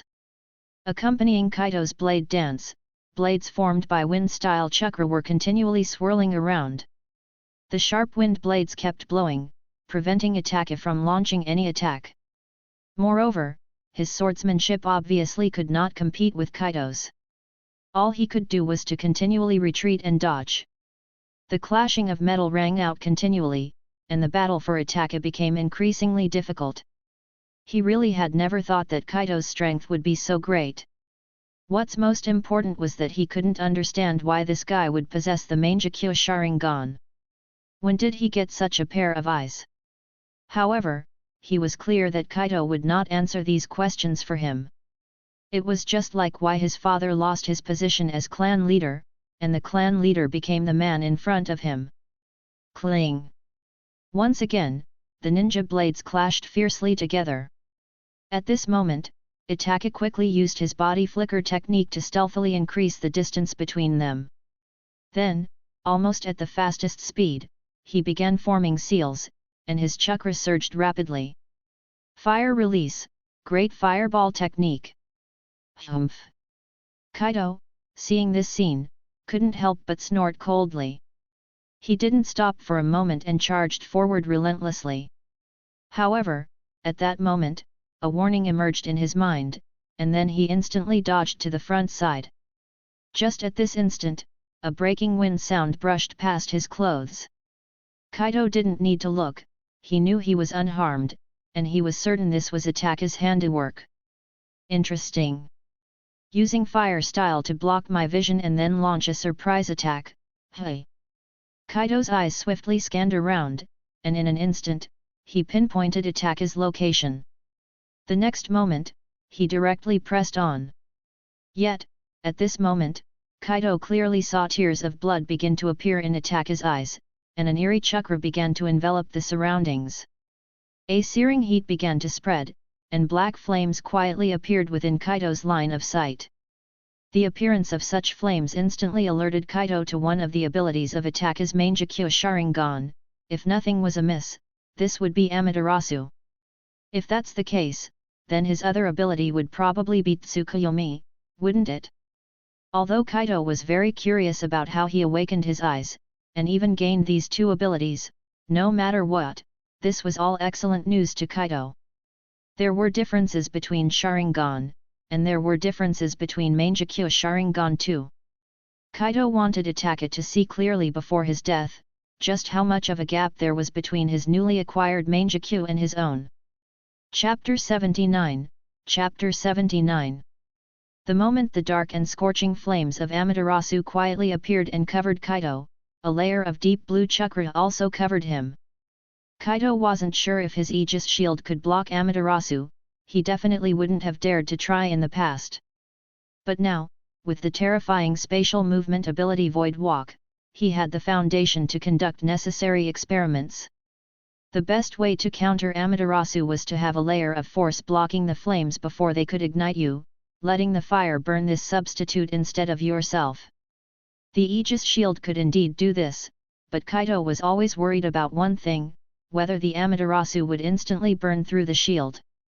The system-produced skills have always been very reliable, the strength of the Aegis shield has been verified against ordinary jutsu. But what he was facing now was not an ordinary jutsu, it was a technique of the Mangekyo Sharingan. Even if Amaterasu doesn't burn people to death in the original story, he must be extremely cautious. After all, Kaido himself had taken out quite a few people with the fire style that doesn't kill people in the original work. The black flames bloomed on Kaido's body, and at this moment, these terrifying black flames were blocked by a layer of deep blue chakra on Kaido. The sound of the chakra shield burning kept resonating, but Kaido himself didn't have any problems at all. The Aegis shield blocked the attack of Amaterasu, even if the shield was almost consumed in an instant under such a burn. But Kaido was absolutely sure that his Aegis shield could indeed resist such an attack for a short time. The duration isn't long, but no matter what, it's enough. As soon as the chakra constructing the Aegis shield is ignited, I just abandon this part of the chakra. Kaido thought silently to himself, and at the same time, he had already abandoned the chakra part of the shield on his body. One could see the flames of Amaterasu falling on the ground and beginning to burn everything around, looking as if it intended to completely incinerate its surroundings. Kaido silently nodded. As a chakra, the Aegis shield could indeed be directly abandoned. Moreover, he noticed that the power of this Amaterasu seemed to be similar to his own black flames. Even if Amaterasu was stronger, his own black flames wouldn't be much weaker. It seems, I really can take some characteristics of the late Uchiha Sasuke as my own. However, compared to his late period external assistants, I'm still lacking too much. Kaido silently muttered in his heart, compared to the late Sasuke, he was still very self-aware. Furthermore, compared to considering the future, Kaido was more focused on the present, especially on Uchiha Itachi. Uchiha Itachi's complexion had now become somewhat ugly. Even if he was previously suffocating and uncomfortable internally, he didn't show any signs. But at this time, he could no longer control his own emotions. Although the physical confrontation wasn't complete and was purely a sword fight, he could be considered as having suffered a complete defeat. He had no choice but to clash with ninjutsu, because he had heard that Kaido had a very strong control over techniques. Naturally, he didn't plan to compete directly, he preferred to play to his strengths and avoid his weaknesses. He wasn't sure when exactly Kaido obtained the Mangekyo Sharingan, but strictly speaking, that wasn't particularly important since Kaido had no information about him. Finding the right time to use ninjutsu for a sneak attack was his best choice. He found a not-so-great opportunity, hence, he used the strongest offensive ninjutsu of his Mangekyo Sharingan, the Amaterasu Flame. However, he really didn't expect that his technique didn't touch Kaido at all, but was directly blocked by the deep blue chakra on Kaido's body. Is that Susanoo? Uchiha Itachi muttered silently in his heart. However, it was clear that he didn't have time to think too much now because Kaido was already completely closing in on him. Facing the menacing Kaido, Uchiha Itachi exerted all his strength to block this attack with his sword, but the next moment, he felt a severe pain in his stomach. Clearly, he was kicked in the lower abdomen by Kaido, and his whole body flew backward. If this continues, it won't work. This guy is skilled in ninjutsu, but unexpectedly his physical techniques and ninjutsu are so powerful, then.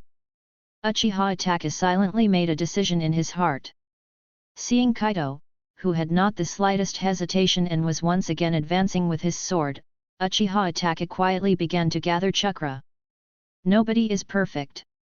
He could sense that Kaido was strong, but he believed Kaido couldn't be strong in everything.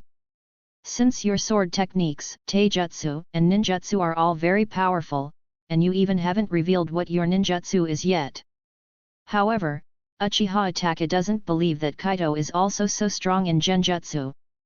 The Mangekyo Sharingan can indeed greatly resist the effect of genjutsu, but his genjutsu is not ordinary genjutsu. Kaido, who was madly suppressing Uchiha Itachi, suddenly frowned because he clearly saw in his eyes that Itachi's Mangekyo Sharingan started to rapidly gather power. This made Kaido a little alert while also thinking, could it be that this guy still wants to use Amaterasu against him? As he was thinking, Kaido once again blocked Uchiha Itachi's dagger and then swung a punch with his left hand, harshly aiming at Uchiha Itachi. He was only 15 or 16 years old, and the enemies he had faced in the past were basically adults. Therefore, he was always at a disadvantage physically and had to think of every possible way to deal with his enemies. But now, facing Uchiha Itachi, even though this guy also possessed the Mangekyo Sharingan, he was younger than him, and the development of his physical quality was obviously not up to par.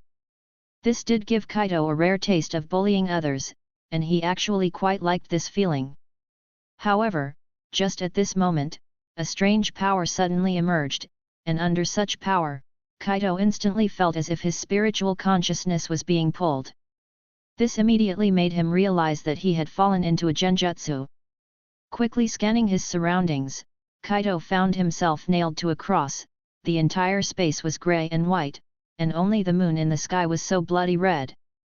Such a scene made Kaido clearly realize that he had been dragged into the Tsukuyomi space. Why is it that both father and son are skilled in genjutsu? And they all are of the kind that can drag people into illusions. Can I only say that they are indeed father and son? Kaido thought silently in his heart, yet while contemplating, he also really let out a sigh of relief. Tsukuyomi is indeed a terrifying technique, even someone like Kakashi couldn't resist it. Although this had something to do with Kakashi not knowing the strength of his own eyes and not activating the Mangekyo Sharingan to fight it. But it has already reached this level. The strength of the 3-tomo state is not comparable to a normal 3-tomo, one can only say that the power of Tsukuyomi is indeed strong. However, even if this technique is strong, Kaido doesn't have too much worry. Chapter 80, Chapter 80. Uchiha Kaido. As Kaido was silently pondering, within the black and white intersecting genjutsu space, Uchiha Itachi had already come striding forward with his ninja blade in hand. In such a grey and hazy space, Kaido could not make out Itachi's expression at all, but at this moment, he felt rather relaxed inside. After confirming that the technique he was under was Tsukuyomi, he didn't have much worry. He just calmly watched Itachi, while at the same time secretly preparing his own technique, ready to deliver a lethal counter-attack at any moment. Although I admit you are indeed very strong, and you've hidden yourself extremely well, you even possess the power of the Mangekyo Sharingan. But now you've entered my domain, here, time, space, and mass are all under my control. Even though this is indeed just an illusion, it's not an ordinary illusion. Even though you also possess the Mangekyo, it seems like you will be affected just the same. Everything you touch now will be transmitted to your brain will determine that everything is real, be it pain, or death. Uchiha Itachi spoke indifferently, seemingly very confident, but this guy did not approach. It was evident that he was still wary of Kaido. This scene actually made Kaido feel quite amused. This Uchiha Itachi was not like his father after all. After all, when his father dragged him into a similar genjutsu space, he was seeking death. You are very confident. Although Kaido had some disdainful thoughts about this Uchiha Itachi in his heart, this guy was Kaido's enemy, and he really had no reason to continue toying with him. Most importantly, Shisui and Uchiha Fugaku were still dealing with Obito. Neither of them had information on Uchiha Obito, and Kaido did not want any accidents to happen to them. This was not because Kaido was unwilling to disclose information on Obito, but because he simply had no way to do so. Having a broad vision and a sharp mind is acceptable, but if you know every piece of information and everything that's going on, then there's a problem. Do you know, not long ago, I had a sparring match with Fugaku-san, a match at the level of Mangekyo. Kaido spoke indifferently. He calmly looked at Uchiha Itachi, and his chakra was also slowly surging within him. He, like you, possesses a similar technique, but do you know, that time he lost quite miserably. As his words fell, Kaido's aura became extremely eerie, and Itachi's expression became even more vigilant. However, he still maintained a certain level of confidence. After all, this was a genjutsu space created by the Mangekyo, this was the Mangekyo's jutsu. He really didn't want to believe that Kaido could break through so easily, even if this guy said his father also had such abilities, but who knows whether that's true or not. It seems that you do not believe my words, but that's okay, after all, we are enemies, if you easily believed my words, that would be the problem. Kaido looked at Uchiha Itachi and gently shook his head, but the next moment, the entire genjutsu space was spinning, as if everything in the world was being reversed. Kaido gently walked down from the cross that had bound him, and the next second, his chakra filled the entire genjutsu space. And Uchiha Itachi felt that he had lost control over the genjutsu space, and even more so, he was locked onto the cross amid this spinning world. But the fact is, your techniques have no effect on me. Honestly, I've never imagined that I could despise a person to the extent I despise you.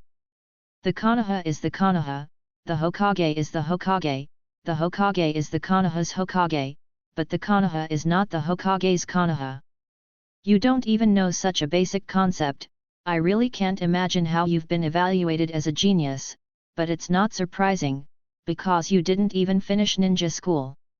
Your family raised you and taught you, made you into a qualified ninja, but when your family was in trouble, you didn't think about how to help them. Instead, you joined forces with a group of people who were already full of distrust for the family and acted against your own family. You even allied yourself with those who brought about the downfall of your family. You regard the Konoha as your faith but are disloyal to it. Your family raised you, but you did such a thing to them, you are truly unfilial. You, a person of such disloyalty and unfilial piety. As he spoke, the vigorous chakra on Kaido began to spread wildly. Under the secret technique firm will, Kaido had already escaped the control of Tsukuyomi, and he could even use his own Tsukuyomi to counter Uchiha Itachi.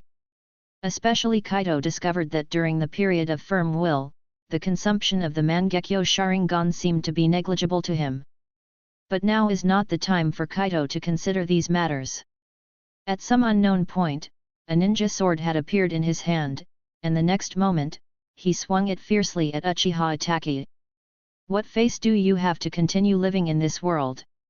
The ninja sword was quickly swung out, and at the moment it was about to hit Uchiha Itachi, the entire genjutsu space rapidly collapsed. The shattered space spread around like broken glass shards. The moment it hit Uchiha Itachi in Kaido's genjutsu space, the entire space collapsed with a bang. In the real world, Uchiha Itachi, clutching his chest, backed away. As he had said, all the attacks suffered in the Tsukuyomi space would be considered real by the brain. Uchiha Itachi was now being backfired by his own technique, his eyes could not help but bleed once again. He now felt dizzy and his eyes were throbbing with pain. If it weren't for his stubborn resistance, he might not even be able to maintain the Mangekyo Sharingan. However, at this moment, Kaido had already rushed to his front. The ninja sword in his right hand was thrust towards his chest, and at the same time, his left hand reached for his eye. Plug! In such a hasty situation, Uchiha Itachi directly dodged the space from the ninja sword, and one of his eyes was plucked out by Kaido. With a fierce leap backward, Uchiha Itachi created enough distance, his hands swiftly forming seals again, a massive fire dragon spewing out from his mouth. Still resisting in vain. Kaido looked disdainfully at Uchiha Itachi, then quickly dodged the roaring fire dragon. However, this guy Uchiha Itachi showed no signs of stopping. He formed seals and cast fire ninjutsu again. This time, his fire ninjutsu fell where Kaido was dodging, which caused Kaido to raise an eyebrow. Want to contend with ninjutsu? Can your chakra afford it? Kaido again nimbly evaded Uchiha Itachi's fire ninjutsu, but this time he didn't continue forward. His gaze briefly glanced at the battle between Shisui and Uchiha Fugaku on the side. He found that although the two had no solution to deal with Obito, but Obito also seemed helpless against the two of them. In fact, Obito was clearly at a disadvantage. If it wasn't for Kamui, he might have been done for.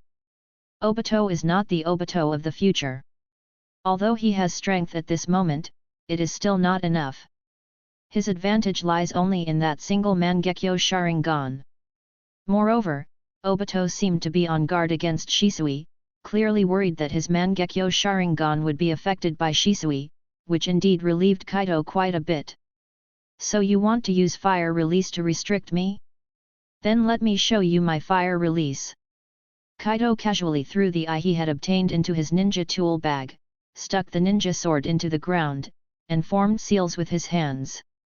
A hot, suffocating aura madly dispersed. The next moment, under Uchiha Itachi's astonished and terrified gaze, a black dragon roared towards him. Chapter 81, Chapter 81. Facing the gigantic dragon of black flames before him and feeling its suffocating heat, a thought suddenly occurred in Uchiha Itachi's mind: this is the Amaterasu's flame. However, he quickly negated this idea because the Amaterasu's flame is purely black, and he himself mastered this power. The flame that Kaido is using now is not entirely black, but black mixed with a bit of white. Yet, this intertwined black and white flame gave him a feeling that it was not inferior to the Amaterasu's flame at all. A jutsu? This flame is definitely a jutsu, and he can even control his own flame. Uchiha Itachi almost gritted his teeth as he thought. His current condition was really bad. He had consecutively used the Amaterasu and Tsukuyomi, two dojutsu of Mangekyo, and furthermore, one of his eyes had been gouged out. However, he was really puzzled. In his view, Kaido's ability to resist his Amaterasu was probably due to his Izanagi, and the breaking of his Tsukuyomi was due to the strength of Kaido's Mangekyo Sharingan. 2 attacks, 2 times the consumption of his own Mangekyo Sharingan, so why did it seem like Kaido had no problems at all now? What exactly was going on? He would never know that Kaido's defense against his attacks didn't use the power of the Mangekyo Sharingan.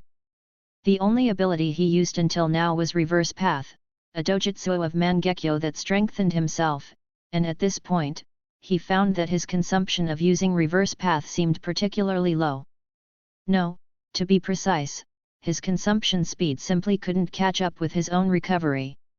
He was astonished to find that even his depleted chakra would actually be restored. Is it the effect of firm will, which clears all negative statuses and turns what was originally a reduction into a recovery effect? Kaido himself also noticed that something seemed not quite right. Normally, the consumption of the Mangekyo Sharingan was irreversible, but such a situation was occurring to him now. Thus, the only explanation could be the effects and abilities of his own eye's secret technique. If this were the case, Kaido could fully unleash the power of the Mangekyo Sharingan within the 8 seconds of firm will. However, the downside was that the secret technique, firm will, consumes a great deal of Kaido's mental strength. In theory, he could use it seamlessly, but he really couldn't guarantee what the aftermath would be if he did so. Nevertheless, possessing this technique, it's like my abilities are infinitely amplified within these 8 seconds. Although there will still be consumption, the value of this technique far exceeds my imagination. Initially, Kaido only regarded firm will as a control release, especially when dealing with the Mangekyo Sharingan genjutsu like Tsukuyomi. However, it now appears that this technique is not merely a control release, but also a preparation for Kaido's outbreak, a technique that allows Kaido to go all out without worries for a short period. Since this is the case, Kaido's right eye began to rotate rapidly, the power of Reverse Path was fully activated by him at this moment. At this instant, Kaido clearly felt his chakra began to drain massively, and his eyes also started to experience pain. However, such pain disappeared as soon as it appeared, replaced by an unprecedented coolness, and his dissipating chakra began to replenish at this moment. With his control, the terrifying black flame dragon grew even larger at this moment, and its chakra density became even thicker. The scorching black flame dragon caused the Uchiha ninjas who were faintly surrounding Uchiha Itachi and Obito to involuntarily retreat towards the distance. This technique was far too terrifying for them, and not just them, even Uchiha Itachi was petrified at this moment. Facing such a horrific flame dragon, one that was fully aimed at him and locked onto him, he could feel the threat of death enveloping him. Death is not terrible, but the process of waiting for death is. The feeling of powerlessness and despair is something that no one would like. Wherever the scorching black flame dragon passed, everything was ignited, and upon closer inspection, the surroundings of this black flame dragon seemed to become distorted. Such horrifying high temperatures seemed as if they were going to burn through space itself. Uchiha Itachi gritted his teeth, his condition very bad at this moment due to the overuse of his eyes.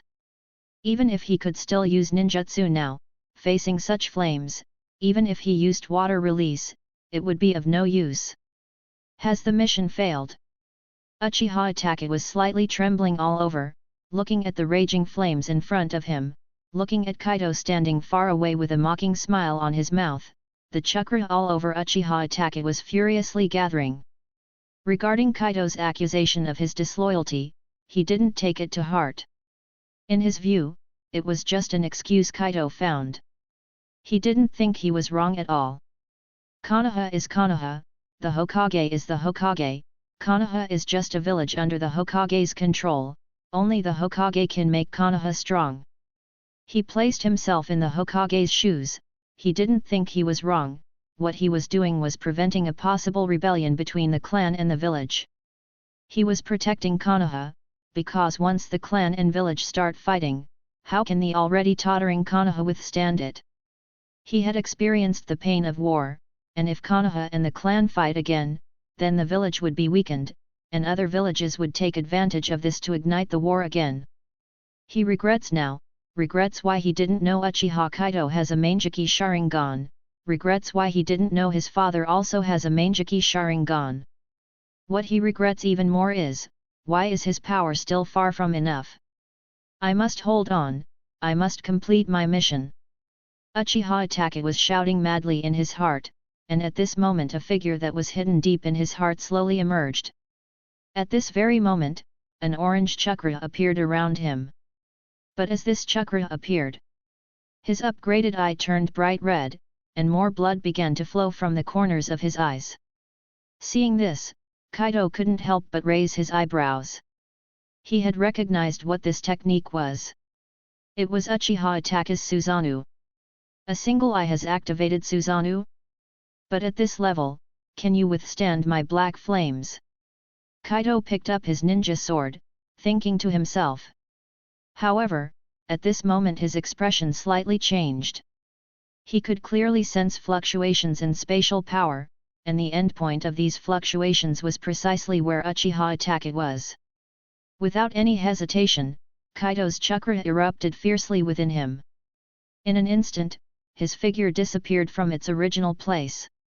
With the emergence of Azure Chakra, he had already arrived at Uchiha Itachi's side. The charm of spatial teleportation revealed itself at this moment. The ninja sword swiftly stabbed out, the sharp blade of wind had already taken form. However, Uchiha Itachi's body began to distort, and one hand had already grasped him. The ninja sword fell, blood splattered, and at the same time, an arm dropped to the ground. Chapter 82, Chapter 82. Kaido looked somewhat gloomily at the arm that had fallen to the ground. His mood at this moment was certainly not splendid. He was very certain that his sword had hit Uchiha Itachi, but the key question was whether this guy was dead or alive. As an enemy, Kaido would not concern himself with him. However, what Kaido cared about were this guy's eyes. Although Kaido had obtained one now, the other was still on this man. It was apparent that Kaido had underestimated Obito, underestimated this man's ability to save his own life. Humph! With a cold snort, chakra rapidly fluctuated around Kaido. His own black flame dragon, which was about to pounce on him from behind, suddenly swayed at this moment. Immediately after, the flame dragon turned into sparks just as it was about to collide with Kaido, dispersing behind him without causing any harm. Taking a deep breath, Kaido quickly adjusted his mindset, followed by a hint of a smile. Whether you are dead or alive, you no longer hold the surname of Uchiha. If you are alive, then hide in the gutters like a rat and watch closely. Watch the collapse of what you believe in, watch the rise of the Uchiha that you are determined to destroy, watch your most trusted Hokage and your most beloved little brother despise you to their bones. If you are dead, then I will just retrieve your eye from Obito in the future. Kaido couldn't be sure whether Uchiha Itachi was still alive, but he didn't care because this man was as good as discarded. He didn't know whether his void walking could directly teleport into Obito's space. Otherwise, he could indeed go to confirm, or even snatch the eye. But even if he followed Obito's use of Kamui to open space for that moment, allowing the two spaces to connect, he wouldn't dare to venture in. Who knows if he could get out after going in if Obito were to close the space. He certainly didn't have the spirit to sacrifice himself to negate Obito's Kamui ability. Furthermore, Kaido was genuinely wondering if it was too easy on this guy if he really was dead. The things he did in the original were truly detestable to both humans and gods. Even if he showed regret after being reincarnated with the impure world reincarnation, could his regret bring innocent people back to life? Let him live, let him experience the collapse of his beliefs, let the people who once loved him hate him. Even let the whole of Konoha view him as an enemy, making everything he did and everything he believed in utterly meaningless. This would probably be the best punishment. Moreover, Kaido never intended to let him off so easily. If he's dead, his eyes must be recovered, if he's alive, his life must also be taken. Clan leader. Just then, Shisui and Uchiha Fugaku also ran over. They both looked slightly embarrassed and guilty at this moment. They had clearly seen the scene where the mysterious person saved Uchiha Itachi, and that mysterious person was their adversary. It can be said that the problem was indeed theirs. Even though the mysterious person could use space ninjutsu which rendered them both powerless, and he had been constantly avoiding genjutsu. However, being a shinobi is a profession that values outcomes. No one cares about how difficult or tortuous your process was, all they want is a result.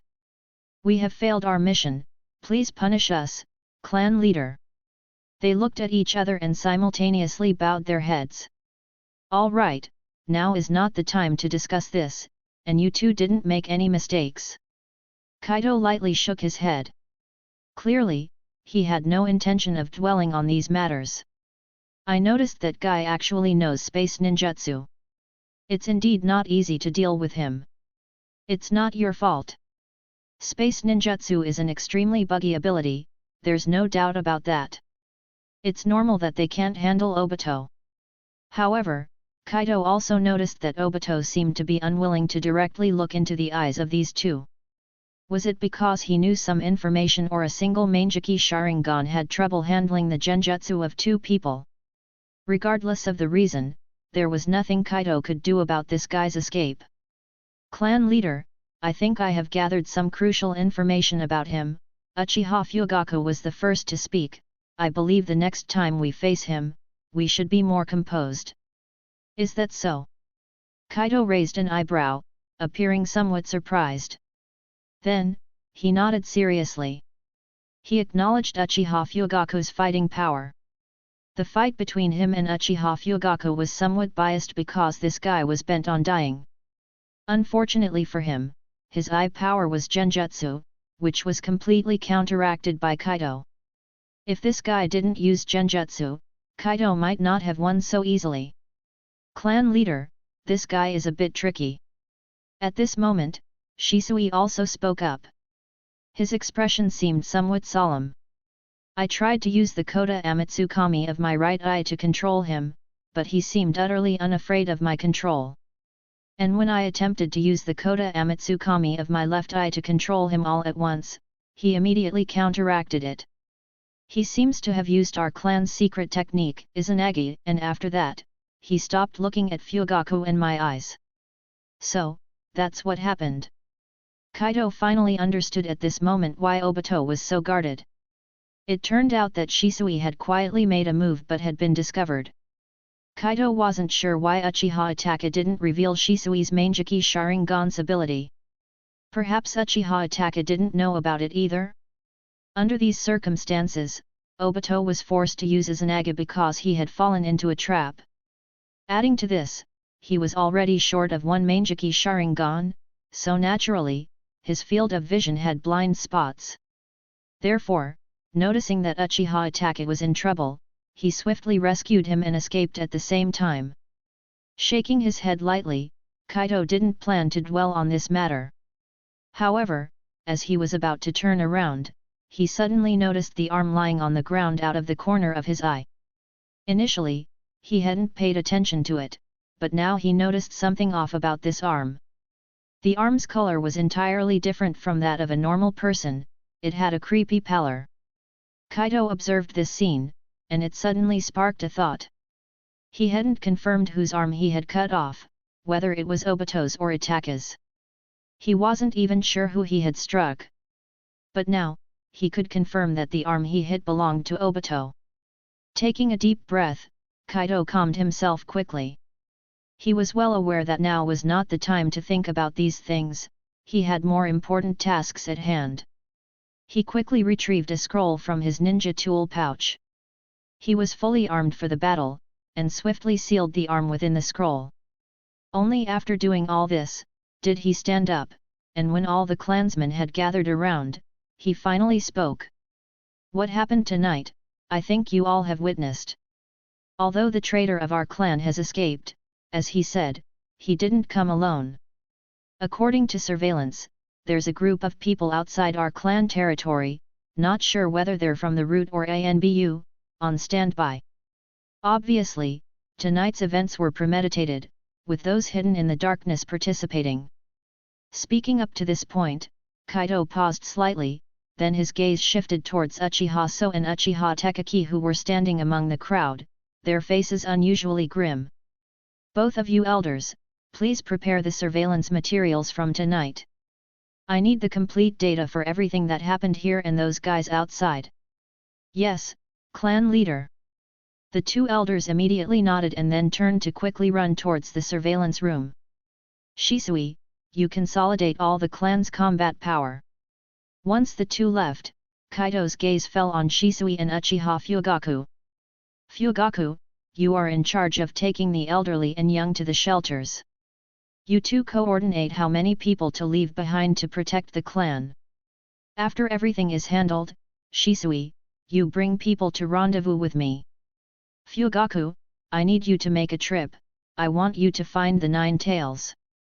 After saying all this, Kaido disregarded the slightly changing expressions of Shisui and Uchiha Fugaku, and holding his ninja blade, he walked towards the clan's outskirts. As he walked, he spoke softly, and his voice accurately fell into Shisui's and Fugaku's ears. "Whoever attacks me is the enemy, whoever colludes with the clan's traitor is the enemy.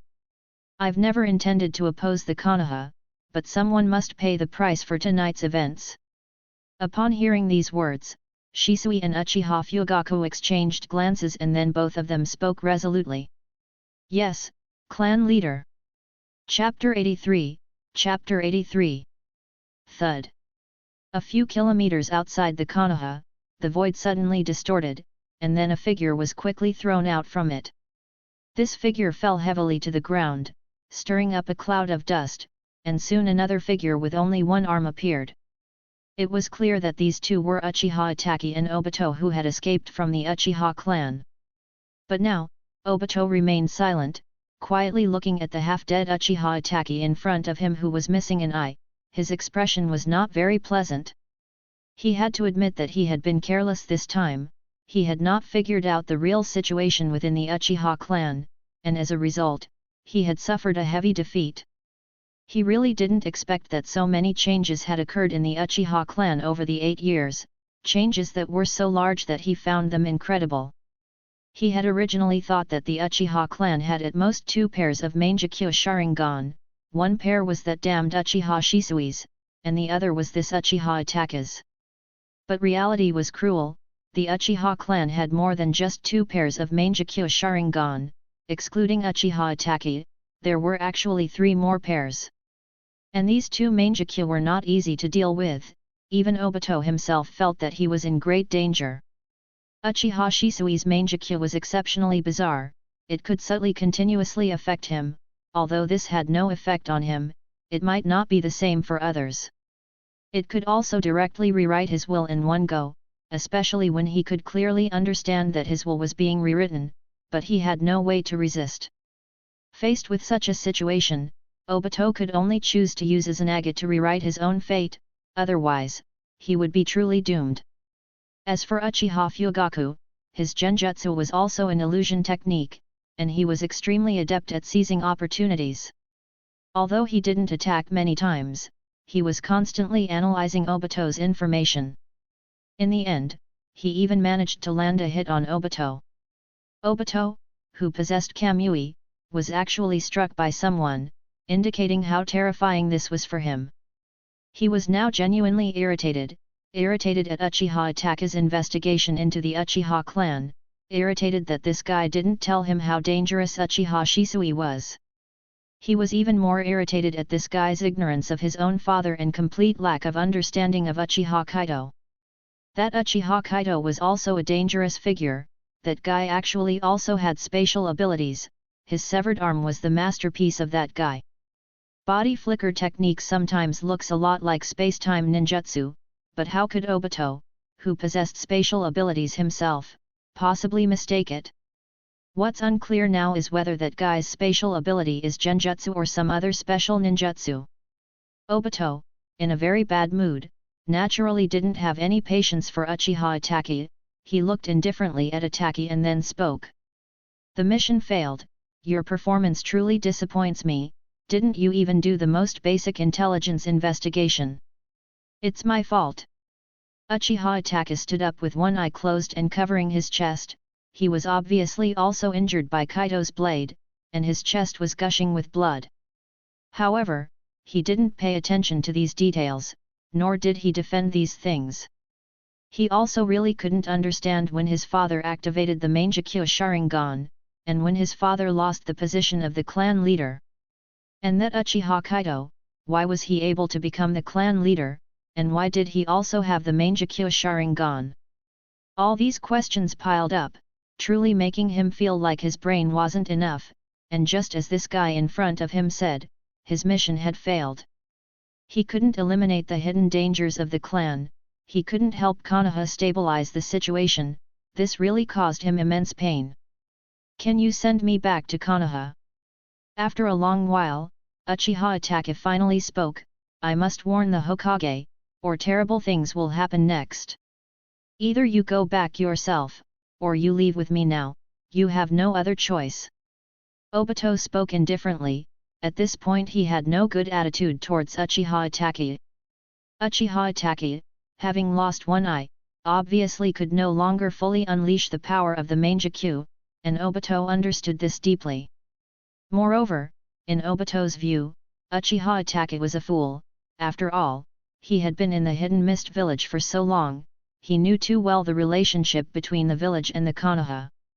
Otherwise, he wouldn't have been discovered and even expelled in such a desolate manner. And he agreed to exterminate the Uchiha clan with Itachi, but essentially it was only to weaken Konoha. Now that the matter has been exposed, if Konoha and the Uchiha start a fight, then the fate of the Uchiha is already determined. And if the weakened Konoha were to be invaded, leading to another great ninja war, wouldn't that be good news for him? What's more, now Obito has lost his Sharingan, and his arm has been cut off, he must take a good rest. Uchiha Kaito, hey? I hope after tonight, you still exist. Thinking this, Obito's exposed Mangekyo Sharingan suddenly burst out with a strange power. The next moment, he and Uchiha Itachi were enveloped by space, and finally disappeared in their original place. Kaido, holding a ninja sword, quietly appeared on the outskirts of the Uchiha clan. He did not choose to fly, nor did he rush out at a very fast speed, because he needed to think about what he should do now. The clan installed surveillance devices, this was something Kaido had anticipated. However, these surveillance devices recorded the whole process of Uchiha Itachi bringing the Anbu or root members to the clan. This gives Kaido a great deal of initiative, but this is not enough, he still needs more chips. So he must keep those who came with Uchiha Itachi, even if it's only 1 or 2, that would be perfect for Kaido. Along the way, he had also figured out what he was going to do. Hiruzen Sarutobi must inevitably be unaware of this matter, as the Hokage he absolutely can't be involved in this sort of thing. Then the scapegoat naturally is Danzo Shimura, and at this point, Kaido's target is Danzo. The Uchiha absolutely cannot take the initiative to attack the Hokage with force. Directly attacking the Hokage is the stupidest thing to do, especially in Konoha. If they have to do it, they must wait for him to leave Konoha. Once they make a move, no matter how many reasons they have, the Konoha ninjas won't care too much. Because their actions can be seen as waging war on the village, which is absolutely intolerable. But Danzo is different. Attacking Danzo is a serious crime, but Danzo's importance in Konoha is worlds apart from the Hokage. Moreover, most of the Konoha ninjas don't even know who Danzo is. But this time you really played a great role. As Kaido was walking, he suddenly stopped. His crimson eyes swept around, and in the end, he couldn't help but reveal a smile. Remember clearly what happened the last time you guys attacked me. Kaido seemed to be talking to himself, but at this moment, the chakra inside him had already begun to surge wildly. Accompanied by the suffocating chakra becoming heavier, Kaido spoke again. I really didn't expect you guys to dare to come again. Since you're here, come out, just like that Uchiha Itachi. As soon as his voice fell, countless kunai accompanied by ninjutsu whistled towards Kaido. Boom! A violent roar suddenly sounded, the sky full of flames dyed the night forest red, and the intense smoke completely obscured the position where Kaido was. As the smoke slowly cleared, those root ninjas finally emerged from their respective hiding places. They moved in groups of 3, slowly closing in on the location where Kaido was originally. However, they quickly felt a chilling and destructive aura envelop them completely. So now I can remind you all. Kaido's cold voice suddenly entered their ears. Kaido appeared behind them like a ghost. Your fate is the same as theirs, that is, death. Chapter 84, Chapter 84. Standing silently on the spot, Kaido's feet were already strewn with corpses. Blood covered the ground, the viscous blood was so penetrating under the moonlight, and Kaido was also slightly out of breath. Continuous use of secret technique, Void Walk was indeed a significant drain for Kaido. Even if his chakra reserves far exceeded that of ordinary people because of the Mangekyo Sharingan, it still couldn't bear the stacking mechanism of Void Walk. He now sincerely missed the concept of calm and composed. Unfortunately, he had never seen anything like it. If the skill settings would allow him to regain chakra by killing an enemy, he could then truly use this technique without worry. But my chakra recovery is not weak, and luckily this skill was modified to adapt to this world, otherwise I wouldn't be able to use the original version at all. Taking a deep breath and feeling the condition of his own chakra, Kaido shook his head with a wry smile. Given the current situation, Kaido had to carefully control the interval and frequency of using this technique. At most, he could only use it as a coordinate free-flying thunder god now. Dreaming of spatial turbulence and such was beyond his reach at this moment unless he could summon a tailed beast or something, but that's not realistic. However, what he can't do now does not mean he can't do it in the future, especially since Kaido had acquired Uchiha Obito's severed arm, which made him more hopeful about his future. Although the consumption was large, Kaido didn't feel that there was anything wrong with what he was doing. Both the Root and Anbu have a rule that they must destroy their own bodies in case of mission failure. Naturally, Kaido wouldn't give them time to initiate this technique. So even if the consumption is somewhat high, he's willing to bear it, because these guys are all evidence. Have they arrived? While Kaido was contemplating, footsteps were heard from a distance. In fact, not long after Kaido started his move, he had detected chakra fluctuations from afar. Clearly, this must be Shisui leading his clan members out and already engaging in battle with the people outside from Root. And when his battle was over, the chakra fluctuations in other places began to gradually cease. They were now converging towards where Kaido was. Clan leader. Soon, Shisui and Uchiha Fugaku had arrived, and behind them, the Uchiha ninjas were more or less stained with blood. Obviously, the recent battle was not easy. After all, the ninjas of Root were not easy opponents, but most importantly, they won. Has everyone arrived? How are things? Kaido asked directly. What's the casualty report? Those guys were pretty strong. We've lost some clan members, but since you, clan leader, attracted most of their firepower, the situation is still tolerable. However, we were unable to preserve the bodies of some. Uchiha Fugaku said in a low voice, and Shisui by his side also nodded. In this kind of desperate ninja fight, there will inevitably be casualties. The key lies in whether the number of casualties is acceptable, and the inability to preserve bodies indeed leaves them helpless. But the situation this time is still something they can accept. Kaido, after all, is a man who has been on the battlefield. Although he also mourns the death of the clan members, what he cares about more are other matters. I understand. Then, Shisui, I'm counting on you next. Kaido looked at Shisui and spoke seriously, I don't know if any of them have escaped, so I can't determine if the information has been transmitted out. So we have to act quickly. Our target is these guys' lair, their leader, they must pay the price for this. And the person who knows where their lair is, now only you know, Shisui. No problem. Shisui nodded seriously, he was also burning with anger, there is indeed someone who must pay for tonight's events. So, you're saying that the guy Uchiha Itachi has already failed? Inside the Root base, Danzo looked at the Root ninja who was half kneeling in front of him. His expression was still indifferent, but his heart was full of anger. Uchiha Itachi possessed the Mangekyo Sharingan, and he said that he had found outside help, and this is the result? Danzo felt that he should not have agreed to Hiruzen's proposal to let Uchiha Itachi go in alone, but should have let the members of Root go in together to solve this trouble. Taking a deep breath, Danzo spoke, let the people on the outside go in. The Uchiha clan must be annihilated tonight. Danzo-sama, we are unable to contact the people on the outside.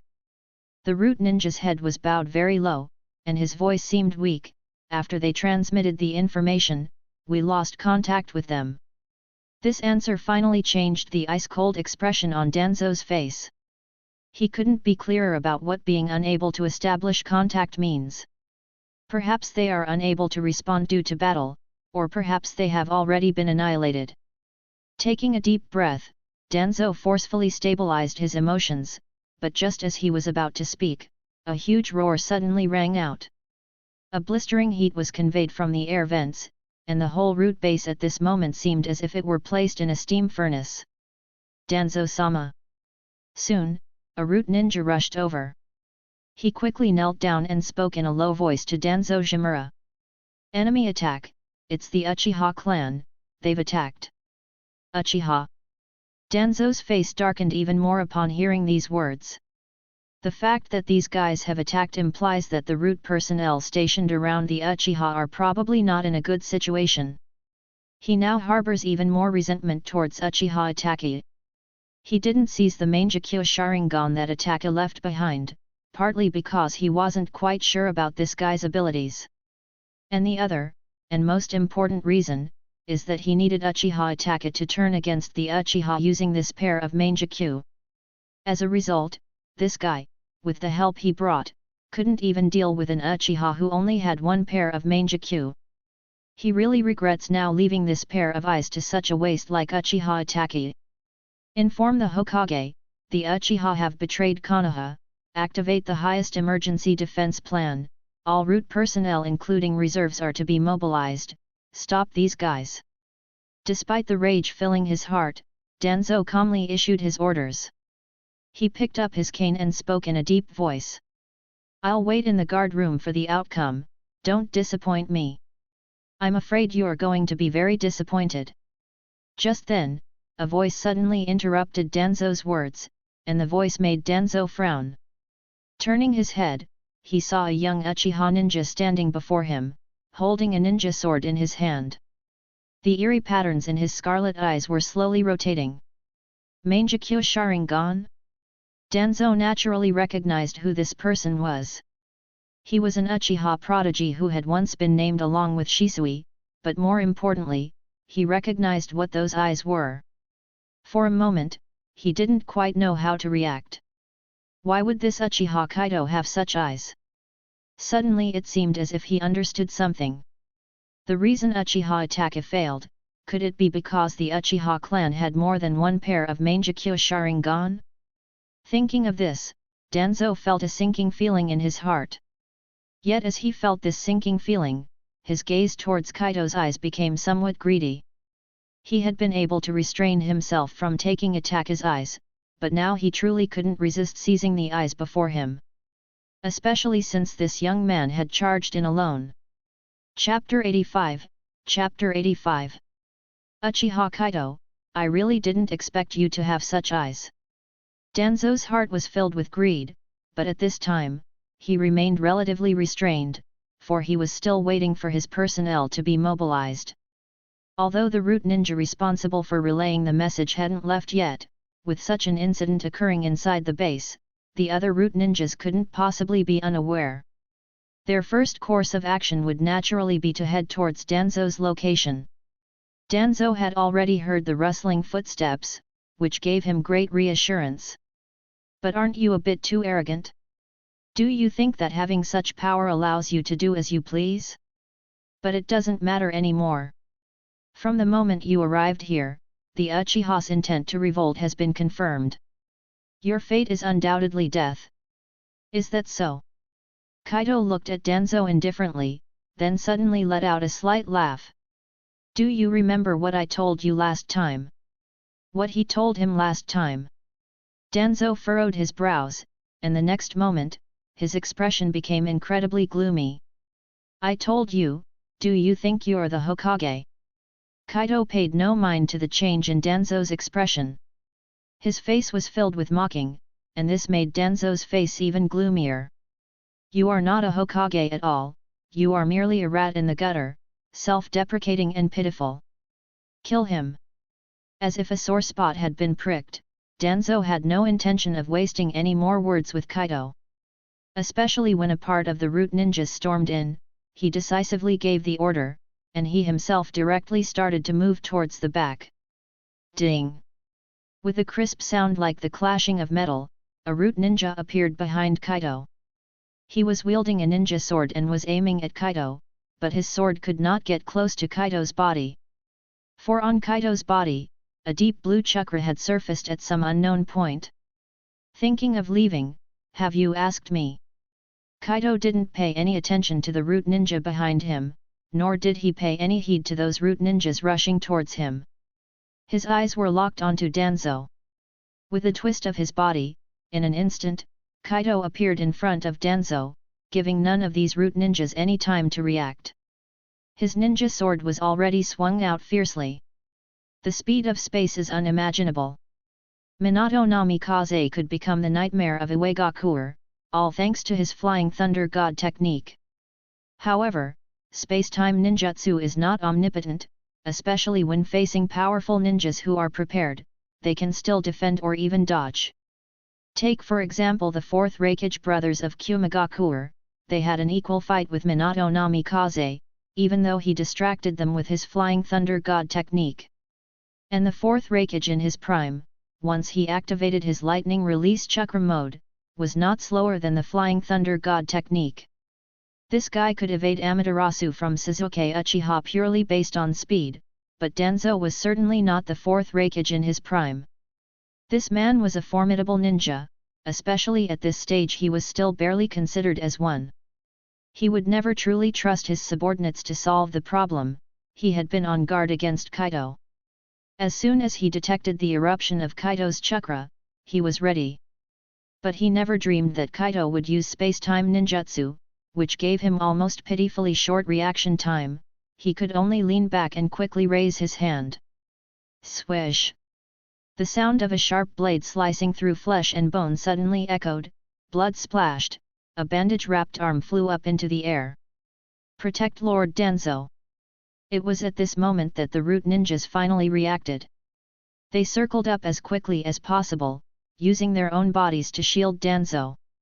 But at this point, Kaido had once again left the scene using void walking, and he dared not recklessly use this technique now. Indeed, even if it's undefendable, one can still evade. Danzo really is cautious, always on guard against me. Kaido thought to himself silently, but soon his hands began to form seals, and in an instant, a surge of chakra was brewed within him. Fire release, great fireball technique. A massive fireball formed in front of Kaido, then ruthlessly charged towards Danzo's position. The root ninjas reacted with lightning speed, some of them dragging Danzo to the side for cover, while others rapidly released water release techniques. However, the quality of Kaido's dark flames was simply too high. Those water release techniques had barely surfaced before they were evaporated completely. Several root ninjas were directly turned into ash in the scorching flames accompanied by screams, and Kaido's fire completely blocked the path that Danzo had intended to take. "Some of you escort Lord Danzo out, and pass on the orders. The rest stay with me to stop this guy." Facing such a dire situation, a root ninja quickly spoke up, and then all the root ninjas immediately assembled and started moving, carrying out the orders in an orderly manner. The quality of the root ninjas was indeed very high. This scene made Kaido couldn't help but sigh a little, but such a sentiment disappeared in an instant. Regardless of how excellent these guys are, they are now his enemies, and naturally, what he has to do is to annihilate his enemies. What good will running do? Kaido lightly swung his sword, then laughed softly, shaking his head slightly. "No matter how much you struggle, there is only one end for you, and that is death." As his words fell, Kaido had already charged forward, and the remaining root ninjas also rushed towards Kaido at this moment. "What?" Hiruzen Sarutobi, who had been waiting for news in the Hokage office, couldn't sit still anymore after hearing the report from the Anbu. The Uchiha clan was aflame, this he had not yet taken to heart. But when he heard and personally felt the hot breath erupting from the root base, and that reckless chakra, he realized something was wrong. And now that he had understood a specific situation, he also realized how bad things were. The Mangekyo Sharingan user, Uchiha Itachi, had actually failed, and moreover, the Uchihas had launched a terrifying counterattack. All of the ninjas who were surrounding the Uchihas area were completely wiped out, and now these Uchihas were actually directly attacking the root base?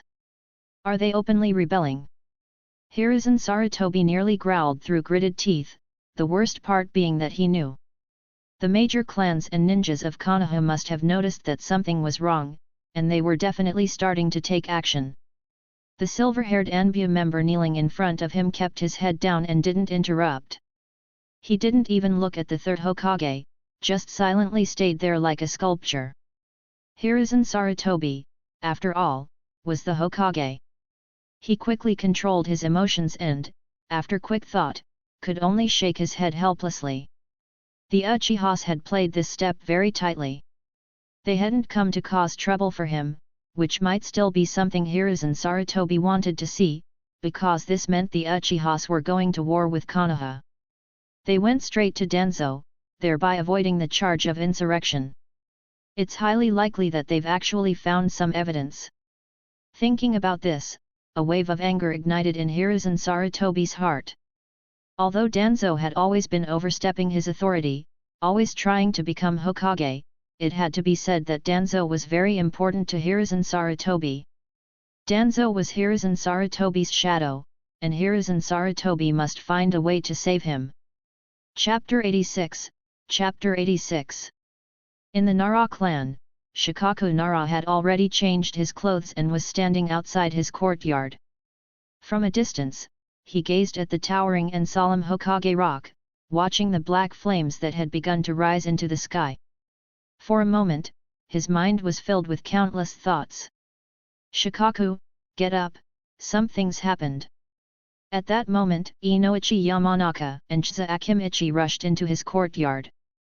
However, when they saw Shikaku's current stance, they were left speechless for a moment. Finally, Itachi couldn't help but scratch his head, speaking in his somewhat honest manner. "So you're already up, huh? I was worried you were still asleep."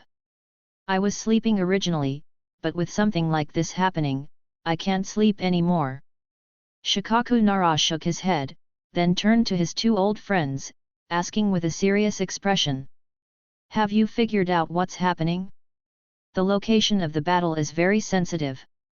The location of the route is actually right below the Hokage Rock, and the Hokage building is about 100 meters in front of the Hokage Rock. Looking from a distance, it's really hard to tell whether it's the Hokage office or the route's location that's under attack.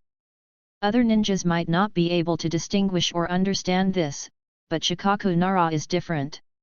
He clearly knows what the implications are. Therefore, he intended to verify it properly. Unfortunately, both Inoichi Yamanaka and Akimichi could only helplessly shake their heads. "All we know is that the Uchiha clan has taken action, but as for what specifically happened, we're not clear." "The Uchiha clan, huh? I understand." Shikaku Nara nodded. He had already made a decision in his mind, and spoke directly to his two old friends. "Then let's move out. Your clan's people are ready, right? Let's go together. We'll assess the situation when we get there. After all, we don't know exactly where the Uchiha have launched their attack." Akimichi and Inoichi Yamanaka both nodded, naturally understanding Shikaku Nara's meaning. If the Uchiha attacked the Hokage's office, this would mean they were attacking the Hokage, making them enemies of Konoha. No matter what excuse the Uchiha had, they would have to choose to stand against them for the sake of protecting Konoha. If the Uchiha were attacking that group from the route, they naturally wouldn't choose to intervene, because Danzo isn't the Hokage. He's merely a shadow of the Hokage, a symbol of evil. Tonight, Konoha was destined to be anything but peaceful. Not only the Inoshika CH trio, but other clans were also tacitly organizing their clan members to head towards the scene. What was even more in sync was that they all made the same decision. Within the route base, Kaido was already in a fierce battle with the route ninjas. Danzo's escape route had been cut off by Kaido.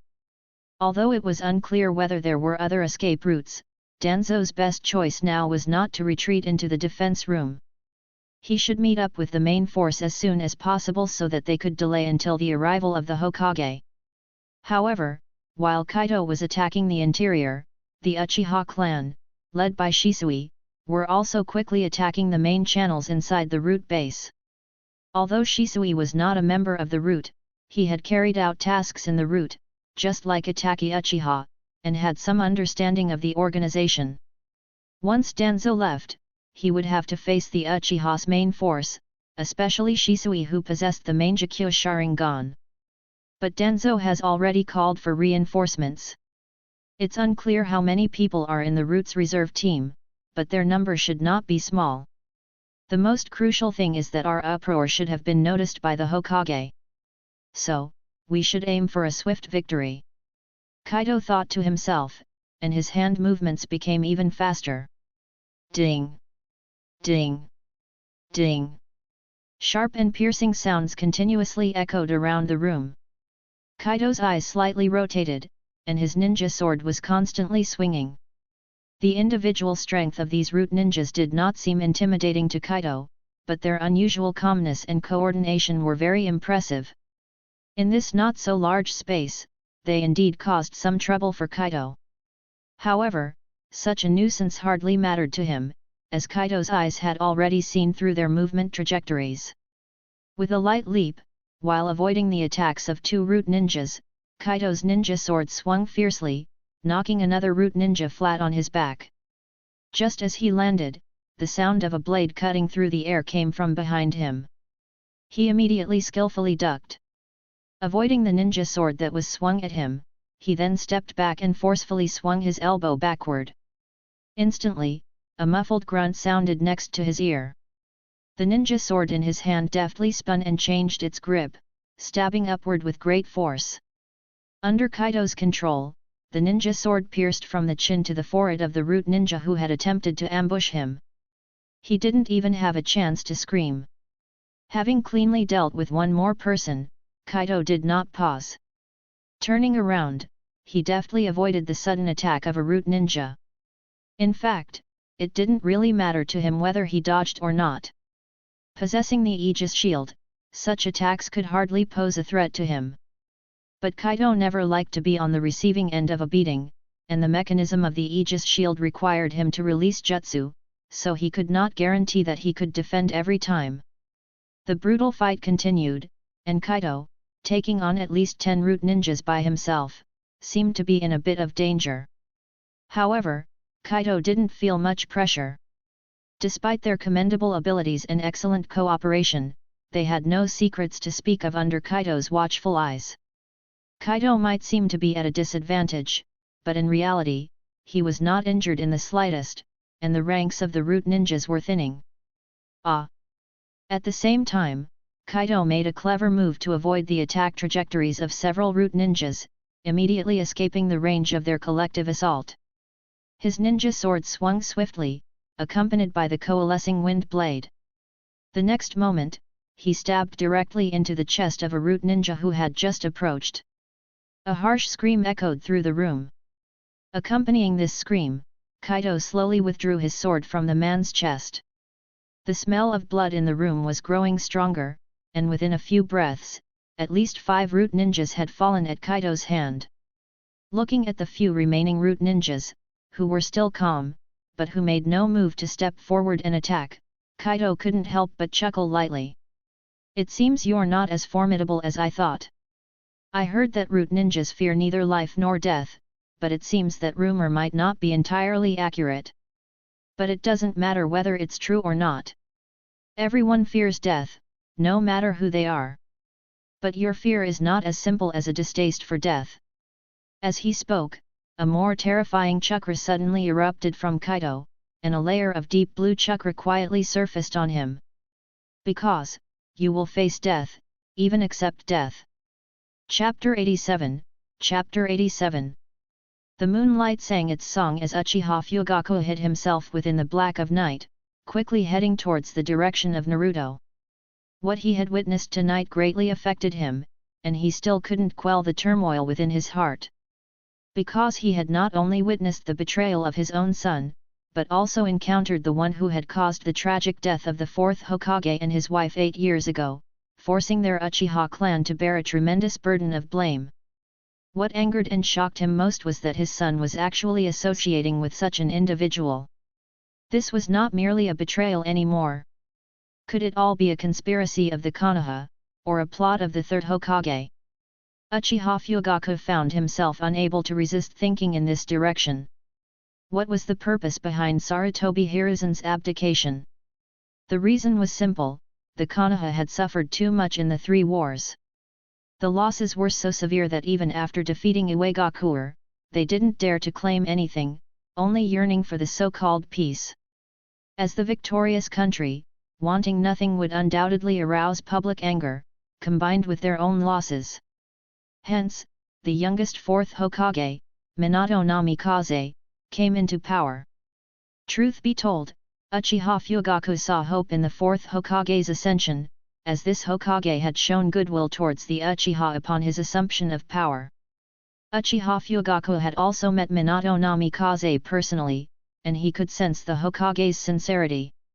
He was unlike the 3rd Hokage and others who, despite maintaining kindness, were always subtly filled with a deep-seated caution. Uchiha Fugaku had believed that under the leadership of this 4th Hokage, the Uchiha could surely reintegrate into the Konoha.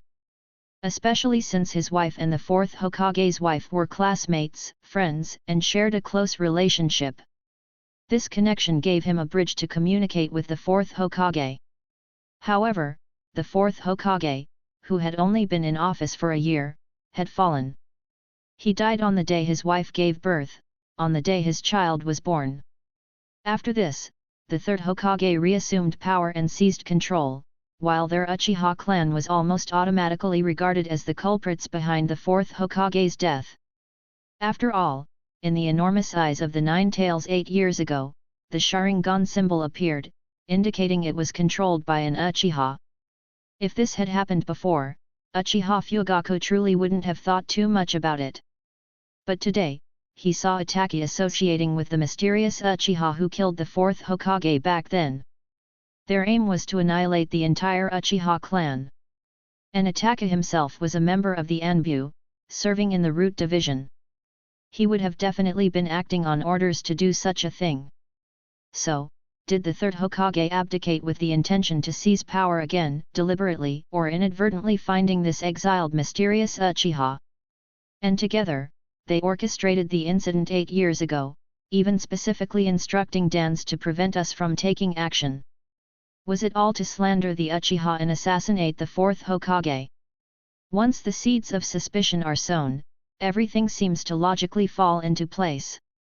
The more Uchiha Fugaku, who didn't know the complete information, thought about this, the more he felt he was correct. The birth of the Nine Tails was significant information that even the Uchiha couldn't possibly have access to. So how could that mysterious individual have gotten it? Someone definitely informed him, which is what led to such action. And everything that happened tonight seemed to prove that the mysterious Uchiha had ties to the higher UPS of Konoha. Why else would Uchiha Itachi join him on the night of the clan's extermination? The more Uchiha Fugaku thought this way, the more he couldn't shake off these thoughts, the more he felt he was correct. The more he felt he was correct, the more intense the rage in his heart became because he simply couldn't find any reason to prove all this was just a coincidence. Drawing a deep breath, Uchiha Fugaku forced himself to calm down and stop thinking, because he had already arrived at the doorstep of Uzumaki Naruto's home. The place where Uzumaki Naruto lived was very close to the Hokage's building, which could be said to be in the most prosperous area of the entire Konoha. As the former head of the guard department, he had always known exactly where Uzumaki Naruto lived, but he had never approached him to avoid suspicion. Naruto's residence was undoubtedly guarded by the Anbu, and Uchiha Fugaku had to be careful. After some probing, Uchiha Fugaku identified the locations of the Anbu members, and then launched a quiet attack under the cover of night. "Who's there?" The Anbu were startled awake, but Uchiha Fugaku's actions were too swift. With the aid of his Mangekyo, Uchiha Fugaku didn't take much time to deal with these guys. However, he did not deal a lethal blow, merely knocking them out. After handling this, he quickly entered Naruto's room. At this moment, Naruto was curled up in a blanket that hadn't been washed for who knows how long. He was sound asleep, and the sleeping Naruto really looked like the 4th Hokage. He silently approached, but his expression quickly changed.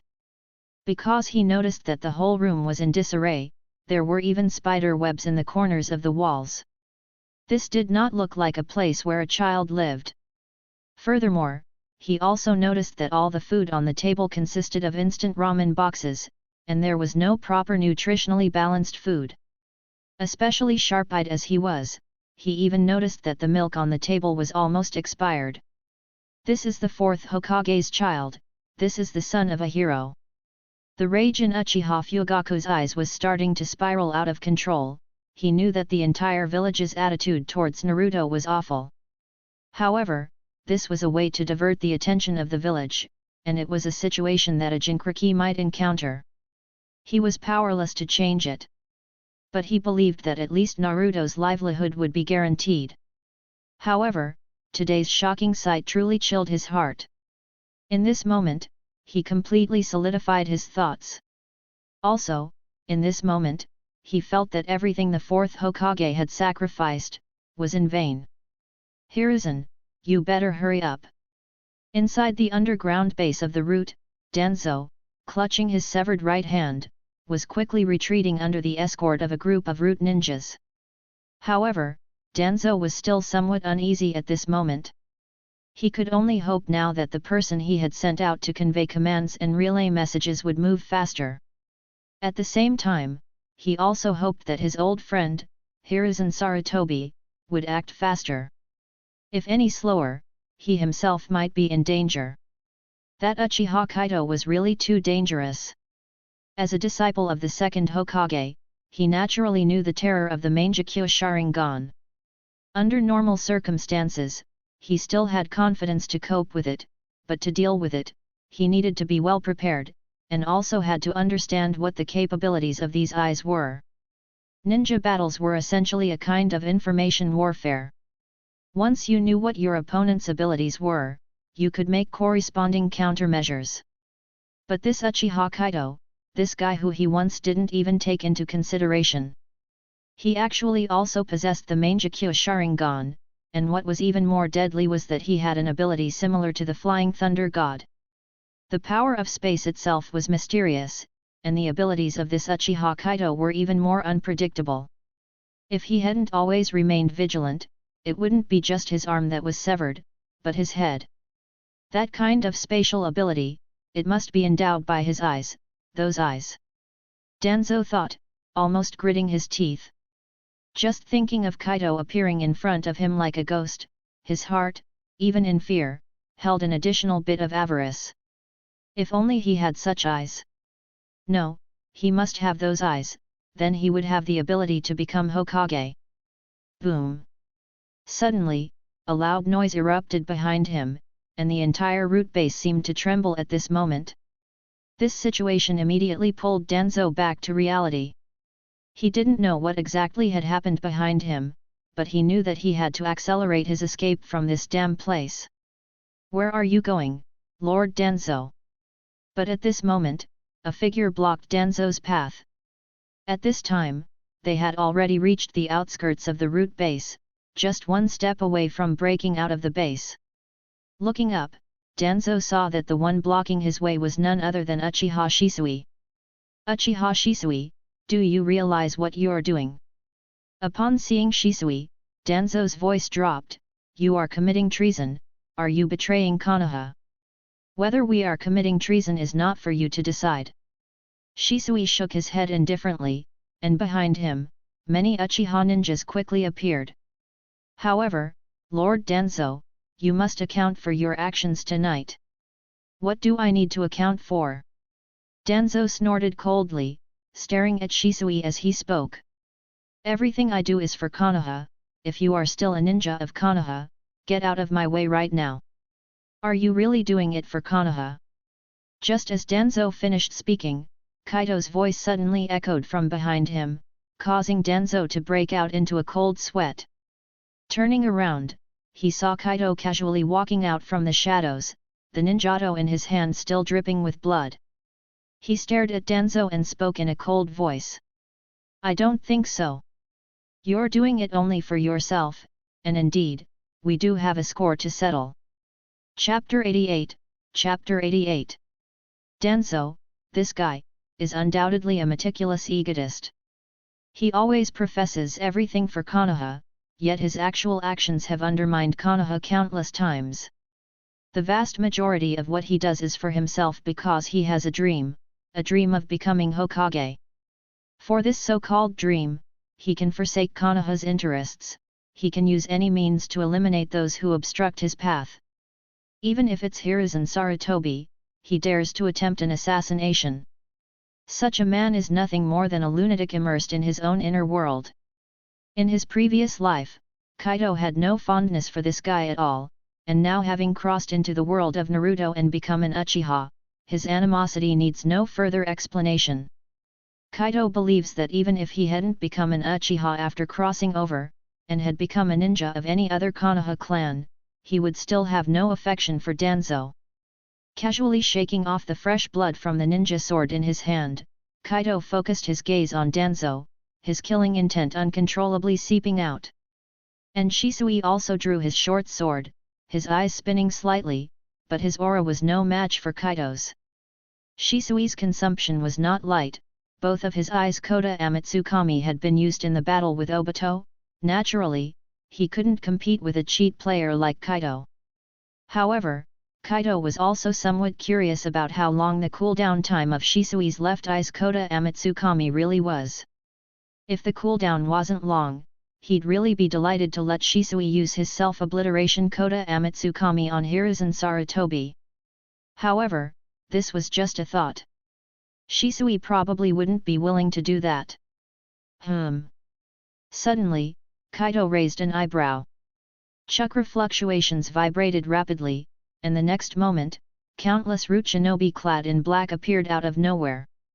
They arrived through other passageways using body flicker technique. They quickly surrounded Danzo and effectively blocked Kaido and Shisui's attack path. But at this very moment, the elite Uchiha ninja also arrived in succession. The atmosphere within this reasonably spacious outer room of the root base was stifling to the extreme. It seems, indeed, we have a score to settle. Danzo hid among the crowd, the only way he could feel safe from Kaido's space ninjutsu. He snorted coldly and then loudly commanded. Attack, eliminate these rebels. At Danzo's command, a portion of the root ninja swiftly rushed towards Kaido, while another group charged towards Shisui's location. As for Danzo himself, he quickly left the place after issuing the order. He wouldn't stick around here. With his command, the entire room erupted into frenzied combat. In this moderately sized outer room of the root base, the thick stench of blood began to permeate wildly. Such chaotic battles were somewhat advantageous for the Uchiha. After all, those who came were all elites with Sharingan, possessing sharp insight. But inevitably, the number of Uchihas who came to fight couldn't compare to the root members. Plus, anyone who could enter the root had to be relatively strong, even if they were just reserves. Do you really think this will trap me? While Danzo was heavily guarded and highly focused, it made it likely that Kaido could get himself into trouble if he used his void walk to approach. However, Kaido wasn't without ways to deal with Danzo. And his heart was expansive because he always understood one principle. That is, peace must be fought for. This action against the root was an opportunity served up by Danzo himself. He wanted to use this chance to show the entire Konoha that they were not to be trifled with. And his goal was to wait for the root to gather, even wait for the outside people to arrive, and then act directly. You're not the Hokage, after all. And don't you know how deeply those major clans despise you? But now the time is about right. The reserves have arrived, and the Hokage and those who have sensed something wrong are also on their way. I need to speed things up. Effortlessly dispatching a root shinobi who charged at him, while simultaneously evading a pursuing root shinobi from behind, Kaido glanced upward. Charging straight ahead would easily cause collateral damage, but that didn't mean he couldn't find another way. If it had been earlier, he probably wouldn't have had a good solution, but now he possessed the dreadful black flames. He had the confidence to break through the defenses here, even with the violent output of chakra. Taking a deep breath, Kaido swiftly swept his ninja blade, directly dispatching a few root members who intended to ambush him. Not bothering to see whether they were dead or alive, Kaido leaped into the air, his figure suspended in the sky. A gleam of azure chakra appeared on his body, tightly protecting Kaido. His hands swiftly formed seals, as vast chakras surged within him. Ignoring the multitude of kunao and ninjutsu coming his way, Kaido's gaze locked onto the wall above. Stay alert. That guy might use space-time ninjutsu. Beware of his sneak attacks. Having quickly retreated to the outskirts, Danzo Shimura was quietly instructing the crowd around him. The sharp pain in his arm served as a constant reminder of the bizarre nature of Kaido's spatial ability. He dared not let his guard down for a moment, fearing that Kaido would suddenly appear in front of him and end his life with a single stroke. Glancing back, he looked at the base of root under the bright moonlight, where people were now swarming inside. Although many members of root were being flung out or leaping out on their own, and even a fair number of Uchiha members were being pushed out, he did not see Kaido or Shisui appear, which allowed him to breathe a sigh of relief. The defense system of root's base was well implemented, even better than that of the Anbu, thanks to Danzo's cautious approach. With such defensive measures, Danzo could relax a bit. At least under such heavy siege, he didn't worry that Kaido could break out so quickly. Moreover, the Konoha's ninja have already noticed something's wrong. They're on their way here. Danzo scanned his surroundings, seeing lights now shining in various places around the Konoha, and even ninja squads hurrying towards them from afar. With these people coming, even if their first destination was the Hokage building, he could feel more at ease. Uchiha clan, this night will be your doom. Uchiha Kaito, and Uchiha Shisui, your eyes will be mine. Feeling the heart-wrenching pain from his severed arm, Danzo growled in anger from deep within. Boom! However, at that moment, a violent explosion resounded, the ground shaking crazily. Countless fragments of rock were flung in all directions. Under the violent shaking, Danzo and his companions were somewhat wobbly, their minds filled with shock. But as they turned their heads, they were all left speechless. Under the silver moonlight, countless members of Root were frantically retreating from the base. Above the base, a huge dragon, its body emitting alternating black and white flames, was roaring wildly. The hot breath swept across the land, a suffocating feeling quietly rose in their hearts. At that moment, they felt as if they were standing in the midst of purgatory. Chapter 89, Chapter 89. This kind of fire release. Danzo, clutching his severed arm, gazed at the roaring dragon, feeling the scorching heat. For a moment, his expression was somewhat dazed. Such flames, in both intensity and power, far exceeded his understanding of fire release. Clearly, this technique wasn't any simple fire release.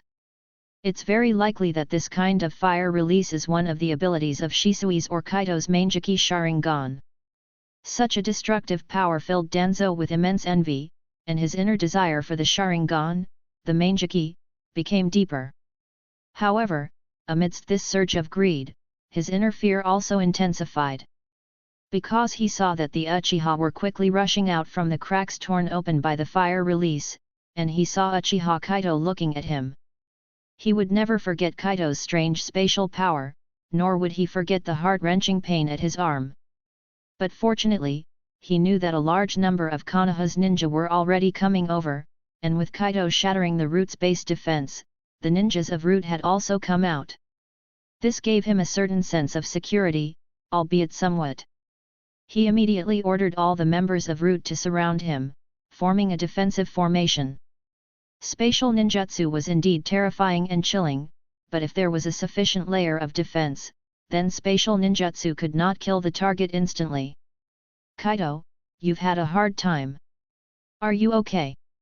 As Danzo quickly formed a defense, Shisui also jumped to Kaito's side and softly said. Clearly, like Danzo and the others, he attributed the black and white intertwined flames of Kaito to Kaito's dojutsu. Reflecting on tonight's battle, Kaito had used such flames several times. As a Mangekyo Sharingan user, he knew all too well what the consequences of doing so would be, so he was genuinely worried about Kaito's condition. After he himself had used Kota Amatsukami with both eyes against Tobi, he had felt a distinct discomfort in his own eyes. His eyes had even started to bleed, and with Kaito using the power of both his eyes at such a high intensity, this was even more severe than his own situation. Don't worry, I'm fine. Kaito shook his head slightly. He naturally felt Shisui's concern and also guessed at the worries in Shisui's heart. However, there were some things he would not reveal. He did trust Shisui, but everyone has their own secrets. Especially for a transmigrator like Kaito, the secrets hidden deep within him are unfathomably numerous. Kaito was even confident that if all his secrets were exposed, it might cause a bottom-up revolution in the ninja world. Let alone the fact he possesses a system. While Kaito's strength couldn't be separated from his own hard work and training, without the help of the system, he simply wouldn't be able to unlock the Mangekyo Sharingan. Let alone these various and powerful secret techniques. Such secrets, Kaito would never utter, could never utter. Shisui, you go and assess the clan's losses, and have someone go back to the clan to have the two elders bring over those corpses, as well as the previous surveillance footage. While thinking this in his mind, Kaito quickly started to issue orders. However, his eyes were gazing profoundly at Danzo in front of him. More and more people from the village are getting here. We must wrap things up tonight, a satisfactory conclusion. Having said this, Kaido walked straight towards where Danzo and the root members were. Kaido. Shisui reached out to stop Kaido, but in the end, he chose to give up. Nodding strongly, he turned around and started doing as Kaido had ordered. Meanwhile, Kaido held his shinobi sword, gathering chakra while he walked slowly. He only stopped when he was less than 30 meters away from Danzo and his group. Danzo Shimura, I told you that we have a score to settle tonight. This score traces back to 8 years ago when you obstructed the Uchiha from rescuing the Hokage, and also accounts for your criticism and slander against the Uchiha after the Nine Tails incident. It also takes into account your actions tonight. Danzo, when I tally these scores, I can only foresee your inevitable death. Humph. Nonsense. Danzo naturally would not accept Kaido's words. Despite being in excruciating pain, he still retorted loudly. Everything I've done is for Konoha, to make it a better place. How could the likes of you, the wicked Uchiha, understand me? You are nothing but a bunch of traitors, all betrayers of Konoha. Upon hearing his words, Kaido couldn't help but chuckle and shake his head. The chakra within him surged wildly, and at this moment, a radiant blue chakra light burst from his body. The blue chakra quickly coalesced, and in a blink of an eye, a skeletal humanoid figure clung to Kaido's body. Kaido's eyes rotated swiftly, a chilling and destructive aura instantaneously blanketed the ground, and in an instant, engulfed all the members of Root. As the chakra became increasingly intense, as the giant attached to Kaido's body grew larger, in a matter of moments, a towering half-human figure was completely solidified on Kaido. Susanoo. Danzo couldn't help but clench his fist upon witnessing this. He had suspected Kaido possessed this power before, and now he was entirely certain of it. However, Kaido showed no sign of stopping. Accompanied by his roar, a giant ninjato made of chakra suddenly appeared in the right hand of the giant on his body. Under the silvery moonlight, the cold light continuously shimmered. A victor might not have the smartest mind, but they definitely have a persistent and clear heart. Kaido gazed indifferently at Danzo not far away, his voice placid yet resonating.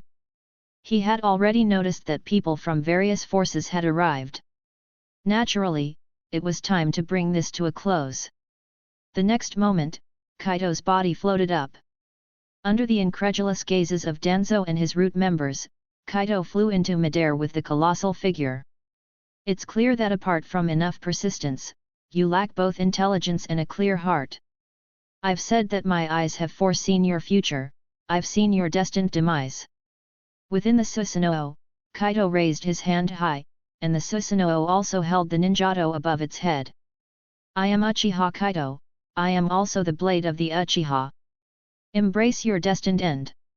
With those words, the massive Susanoo, under Kaido's control, descended from the sky like a bird in flight.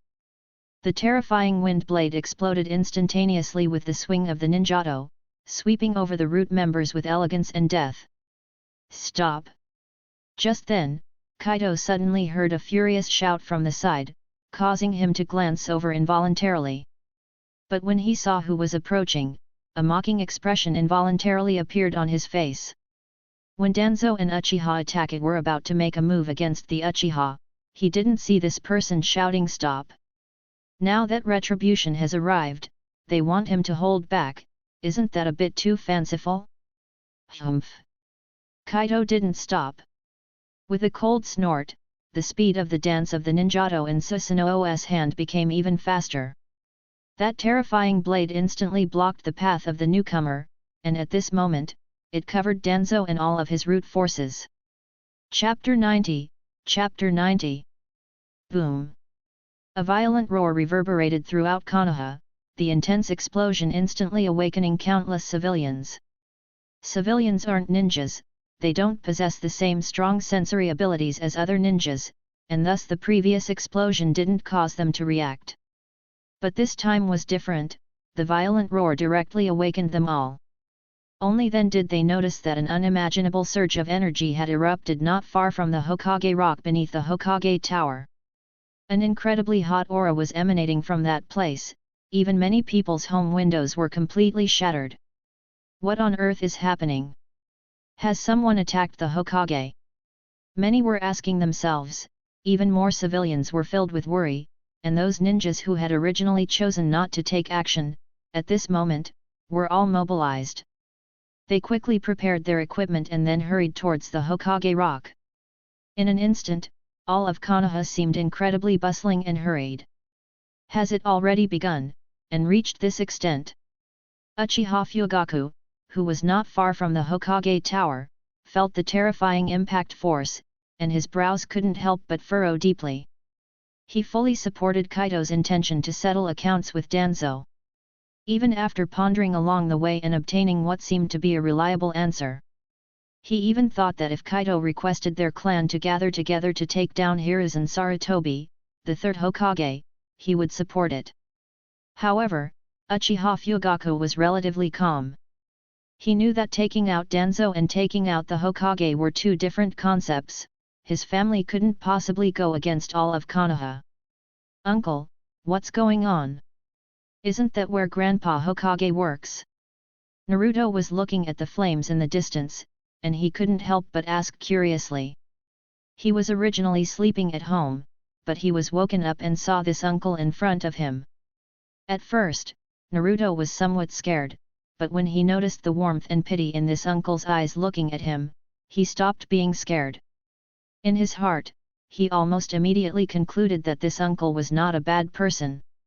Indeed, when this uncle told him his name was Uchiha, he could immediately confirm that this uncle was a good person. Naruto had always been a person who knew how to be grateful.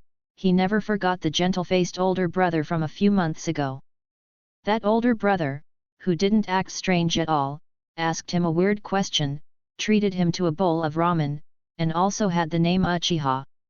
Afterwards, when he returned to class, he asked Sasuke about it, because Sasuke's name also had the surname Uchiha, but Sasuke's answer left him somewhat disappointed. Because Sasuke said he wasn't familiar with this Uchiha Kaito older brother. Even though they were family, their family was really big, and not everyone would know each other well. But regardless, Naruto firmly remembered the name Uchiha Kaito. And also because of this name, as well as the attitude of this uncle in front of him, Naruto chose to trust this uncle and voluntarily followed him out the door. Even though he knew nothing, he was willing to do so, which filled Uchiha Fugaku's heart with guilt. No, that's not the Hokage building, but a place behind it where the decay and corruption of Konoha have taken root. Uchiha Fugaku gently shook his head. He took a deep breath to adjust his emotions, and then smiled at Naruto. "I'm going to speed up, Naruto-kun. Please bear with it for a while." "Okay, I got it, uncle." This courteous manner really moved Naruto. He nodded vigorously and replied. His attitude made Uchiha Fugaku sigh deeply in his heart. He swore that he would find a way to look after this child in the future. To take care of the son of the fourth Hokage, to take care of the son of his wife's best friend. Rushing all the way, when they arrived at their destination, Uchiha Fugaku was suddenly stunned. It seems that the Uchiha clan is really determined this time. Not far from the scene, the members of the Inoshika CH trio, representing 3 families, felt the terrifying tremors. Nara Shikaku couldn't help but sigh. They all knew the strength of the Uchiha clan, but how strong they were exactly was beyond their comprehension. After all, they knew about the power of Uchiha Madara from the notes of their family ancestors. The current Uchiha could not possibly exhibit such power. However, one thing is certain. The Uchiha didn't attack the Hokage. Their purpose is very clear. Akim Ichichsa nodded, then looked carefully in the direction before speaking. Indeed, even though we don't know exactly what happened, considering the intelligence I had previously received and the explosion that occurred at the Uchiha residence, it's not likely to be something good. These Uchiha members have come to settle scores with Dans. Nara Shikaku chuckled, then continued speaking. Let's go and take a look. Since it's not trouble concerning the Hokage, we don't need to fight. Having said that, Nara Shikaku started to walk slowly towards the scene, appearing relaxed. And just as he thought, he really didn't plan to fight, as long as the Uchiha did not attack the Hokage. As for dance, there's nobody in Konoha who likes this guy, and this is especially true for the Inoshika CH trio. However, when they arrived at the scene, they, along with all the clan members accompanying them, were stunned. Dance, you must hold on. After changing into his combat attire, Hiruzen Sarutobi led the Anbu who remained at the Hokage's office into action. Preparing manpower takes time, especially when he couldn't gauge the extent of the Uchiha's rage. Also, he couldn't be sure if these Uchiha still retained any sense of reason, hence he wasn't allowed to act independently according to Anbu rules. The preparation time didn't take long, but the intense vibrations and shocks did delay their departure. Fortunately, this situation didn't last long, and being ninjas, they wouldn't be deterred by minor obstructions. Right now, Hiruzen was genuinely worried about Dan's situation. Likewise, he was concerned about the extent of exposure this incident might have. With a heavy heart, he and the rest of the Anbu quickly arrived at the scene. But his expression completely changed the next moment.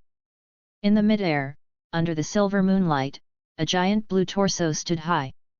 This giant had no armor, but there was a chakra blade in his hand. Under the moonlight, the giant looked like an Asura. Susanoo. Hiruzen's pupils dilated instantly, he recognized this jutsu, and in his mind appeared the figure of the person who once used this technique. That person who once cast the whole of Konoha in fear, that person who nearly matched the first Hokage. The next moment, the giant moved, lifting the shinobi blade. The person controlling everything from within the giant spoke indifferently. I am Uchiha Kaito, I am also the blade of the Uchiha. Brace yourselves for your destined demise. Suddenly, the Asura-like giant descended like a bird from the sky, a terrifying wind blade bloomed instantaneously with the swing of the shinobi blade. Stop! Seeing this, Hiruzen Sarutobi roared desperately. However, accompanied by a cold snort, the giant shinobi blade still firmly fell. Chapter 91, Chapter 91. Hum! The sound of the shinobi blade cutting through the air was so piercing. Accompanied by this piercing sound, Kaido gracefully landed on the ground like a waterfowl. His posture was elegant, and it seemed that the huge Susanoo didn't affect him at all. Within Susanoo, Kaido's shinobi blade moved swiftly, the first part of his blade dance was quietly born in his hands. And Susanoo also followed Kaido's movements, the massive chakra shinobi blade swung quickly, and the visible white wind blade was already condensed on the shinobi blade. Defensive jutsu, quick! Dan's Shimura already felt the threat of death. The moment Kaido flew into the sky and activated Susanoo, he felt it. Facing Susanoo, facing Kaido's strange swordsmanship, the calm on his face could not be maintained. He hysterically yelled at his root ninjas to move. He was clear that huddling like this was a sure path to death, but Dan's did not dare to disperse. He was worried that once dispersed, Kaido could directly use space jutsu to reach his side without any concern. He had to maintain his defense, he had to let these root ninjas protect him. Root ninjas can be recruited and trained again when they die, but if he dies, it would all be over. The root ninjas heard Dan's orders, even though they had already been completely intimidated by Kaido's actions, they still steadfastly performed their hand signs quickly. Earth release, earth-style wall. Water release, water formation wall. Fire release, great fireball technique. In a moment, various offensive or defensive jutsu were quickly cast by these root ninjas. But this chaotic scene already indicated that they lacked a clear command. How could these levels of offensive jutsu possibly pose a threat to Kaido? And in Kaido's eyes, these levels of defensive jutsu were just as good as non-existent. Bang! Bang! Bang! Various jutsu hit Kaido's Susanoo, making a series of sounds, but with a cloud of smoke, he fell in front of them like a forceful breakthrough. In the next moment, the first part of the blade dance was quietly unleashed. Endless wind blades spread quickly with the sharpness of Kaito's shinobi blade, the defensive jutsu in front of him crumbled like paper at a touch. Then, these endless sharp edges unobstructed fell on these root ninjas. In an instant, the root ninjas standing at the outermost were instantly turned into fragments by the blade, without even having time to scream. The earth roared at this moment, a huge crack spread continuously, and the houses wherever it passed collapsed. Just the first part of the blade dance, the moment it was displayed by Susanoo, showed unimaginable power. Kaido didn't pause at all, even though the sight of flesh and blood flying around was shocking, but he never hesitated in the face of enemies. The second part of the blade dance began to erupt under Kaido's control, in the midst of Susanoo's frenzied attack. Those root members were somewhat mentally collapsed after being attacked by the first part of the blade dance. They were originally reserves, not even formal root ninjas. They might have formidable strength, but their mentality had not yet been adjusted. Especially some of them were forcibly taken by Dan's, they were not completely brainwashed. Facing such an attack, they naturally couldn't stubbornly follow Dan's orders, especially since they didn't know about Kaido's spatial ability. After less than a second of hesitation, they immediately dispersed, ready to attack Kaido at an opportune moment. Get back! However, Dan's was livid at this scene. Even though he knew that dispersing was the best decision, he couldn't do it. Watching these root members who kept changing orders, he couldn't help but roar in anger, but at this moment it was too late. The second part of the blade dance was completed. Under the heavy swing of the chakra shinobi blade, endless blades began to spread around. The waterfowl dance is a sword technique that is suitable for chaotic battles, and the first time Kaido performed it, he was facing the unevenly positioned root members. And those guys were ground into fragments by Kaido's wind blades. Now that Kaido was controlling Susanoo to use it, the coverage and power were unimaginable. And their movements were too late. Even if they dispersed, they were still covered by the range of the blade. Boom! This time the roar became even stronger. The trees planted around were completely cut off. The houses standing around at this moment also completely turned into ruins. Intersecting cracks began to emerge on the ground, the blood light accompanied by the shattered root ninjas sprinkled everywhere. At this moment, it was like hell on earth here. Uchiha Kaito, I order you to stop. In the distance, Hiruzen Sarutobi once again roared in anger. He was already accelerating towards this side. And his action also made Dan's eyes light up a bit. Then Dan's also began to run towards Hiruzen Sarutobi regardless of everything. At this time, Dan's body was covered in blood, but most of this blood was not his, but left by those root ninjas who protected him. Although he was also scratched by Kaido's blade, and even had traces left from the amputation. But in the previous attack, the root ninjas served as his meat cushion, which allowed him to survive. He was all protected by others' lives. Do you think you can escape? Kaido didn't care about Hiruzen Sarutobi's words at all. Just like when Hiruzen Sarutobi rushed over, he looked at Dan's miserable voice and asked indifferently. In the next moment, he didn't wait for Dan's to respond. His third part of the blade dance was already erupting. At this time, Dan's was not the later Dan's. Without the Uchiha's extinction, he could not get the Sharingan. He also didn't have the chance to peruse the Uchiha's library, to find the Izanaga technique that could save his life. Similarly, without the Sharingan to suppress, he simply couldn't use the cells of Hashirama Senju that had been modified by Orochimaru. The destructive power of those cells was too strong, only the Sharingan could achieve a balance. But it was those cells that allowed him to install so many Sharingan in his body, enabling him to use Izanaga smoothly. Damn you, traitor of Konoha, you deserve to die 1,000 deaths. Seeing that Kaido was still targeting him, and that the massive blade was already swinging towards him, Dan's couldn't help but curse. All he could do now was to run forward desperately. Having lost an arm, he couldn't even perform hand seals. As for the body flicker technique, he indeed wanted to use it, but his physical condition simply wouldn't allow it. You won't see that day, for today is your destined demise. Kaido didn't bother to waste words with dans, nor did he care about the surviving root ninjas who were rushing towards him in utter madness. With a fierce swing of the shinobi blade, the third part of the blade dance, the most lethal in the waterfowl dance, suddenly erupted. In an instant, endless sharp wind blades formed rapidly. These wind blades, radiating a chilling gleam, scattered and fiercely bombarded everything around. Houses, trees, or the ground, at this moment quietly collapsed and shattered. Those root ninjas also fell apart at this moment, and some were even directly blasted into dust by this terrifying power. And Dan's Shimura, under the envelope of this terrifying power, was quietly disintegrated in just an instant. Chapter 92, Chapter 92. Kaido landed steadily on the ground, and looking at the scattered, shattered corpses strewn about, he did not immediately let his guard down.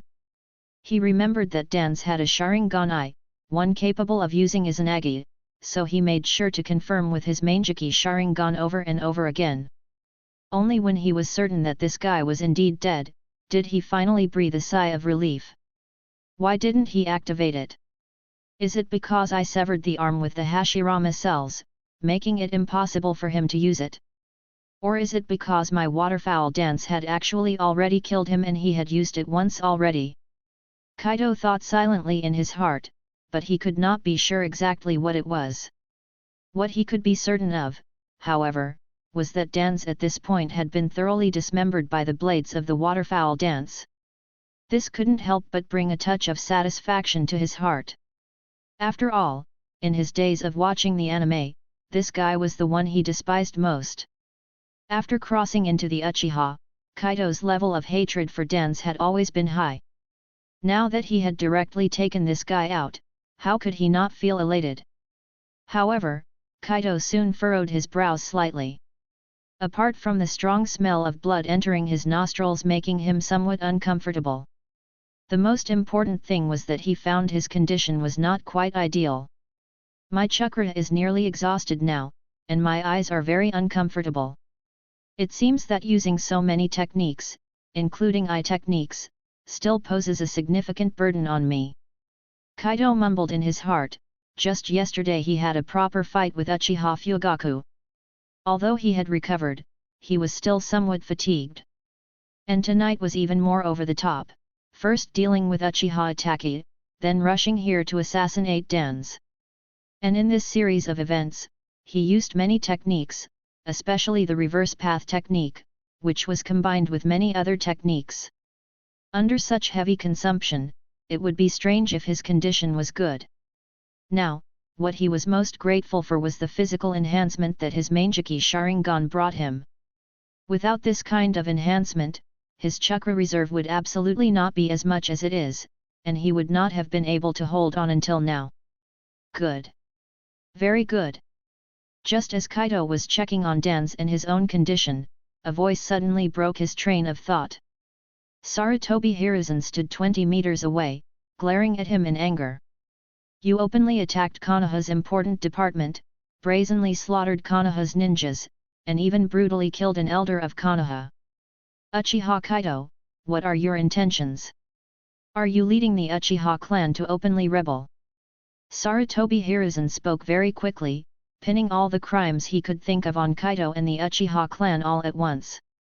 At this moment, he was utterly enraged, and his anger made it impossible for him to think clearly.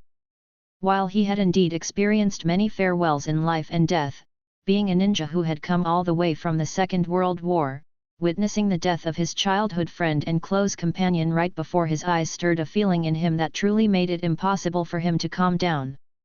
He glared at the Uchiha before him, even though Kaido's Susanoo had not yet dissipated. But his anger made him reckless. He hated Kaido, the man who had killed his close friend in front of him. Hokage-sama, when did you see us rebelling against Konoha? Kaido looked calmly at Sarutobi Hiruzen. At this moment, Shisui had already led the elites of the Uchiha clan to Kaido's side. Similarly, the elites of the various families who were nearby, and the civilian ninjas who had rushed over, had also arrived. These civilian ninjas were the first to stand behind Sarutobi Hiruzen, drawing their weapons and assuming a stance of confrontation against Kaido and the others. However, it was clear to everyone that their gaze towards Kaido and the others was truly filled with fear, with many of them even breaking out in cold sweat on their foreheads. Those family ninjas, on the other hand, looked rather interesting. Their gazes towards the Uchiha clan also showed some astonishment, shock, and dumbfoundedness. But they didn't stand behind Sarutobi Hiruzen, but rather scattered around, watching them.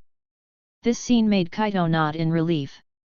He could see that what he had just done had indeed created a deterrent. The greatest power of a nuclear bomb indeed lies in its detonation, but if the bomb has never exploded to show its power, others might not necessarily be afraid. The stance of these family ninjas was quite interesting. Obviously, they knew who the Uchihas had attacked, so under these circumstances, they wouldn't act rashly. Kaido, Uchiha Fugaku has returned. Suddenly, Shisui whispered in Kaido's ear, and this sentence greatly relieved Kaido. Still quibbling. Sarutobi Hiruzen extended his finger towards Kaido, his voice loud and angry. Wasn't Dan's a member of Konoha? Weren't those dead ninjas part of Konoha? Moreover, Dan's was a hero of Konoha, and yet you dare to lay hands on a hero. Are you going to target me next? I don't want to hear any of your explanations, Uchiha Kaido, you. Hokage-sama, are you sure you don't want to hear what I have to say and just want to act rashly? Kaido interrupted Sarutobi Hiruzen before he could finish speaking, then he slightly shifted his body to the side, revealing an entrance. Sarutobi Hiruzen frowned, but when he saw the silhouette emerging from the entrance, his expression changed instantly. Because he saw Uchiha Fugaku walking out, and most importantly, this man was carrying a yellow-haired kid who had fallen unconscious. At this moment, Sarutobi Hiruzen's face turned extremely ugly. He knew what this meant. The two of them nodded at Kaido. In the next moment, their eyes changed, and in an instant, chakras of different colors appeared on their bodies. With the outpouring of chakra, a cold, destructive aura filled the area. 3 figures of different colors, but all equally instilling fear and chilling the heart, appeared on the scene. Sarutobi Hiruzen coldly watched everything before him, appearing calm. But the cold sweat on his forehead and the clenched fist unconsciously revealed that he was truly feeling a sense of helplessness stirring in his heart. He knew that if he ordered an attack, it would confirm the Uchiha's rebellion, and then the Uchihas would indeed be wiped out tonight. No matter how strong the individuals in a family, they can't fight against a village, because they are not yet the likes of Uchiha Madara. But equally, after tonight he would die, Konoha would be completely ruined, and what awaited Konoha would inevitably be another siege from other villages. It seems, Hokage-sama has calmed down. Kaido looked indifferently at Sarutobi Hiruzen, his voice calm. Tell me, why did you do this tonight? Sarutobi Hiruzen took a deep breath, finally speaking weakly. He truly hated the Uchihas right now, but more so, he despised Uchiha Itachi. Why had he trusted him? Believed him when he said only he and Shisui had the Mangekyo Sharingan, believed that he could resolve the trouble with the Uchihas. At this moment, he really wished he could strangle Itachi. Chapter 93, Chapter 93. Sarutobi Hiruzen's capitulation was completely within Kaido's expectations. With Naruto in his hands, 3 Susanoo eyeing him, and the silence of a host of family ninjas. Even if none of these 3 Susanoo had reached the 3rd stage, without even a suit of armor, and with a size of no more than 20 to 30 meters. But all of this was enough to crush Sarutobi Hiruzen. If a real fight broke out, the Uchiha might be buried by the flood of Konoha ninjas, but Konoha would absolutely be done for. With this in mind, Kaido decisively deactivated his Susanoo, and with his movement, Shisui and Uchiha Fugaku also did the same. But in the moment of deactivation, Kaido felt a great discomfort in his eyes. But at this point everything had ended, and he didn't need to worry about further fighting. Hokage-sama, and everyone present, are you aware of what has happened tonight? Kaido scanned everyone, asking in a calm voice. However, he didn't wait for others to answer, but took the initiative to speak. The reason is simple, it's that Anbu member Uchiha Itachi, along with ninjas dressed in Anbu uniforms, infiltrated the Uchiha clan and attempted to attack or even destroy the family. Kaido's words made everyone present momentarily dumbfounded, because this information was indeed explosive. Even ordinary ninjas know who Uchiha Itachi is, he is the son of the head of the Uchiha clan. This guy actually betrayed his own family, actually played the role of a family executioner? Everyone found this inconceivable, and even more unbelievable was the involvement of ninjas dressed in Anbu uniforms this time. Ordinary ninjas do not know the existence of root besides Anbu in Konoha, which made them involuntarily look towards the third Hokage. Did the third Hokage want to wipe out the major clan within Konoha? Surely, some of these ordinary ninjas supported the Hokage, but there were also some who were clear-headed. Even if they didn't know what the consequences would be, they knew this was absolutely something that should not be done. The reaction of the major clan ninjas was even more interesting. They looked very calm, but their gaze had already shifted to Sarutobi Hiruzen. Humph, nonsense. Uchiha is a member of Konoha, a fact since the village's inception. I will absolutely not let such a thing happen. Sarutobi Hiruzen had noticed the odd glances from everyone, but he still spoke very calmly.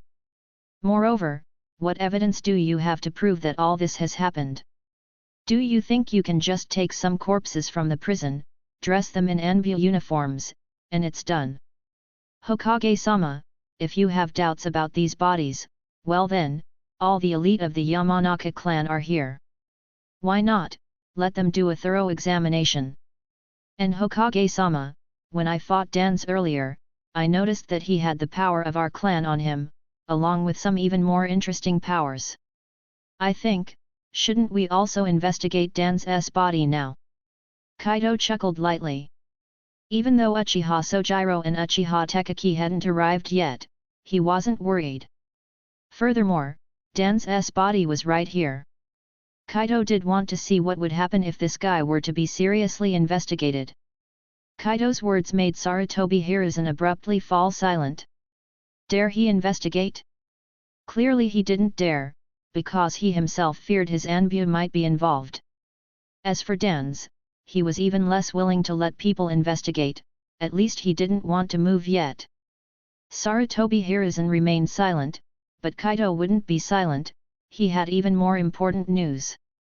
Moreover, Hokage-sama, besides Uchiha Itachi and some people who are suspected to be Anbu, we encountered a very interesting person. That guy is also an Uchiha, but he is not in our Uchiha clan's records, and he also possesses the Mangekyo Sharingan. Here, Kaido paused slightly. He surveyed the reactions of everyone present before he continued. That guy mastered space ninjutsu, possibly due to his Mangekyo. The key point is that he confessed himself that it was he who released the Nine Tails 8 years ago, he controlled the Nine Tails to attack Konoha. Meaning, it was he who killed Lady Biwako, the fourth Hokage and his wife, and the many ninjas who lost their lives protecting Konoha. As Kaido's words fell, the entire scene exploded in an instant. How could they possibly forget the events of 8 years ago? Many of them lost family and friends then, and they also lost their fourth Hokage. And now, a mysterious Uchiha, admitting that he himself had released the Nine Tails and caused the death of so many people. And this guy also collaborated with Uchiha Itachi, along with a group of people dressed in Anbu uniforms, to attack Uchiha. What explosive news this is! Sarutobi Hiruzen was also taken aback now, and his face could no longer remain calm. He always knew one thing, that Uchiha Itachi indeed admitted that someone had approached him, but he referred to some Akatsuki organization. He never mentioned who exactly the person was, their characteristics and abilities, nor did he ever say that the person was an Uchiha. He only said to trust him, he only said he could complete the task, and now. Make way, Make way! Just as Sarutobi Hiruzen was full of doubts, a group of people carrying bodies suddenly walked in from the perimeter. Although many ninjas frowned as they saw the bodies all dressed in Anbu uniforms, they still stepped aside to let them through. Seeing this, Sarutobi Hiruzen involuntarily closed his eyes. He knew that things were developing in an even worse direction. The only thing he was grateful for now was that he hadn't agreed to let Kaido have the Yamanaka clan investigate directly. If they actually investigated someone from the Anbu, this matter would become impossible to resolve. Hokage-sama, these are the people who attacked us along with Uchiha Itachi tonight. However, some of the bodies have already melted, a method that is quite like the Anbu's. Kaido, staring intently at Sarutobi Hiruzen, spoke again. Each of his words was like a heavy hammer striking at Sarutobi Hiruzen's heart. In addition to these bodies, we also installed some surveillance devices in the clan, and unfortunately, all of this was captured. I think, everyone here should be familiar with this, and I had these things brought here. I think we can now show everyone.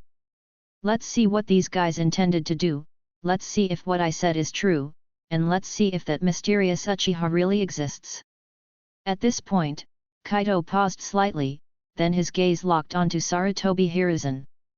What do you say, Hokage-sama? What to say? Sarutobi Hiruzen closed his eyes and fell silent for a moment. To play these surveillance videos, he was truly conflicted. But such conflict didn't last long, he had already made a decision.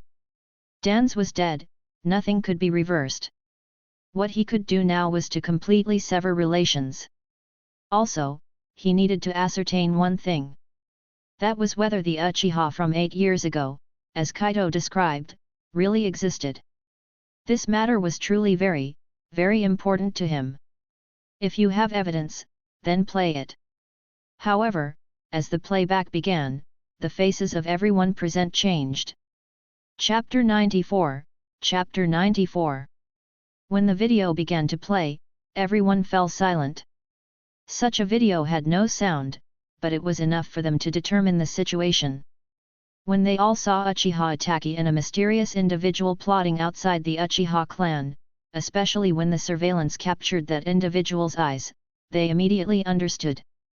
That mysterious person was the Uchiha from 8 years ago, as mentioned by Kaido. When they saw groups of people dressed in Anbu uniforms quietly appearing and surrounding the Uchiha, they began to believe Kaido's words. The ninjas from the major clans realized, these people were definitely from Dan's route. When the internal conflict within the Uchiha clan began, leading to the escape of 2 people, and Kaido being attacked outside the clan, and eventually wiping out all their attackers. All the ninjas present basically believed Kaido's words, and also understood the actions of Kaido and the Uchiha clan. In such a situation, anyone would probably lose their patience. Moreover, the ninjas who had witnessed the standoff between Kaido and someone named Dan's a few months ago seemed to understand something. However, once they figured these things out, everyone's expressions changed. They couldn't help but turn their eyes towards Sarutobi Hiruzen. They simply couldn't believe that Konoha would personally take action, and seek to destroy their own village's clan. So, everyone has seen it. After the video finished playing, Kaido spoke before Sarutobi Hiruzen could. Tonight, our clan was holding a celebration, and the reason for the celebration, I believe the Hokage is already aware. After all, we did submit a report. Who would have thought that such a celebration would become an opportunity in others' eyes? If we hadn't changed our sentries and installed surveillance equipment recently, I'm afraid we would not have had a good outcome tonight. Shimura Dan's and Uchiha Itachi colluded with the mysterious Uchiha who attacked Konoha 8 years ago to plot and implement the attack on the Uchiha clan. Hokage-sama, was I wrong to seek revenge for my clan? Was I wrong to punish evildoers for Konoha, to eliminate hidden dangers for Konoha? On the contrary, Hokage-sama, this is really hard to not suspect. Was this your intention? At this point, Kaido stopped. Sarutobi Hiruzen's face had become incredibly unpleasant, and he didn't answer Kaido's words. But at this moment, he truly believed the content of the video. He had never dreamed that such an Uchiha existed 8 years ago. And this Uchiha, who killed the 4th Hokage and his wife, and also killed his own wife, actually found Uchiha Itachi and even became his accomplice. This led to Dan's being utterly discredited, because from the video, they were seen acting in concert with each other. No one would believe that Dan's was unrelated to this individual. Similarly, Dan's was his own staff, and even he was in big trouble now. Uchiha Itachi. At this moment, the rage in Sarutobi Hiruzen's heart was beyond measure. He had obtained the confirmation he needed. If before he merely wanted to snuff out Uchiha Itachi, now he truly wanted to tear this guy to shreds. It was this Uchiha Itachi who caused everything that happened now. How could he not hate this guy? I understand, but I must say that this matter is indeed not related to me, yet I am also to blame. After a long while, Sarutobi Hiruzen took a deep breath, slowly opening his eyes. At this moment, he looked as if he had aged more than 10 years. I was not aware of this matter, I was too indulgent towards Dan's. I officially declare, everything that Uchiha did tonight was for Konoha. The matter of Dan's must be thoroughly investigated. It can be confirmed that he, as a high-level member of Konoha, betrayed Konoha. He is a rogue ninja of Konoha.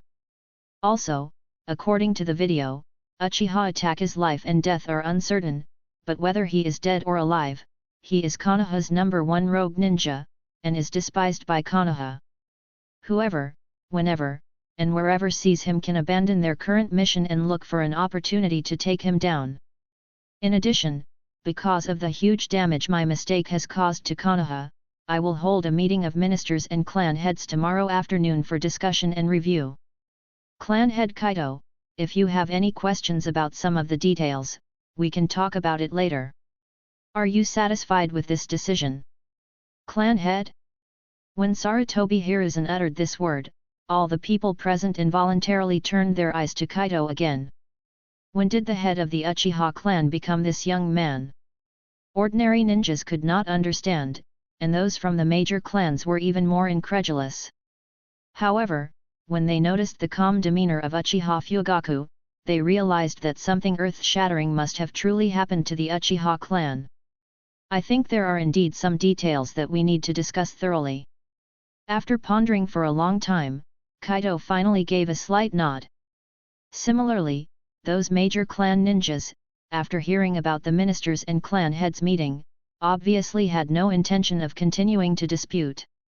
Since the Hokage-sama has something to discuss, we will take our leave first. Nara Shikaku was the first to step forward and speak to Sarutobi Hiruzen. There was no need to involve himself in tonight's affairs any further. After all, the real discussion about these matters with the third Hokage will take place at tomorrow's meeting, so he won't stay here any longer. However, his gaze subtly fell on Kaido, and he gave Kaido a slight nod. In the end, he said nothing and turned to leave. As for investigating Dan's on the spot? Do they really think that an unexpected attack without adequate preparation could trip up this third Hokage who has been deeply rooted in Konoha for decades? With his statement, the other clan ninjas successively bid their farewells, but the expressions of the Hyuga clan members seemed a bit complicated. Hyuga Hayashi watched Kaido quietly for a long time, and finally turned to leave after greeting him. Although the civilian ninjas were worried about Sarutobi Hiruzen's safety, after all, the power Kaido demonstrated was too frightening, they eventually chose to leave. The events of tonight were too fantastical for them. They really didn't expect that there was another dark department outside the Anbu, and the village didn't seem as harmonious and beautiful as they imagined. After they all left, Sarutobi Hiruzen calmly spoke to Kaido. "Clan head Kaido, shall we talk alone?" "No problem, Hokage-sama."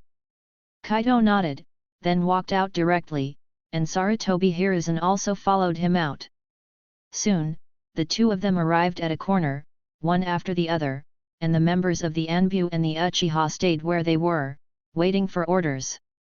"Speak up, what do you want? But keep in mind it can't be too excessive, and I reserve the right to agree or disagree. Sarutobi Hiruzen looked at the overly young face in front of him, and finally spoke. Of course, you're the Hokage, after all. Kaido gave a slight nod, then his face became extremely serious. It was time for the final negotiations, he wouldn't drop the ball now. We don't ask for much. First, we demand fairness. Not everything left by the second Hokage was good. The Uchiha must receive fairness, not only that, you must also stop suppressing the Uchiha and fully cooperate with the Uchiha to restore their reputation in Konoha. Second, the police force must be expanded. I can tell you in advance that the Uchiha have always been a part of Konoha, and the police force doesn't need to absorb other Konoha ninjas. Whether they are clan ninjas or civilian ninjas, it's a necessity. I believe you understand, Hokage-sama. Kaido's first condition was acceptable, but the second request was already quite excessive. Sarutobi Hiruzen's face was very grim. However, in the end, he closed his eyes and pondered for a long time before silently nodding his head. I can agree to this, but I warn you not to go too far. Kaido looked at Sarutobi Hiruzen in confusion, he couldn't understand what this old man meant. Wasn't it just expanding the police force and letting other people in? Why did this guy have an expression as if he was cutting off his own flesh? Very well, then the third and final one. Shaking his head, Kaido didn't bother to think more. He still maintained his smile, the first two conditions were just appetizers, but the last one was the key point. Third, we demand that Naruto's true identity be made public. In addition, we want a copy of the information inside the root. This is to prevent you from reneging in the future. If you renege, these documents will never appear. The Uchiha clan only has these three conditions, do you agree? Chapter 95, Chapter 95. The next morning, Kaido enjoyed a rare sleep-in. Today, no one came to disturb him, regardless of whether there were issues or not. After all, he had gone through so many battles the day before that his exhaustion was unimaginable.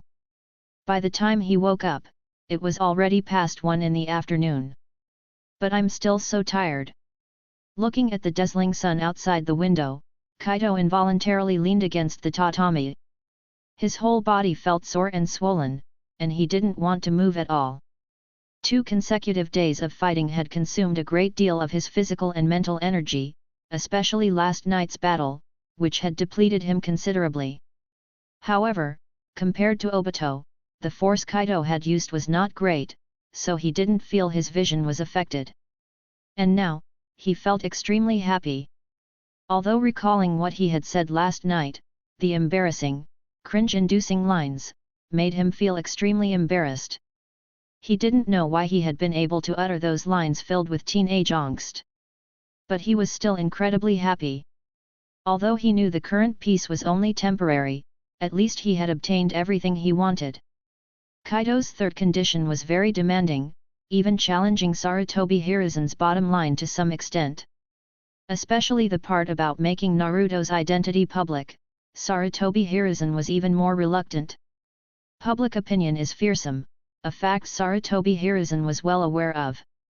Looking at the case of Kakashi Hatake, one would understand. He could explain away Dan's matter by claiming ignorance and a lack of control over his subordinates, but how could he explain Naruto's matter? Naruto's identity cannot be made public. You know well who he is. Especially at this juncture, I will not allow any complications. However, as an exchange, you can have limited contact with him under strict surveillance from the Anbu. As for the root's attachment, you can forget about it. I've said that Dan's was involved in too many secrets. There are some things I would rather die than let them come to light. This is my bottom line. You make your choice. You talk as if you've ever stopped us from contacting him. We've only refrained to avoid suspicion. Upon hearing this reply, Kaido was naturally unsatisfied. The gap between being able to contact Naruto and obtaining the root's data was too vast. Even if Naruto was a strategic weapon, in reality, Kaido didn't know how to control the tailed beasts. Even if he could, Kaido was not out to destroy Konoha. If anyone was to cause destruction, it would be the old man in front of him. Kaido had thought about seizing this opportunity to simply oust this old man from his position. But he was still restrained. He knew this was not the right time. Whether it was his ability to deal with unexpected events, the current reputation of the Uchiha, or Sarutobi Hiruzen's influence, they all told him that it was not yet the time. The key point was, even if they managed to drive Sarutobi Hiruzen away, who would take over? What kind of attitude would the new person have towards the Uchiha?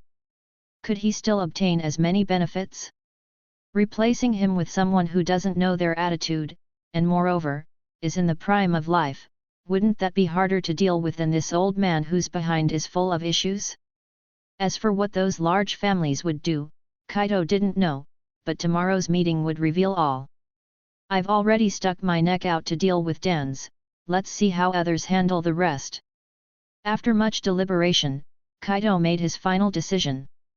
He had an idea of what kind of information those documents contained, especially about the human experiments, which were undeniable. Sarutobi Hiruzen taking away and destroying it might not be a bad thing. This way, he could make up any story he wanted, especially since Kakashi knew about it.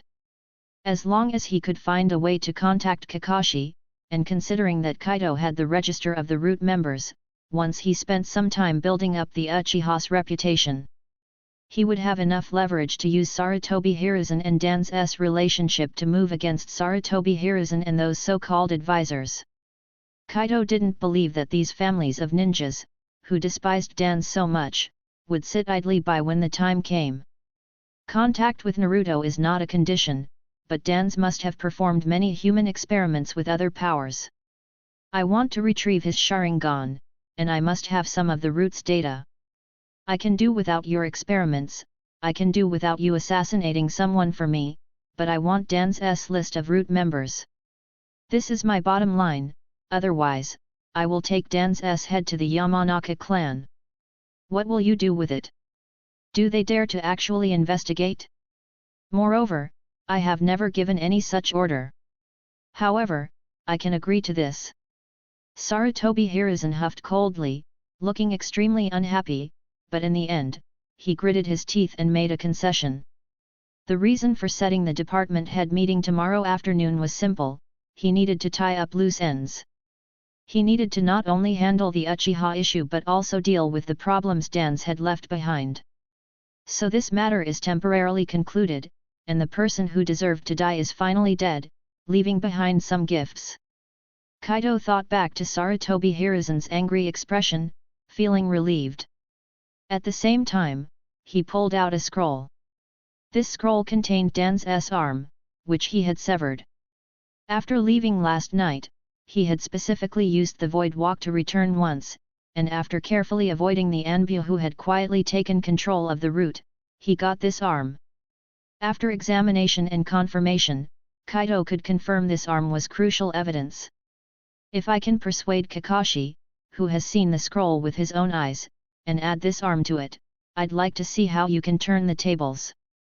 Honestly, Uchiha Itachi's defection had provided Kaido with a tremendous opportunity. This opportunity allowed him to temporarily liberate his clan from the oppression of the Konoha high-level officials through Dan's and the whole incident. But in Kaido's mind, as long as the boy was alive, he was doomed to die. This was Kaido's statement, and not even the six paths could save him. Kaido always held traitors in the utmost contempt. Even if he gained unimaginable benefits through this boy, this wouldn't change. Shaking his head gently, Kaido didn't bother to think about this dispensable guy. What he was more concerned about now was the changes in his system. Everything he did last night was certainly no weaker than the changes caused by his actual control of the clan, and he was now curious about what the system would give him. Current binding, Uchiha clan. Current status, relative equilibrium. You have solved the internal problems of the clan and eliminated one of the external enemies, but the development of the clan is multifaceted, and there are still villains present. Prosperity, 15,570, the basic prosperity of a normal clan is 10,000. Suggestion: make moderate modifications to the clan, integrate the clan into Konoha, and promote better development of the clan. Is the development of the clan multifaceted, including population? Upon seeing the system's evaluation, Kaido couldn't help but grumble, but after thinking about it, it seemed that the population could be considered one of the criteria for the strength of a clan. Without a sufficient population, how could one cultivate enough ninjas? Without a sufficient number of ninjas, how could one possibly discover quality talent? Kaido could confidently answer how many Sharingan there were in the clan now, probably fewer than 20. And from this number, one had to exclude Kaido, Shisui, and Fugaku's Mangekyo, as well as elders like Uchiha S and Uchiha Tekaki, who had little power left. One could imagine just how many elite Uchiha with 3 Tomo Sharingan there were. It seems I really need to increase the population. After all, it's relatively stable now. Apart from the population, Kaido also had many things to do. One can imagine that Kaido's upcoming work will not be easy. As for the prosperity number, Kaido felt it had some implications, but he was in a good mood and didn't care about that much. Moreover, this time he had accumulated more than 1,000 points, which meant Kaido could once again draw for abilities. However, after seeing one of the abilities this time, he was completely stunned. Shadow Scythe can obtain power fragments by killing enemies, thereby enhancing a certain aspect of your body's abilities. Usage times 1/1. Chapter 96, Chapter 96. Shadow Demon Scythe, isn't this Kane's passive? Upon seeing this ability, Kaido was slightly taken aback and didn't pay much attention to the other abilities. Because the other abilities basically couldn't meet Kaido's requirements, they were far inferior compared to the rewards he received after becoming the clan leader. But he didn't care, because in his view, the Shadow Demon Scythe was a big win. Kaido remembered that this thing seemed to be a passive skill. In the game, after Kane collected enough energy, he could transform into an assassin or a warrior. Here, however, it became an enhancement to a certain aspect of his physical abilities. Kaido had gained some enhancement by opening the Mangekyo, but what he enhanced most was the quantity and quality of his chakra. His enhancements in the physical aspects seemed somewhat weak, his speed, strength, and reaction ability obviously hadn't improved much. Of course, this lack of improvement is compared to the chakra aspect. In fact, Kaido knew he had improved quite well. Such improvement made Kaido wonder why there was a separate enhancement in chakra, but the relative physical enhancement seemed to be much weaker. After some thought, Kaido felt there was a possibility. That is, after the Mangekyo Sharingan is activated, does it enhance one's power based on their characteristics? For example, I am more proficient in ninjutsu than in physical techniques, so my enhancement in chakra is more pronounced after activating the Mangekyo. Similarly, if I have faster speed and stronger reactive power, but relatively fall behind in ninjutsu, will my enhancement be in physical aspects? This thought is not impossible. Uchiha Madara once mentioned something messy, saying that Sasuke's movements were very agile. But Kaido remembered that at that time, Sasuke's eyes should have been Uchiha Itachi's, right? His speed was really far inferior compared to Shisui, but similarly, Shisui's chakra reserves were far behind his own. In this case, Kaido naturally was happy to have his missing characteristics supplemented and enhanced. Moreover, perhaps my reinforcement could also upgrade my eyes. Kaido thought that if he followed his line of thinking, the so-called Eternal Eye might be a combination of chakra-biased and physically biased Mangekyo, thus forming a perfectly complementary Mangekyo that doesn't drain with usage. Kaido hasn't yet figured out how to enhance his eyes, because he doesn't have a brother to rely on. Of course, even if he did have a brother, Kaido might not be able to do such a thing. What he can do now is just wait to draw the ability he needs from the system. Without any hesitation, Kaido directly chose the Shadow Demon Scythe passive skill. As he acquired this skill, Kaido noticed a semi-transparent orb split into two halves appear in his system interface. The left side of this orb was already filled, while the right side was empty, clearly representing Kaido's current situation. It seems what I need to do is fill up the energy bar on the right. Skill acquired, Shadow Demon Scythe. Activation condition, requires life force charging. Life force, Jonin can obtain 25, Chunin can obtain 20, Genin can obtain 10, common enemies vary from 1 to 5. Friendly reminder, ninja rank is not related to ninja power, please strive harder, host. Kaido nodded at the skill description, which was basically the same as when he received Glory Evolution. However, compared to that time, Kaido now had more options, and it had become incredibly easy to achieve this goal. He was now the clan leader of the Uchiha clan, and bluntly speaking, he already had the guard department. The guard department and the prison were connected, so he didn't need to go out of the village to catch people. He just needed to find suitable death row prisoners in the prison and finish them off. Or even more audaciously, just capture a bunch of bandits or something, then contact a small ninja village and arrange with their village head or equivalent. Allow them to bestow the bandits with Jonin status, and that way, I can also fulfill my objective. Kaido contemplated. He found that there were actually many ways to skip classes. After all, this time was different from the last.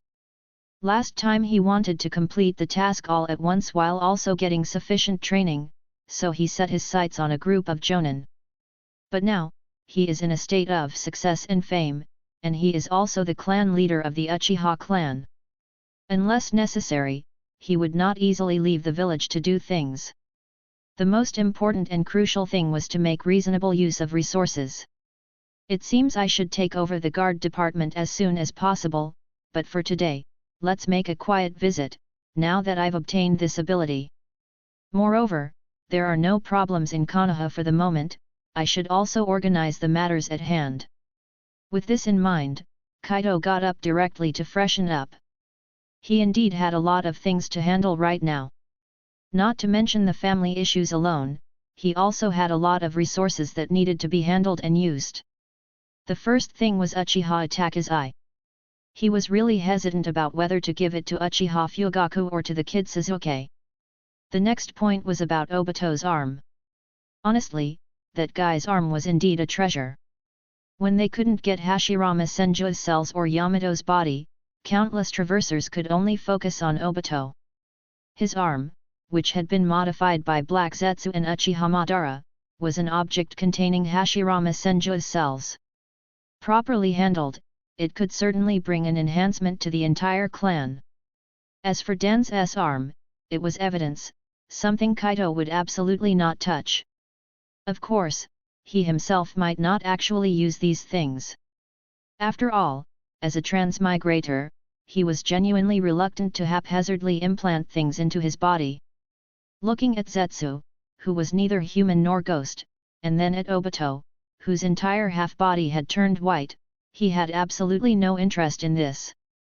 His greatest trump card was his own system, and he believed that he could once again obtain something similar to true evolution from the rewards drawn by the system. For example, something like Ascension to Godhood, Strength of 100 Seal, or passive abilities like Void Invasion. Without a doubt, the system gave Kaido great confidence. To get these things, he must make the clan better and stronger. After a quick freshen up, Kaido quietly headed towards the guard department. Chapter 97, Chapter 97. Kaido's objective in going to the guard department was actually the Konoha prison situated adjacent to it. The Konoha prison housed many prisoners, be they ones thrown in due to crimes committed, or those permanently detained for betraying the village, or even those on death row. These death row inmates were mostly spies from other villages, confirmed perpetrators who had caused harm to Konoha. Typically, such people had been brutally tortured by the interrogation team, like those of Marino Ibiki's ilk.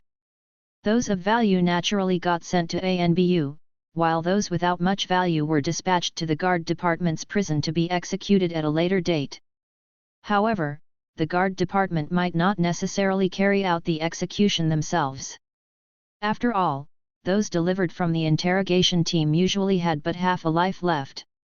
Leaving them in prison to wait for death was a decent option, given the Uchiha's lofty disposition and their dissatisfaction with Konoha's garbage disposal practice. Now, this benefited Kaido. If he had the void walking ability earlier, would he have needed to venture out to hunt these people himself? The Crimson Sharingan spun slightly, and under the assault of Genjutsu, these half-dead individuals, already tortured, could not resist at all. Therefore, Kaido only stayed in the prison for less than 10 minutes before leaving, having completed the collection of life energy in that brief span. Yet, he was still calm and restrained, choosing not to immediately activate the energy bar. After all, I still have a meeting to attend later, and I'm not sure what would happen if I activate it now. It's better to go home and research at leisure. Having dealt with these matters, Kaido then rushed towards the Hokage building. Hiruzen Sarutobi didn't set a specific meeting time, but Kaido had learned from Uchiha Fugaku that the regular meeting time was 3 in the afternoon. Hence, his timing was quite generous, he didn't need to worry about being late after leaving the prison. However, as he arrived at the base of the Hokage building, looking at the still devastated ruins of the Hokage rock not far away, a smile inevitably appeared on his face. All of this was his doing, and it all signaled a fresh start for the Uchiha. Peace was fought for, something Kaido would always remember. Without last night's events, while the Uchiha might not face disaster due to his existence, it was hard to say what kind of opposition they would encounter. Decisively disabling Hiruzen's arm, and sending Shimura Dance to the afterlife created the deterrent force that forced Hiruzen to compromise. But Dance indeed possessed unimaginable secrets. Otherwise, would Hiruzen have made such a big concession? After all, this involved him personally. Upon entering the Hokage building, Kaido soon arrived at the conference room. However, once he entered, he could distinctly feel the change in attitudes towards him within the room. Several ninjas from various clans regarded him with neutral gazes, some even showing a modicum of goodwill. On the other hand, a number of people harbored hostility towards Kaido, particularly 2 elderly men seated next to Hiruzen and a few others beside them. Homura Mito Kaito, and Koharu Udaten, I presume. Kaido calmly glanced at them both, then disregarded these 2, swiftly taking his seat in the spot reserved for him. These 2 managed to live quite a long time in the original story, even stirring up trouble well into Boruto's era. Anyway, like Sarutobi and Dance, they're all durians and stinky tofu, not good stuff at all. Ah, that's not quite right. Both of these are like bioweapons, repugnant on first impression but palatable upon consumption. Saying it like this might actually flatter them. Kaido mused silently. However, just because they could stir up trouble in that era, doesn't mean they could now. Keep in mind that Dance, originally having a chance to seize the position of acting Hokage, was now dead and gone. Sitting in his seat, Kaido found himself surrounded mainly by unfamiliar faces. Actually, this was normal. Of the attendees, only the Inoshikacho trio were seated together, the others were scattered around.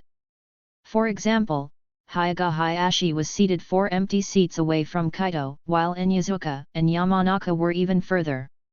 The meeting wasn't particularly crowded, but those seated here were essentially the upper echelons of Konoha, in name or in fact. Kaido wasn't the last to arrive. After his entry, many more trickled in. At the stroke of 3, Sarutobi Hiruzen entered, his demeanor slightly weary. Upon entering, his gaze swept across everyone present. When his gaze fell upon Kaido, he involuntarily paused. Quickly, he withdrew his gaze, ordered all ANBU personnel to leave and had the door closed. Only then did he begin to speak in a deep voice. Today's meeting is in response to last night's events. After investigation by the ANBU, it's confirmed that Dance betrayed the village. He secretly ordered Uchiha Itachi to annihilate the Uchiha clan and had the Root Division assist in the operation, attempting to destroy a village family for his own benefit. Sarutobi's words were calm and low. Taking a deep breath, he continued. Furthermore, according to subsequent investigations, Shimura Dans was involved in a myriad of issues. He had carried out human experimentation with Orochimaru and ordered the assassination of many Konoha ninjas. Due to various reasons, I remained oblivious to his actions. Upon investigation, I found that he conducted many actions under my name. For this, I deeply regret and blame myself. Kaido listened quietly to Sarutobi's words. He had to admit that the old man was indeed impressive. On one hand, he exposed all of Dan's deeds and actively acknowledged his own issues while simultaneously distancing himself from them. But on the other hand, he cleverly avoided the main points and didn't reveal much of substance. For instance, he didn't elaborate on what kind of human experiments were conducted, nor did he specify who among the Konoha ninjas were ordered to be killed. The attendees were no greenhorns, and the only one who appeared to be, Kaido, was not ignorant of the situation, hence the meeting room was unusually quiet. So, I have decided to involve all of you here. I hope you can assist me. Sarutobi Hiruzen surveyed everyone in the room, and finally put his cards on the table. Dans was once the leader of the Root Division. His actions are intolerable and against the natural order, hence I have decided to disband the Root Division. Henceforth, there will be no such division. In addition, Dans has exploited my name to infiltrate his forces into various departments, including but not limited to the medical department, the mission department, and even the education department. Therefore, I hope everyone present could assist me in a thorough investigation. We need to purge Dan's influence, and cleanse every department in the Konoha. As his voice fell, all the previously dissatisfied attendees nodded in agreement, as if on cue. Clearly, the proposals put forth by Sarutobi Hiruzen this time, were exactly what they had been hoping for. Chapter 98, Chapter 98. Quite generous, no, should I say it's a significant concession. Upon exiting the Hokage building, Kaido couldn't help but laugh and shake his head. Today, he had witnessed Sarutobi Hiruzen's massive concessions. When Sarutobi Hiruzen proposed for all departments to investigate the influence and agents of Dans within them, it was indeed a concession. The departments he referred to were all tightly controlled by him, how could Dans possibly infiltrate them with ease? The medical department, the mission department, and the education department, these were all crucial departments in the Konoha, as they touch every aspect of a ninja's life. It is due to these departments, along with the care and cultivation of his own clan during his years as Hokage, that there's a Sarutobi Legion in the future. But now, due to an attack, due to Dans, Sarutobi Hiruzen had to open the gates, he had to let everyone in. However, it seems I underestimated the cunning of those clan leaders and department heads. They certainly struck with ruthlessness. To truly settle this matter, simply opening up these departments is far from enough. After all, the matter of Dans exploded like a bomb. Even if Sarutobi Hiruzen did not directly order it, everyone knows what kind of person Dans is. The clan leaders and department heads fiercely snatched power from Sarutobi Hiruzen's hands in the subsequent meetings. Or to say, they were striking hard against Sarutobi Hiruzen's influence. For example, some proposed to cleanse their own departments to avoid infiltration by Dan's people. This is not for Dans, this is to kick out those who hold special positions and are loyal to the third Hokage from their own departments. The meeting did not last long, it ended in about 2 hours, but its intensity left Kaido pondering. Especially Sarutobi Hiruzen's silent acceptance of the defeat. If there were smartphones with cameras in this world, Kaido would really like to record it. However, Kaido did not participate in any struggle for power. Not that he didn't want to, but he didn't have enough manpower. The Uchihas. Those more innocent individuals, even if they acquired those positions, would only drag their feet. Kaido did not want to lose face. And he had already gained enough benefits, he didn't want to stir up envy for now. But it ends here.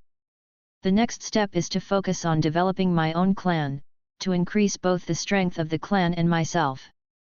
Although Kaido did regret that no real hero stepped up to impeach Sarutobi Hiruzen, to see how he would handle it. But it's not a big deal if it didn't happen. After all, Kaido wasn't planning to kick him out right now. The most important thing for him now is to focus on the development of his own clan and increasing his own strength. Other matters can be put aside for the time being. While walking, Kaido suddenly noticed a figure standing ahead, watching him. The man was Nara Shikaku. Lord Shikaku, I didn't expect to meet you here. Though Kaido was curious about why Nara Shikaku was alone and not with his two best friends, he greeted him cordially since they had crossed paths. After all, Kaido owed a favor to the Nara clan, however insignificant it may be. Isn't it normal for us to run into each other after a meeting? Nara Shikaku said with a smile, though he couldn't help feeling a bit sentimental as he looked at Kaido's young face. I never expected such a great change within the Uchiha. Seeing clan head Kaido so young, I feel like I'm getting old. Minister Shikaku is not old. As for the Uchiha, we have our own circumstances. I believe my youth can bring some different changes to the Uchiha. Kaido showed a smile, then his expression became serious. I must thank you, Lord Shikaku. I just haven't had the chance. Thank me? For what? Clan head Kaido, although you are Yamanaka's classmate and teammate, this is only our second meeting, isn't it? Nara Shikaku blinked as if he didn't understand what Kaido was talking about. Ninjas are natural actors, often playing dead at crucial moments, and even having to impersonate others for some missions. Having been in Konoha's upper management system for so long, Nara Shikaku was an expert at playing dumb. Kaido knew it was best to leave some things unsaid. However, clan head Kaido did surprise all of us. The performance of the Uchiha clan last night was rather astonishing. Nara Shikaku did not dwell on the subject, he suddenly smiled at Kaido, then quickly lowered his voice and said. And if we're talking about gratitude, it should be us thanking you. Nara Shikaku's words made Kaido instantly realize that he had been waiting for him here. As for whether the gratitude was for Kaido taking out Dans, avenging their Inoshika CH clans, or for exposing Dans, allowing them to gain more benefits from Sarutobi Hiruzen, it was a little uncertain. Actually, if possible, we wouldn't want to do it like this, but we were driven to a dead end and had to find ways to resist. Regardless of the reason, Kaido knew what he had to do. He sighed slightly and spoke somewhat helplessly. Acting like this within the village will indeed have a significant negative impact, but without sufficient deterrence, how can we protect ourselves? It's like a raised palm, people will only worry about it truly striking down when they know how much it hurts. Upon hearing Kaido's words, Nara Shikaku couldn't help but nod in agreement with his viewpoint. Taking action indeed would have extremely adverse effects, but given the Uchiha's current situation, it would be very hard to protect themselves without doing so. Don't overthink it, clan head Kaido. You've done well enough. Nara Shikaku's expression was utterly serious as he spoke quietly to Kaido. Few dare to go this far because it requires ample power, ample courage, and sufficient control over the situation. The Uchiha possess all of these, and you also have the advantage of moral righteousness. As you said, your raised palm has demonstrated its power. Naturally, unless in specific circumstances, no one would willingly allow it to come down.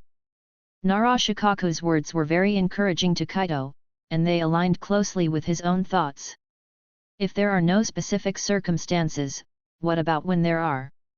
Kaido knew that what he had done would certainly incite dissatisfaction in Sarutobi Hiruzen and his interest group. Although they currently lack the energy and ability, they would surely settle the score with him in the future.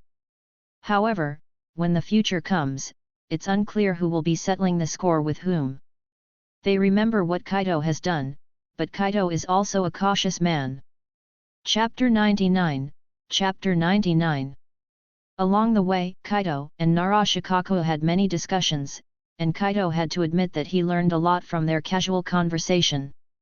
Especially when Kaido feigned curiosity and asked why they hadn't investigated Danzo more thoroughly, Shikaku's response left him speechless. Real politics require compromise. After all, despite the setback caused by Danzo, Hokage-sama also didn't have any preparations. He has left his mark in various departments. A sudden onslaught would catch him off guard. However, when he recovers, using his prestige and personnel in various departments, we'd struggle to counter him without proper preparations. The best outcome would be a Pyrrhic victory, the worst, our utter defeat. Besides, Konoha isn't stable, and no one can withstand such a blow. And we don't have a new Hokage candidate, do we? Shikaku's words seemed to represent the thoughts of all the major clans in Konoha, and it was apparent he considered Kaido to be part of this circle of ninja clans. What surprised Kaido was that their ideas were the same as his. Saying there's no new Hokage candidate, they actually feel that it would be easier to deal with Sarutobi Hiruzen after his outburst, don't they? But one thing Kaido had to admit, Sarutobi Hiruzen, who had deeply rooted himself in Konoha for many years, might not necessarily be dealt with just because of the Danzo incident. To confront him, ample preparations are needed, even having to involve the daimyo. Only with the daimyo's approval can a new Hokage be installed. Don't assume that the daimyo is just a money bag. Even though, in reality, that's all he amounts to now, formalities still need to be followed. But while they were talking, Nara Shikaku suddenly became serious. Clan head Kaido, I actually have another question for you, in my capacity as Minister of Government Affairs. Minister Shikaku, please proceed. Seeing Shikaku's demeanor, Kaido also became serious. He was curious about what Shikaku would ask. Earlier, clan head Kaido said that the Uchiha need to change. I'm wondering what kind of change clan head Kaido intends to make. Nara Shikaku looked at Kaido earnestly, asking his question word by word, and Kaido immediately understood his intention. Shikaku probably wanted to clearly establish what exactly the Uchiha were up to. Of course, such verification represents not his clan, but Konoha, or even the Hokage. The Nara clan, despite their considerable influence and reputation as a distinguished secret technique clan in Konoha, can only wield such influence in alliance with the Yamanaka and Akimichi clans. Essentially, they are of the middle tier among the ninja clans, and their survival strategy naturally involves serving Konoha, or serving the Hokage. So even if he is dissatisfied with the current Hokage, as Minister of Government Affairs, he still needs to maintain order and consider Konoha's interests. However, everyone has their own thoughts. Otherwise, Nara Shikaku would not have subtly hinted at this, talked so much with Kaido, or asked him straightforwardly about his intentions. The Uchiha are Konoha's Uchiha. This fact will never change. After understanding this, Kaido naturally knew how to respond. Moreover, Kaido realized that this was an excellent opportunity, an opportunity for Nara Shikaku to express the inner thoughts of his clan. Of course, we know that due to many misunderstandings, people may not accept us readily. But now that the misunderstandings have been cleared, and we plan to rectify our own issues, I believe everyone will see this in the future. At this point, Kaido paused briefly, then smiled at Nara Shikaku. Take the issues of the police force, for instance. If Minister Shikaku is interested, he could send some people over to observe our changes, or even help us change. Kaido's words were blunt. Nara Shikaku was taken aback, but then he nodded as if he had suddenly realized something. He could see that the Uchiha indeed wanted to change, even opening up the police force to outsiders. Isn't that a change? Of course, it could also be a way to share the blame, and Nara Shikaku was quite cautious about this. We wouldn't dare to instruct, as the Nara clan members don't have experience with the police force, but I believe we'll have a chance to cooperate in the future. Well, I look forward to that day. Kaido maintained his smile, but his gaze was now on the towering Hokage rock in the distance. Moreover, it's not just me. The whole clan hopes to be recognized by Konoha, by everyone. As members of Konoha, both I and the clan members have a dream of becoming Hokage. Only someone recognized by everyone can become Hokage. After all, the Hokage is Konoha's Hokage, but Konoha is everyone's Konoha. The Hokage is Konoha's Hokage, but Konoha is everyone's Konoha? Upon hearing this, Nara Shikaku was momentarily stunned, finally understanding the meaning behind Kaido's puzzling words. But he had to admit, Kaido's words made the serious expression on his face fade, replaced by a smile. Because Kaido's words encapsulated the relationship between the Hokage and Konoha, and also revealed his own thoughts and stance. This young man, despite his age, truly was a rare figure. I think I've gotten more than enough answers. Nara Shikaku smiled at Kaido, then turned to walk in another direction. However, he suddenly looked back as he walked. Keep the last thought to yourself, the rest, I believe, everyone will know. After saying this, Shikaku walked away without looking back, and the smile on Kaido's face grew even brighter. It was clear that Nara Shikaku understood his intentions, and he was also willing to lend a hand. Perhaps it was a way of returning a favor, or maybe he genuinely wished for Konoha's stability, but either way, today was indeed a wonderful day.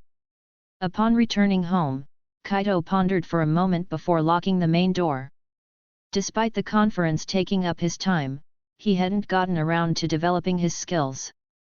But he was already eager to see what kind of changes this upgrade would bring to him. Moreover, such changes might confirm whether his speculations about the Eternal Eye were correct or not.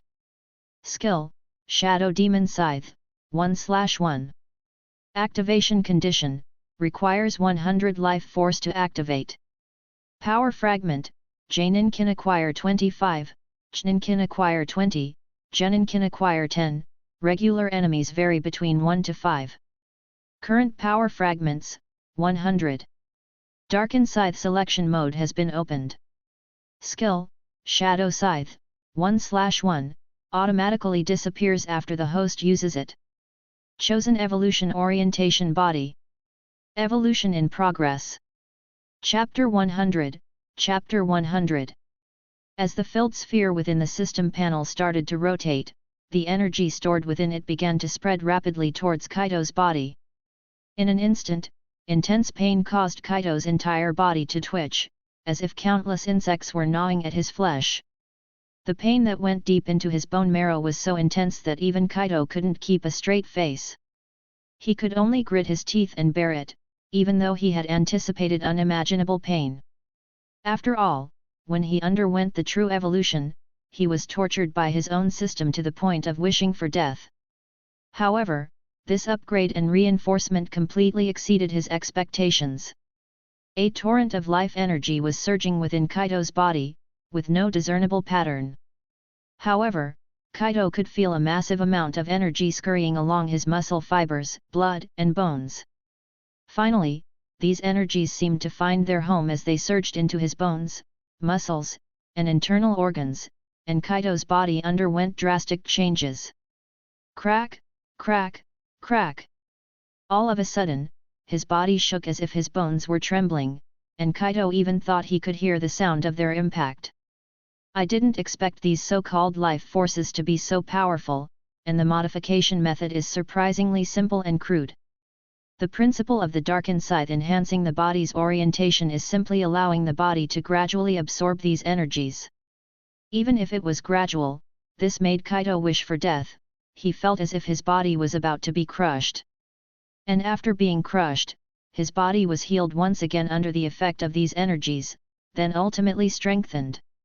He could only endure such torment because he was a qualified ninja, otherwise, he would have been unable to bear it.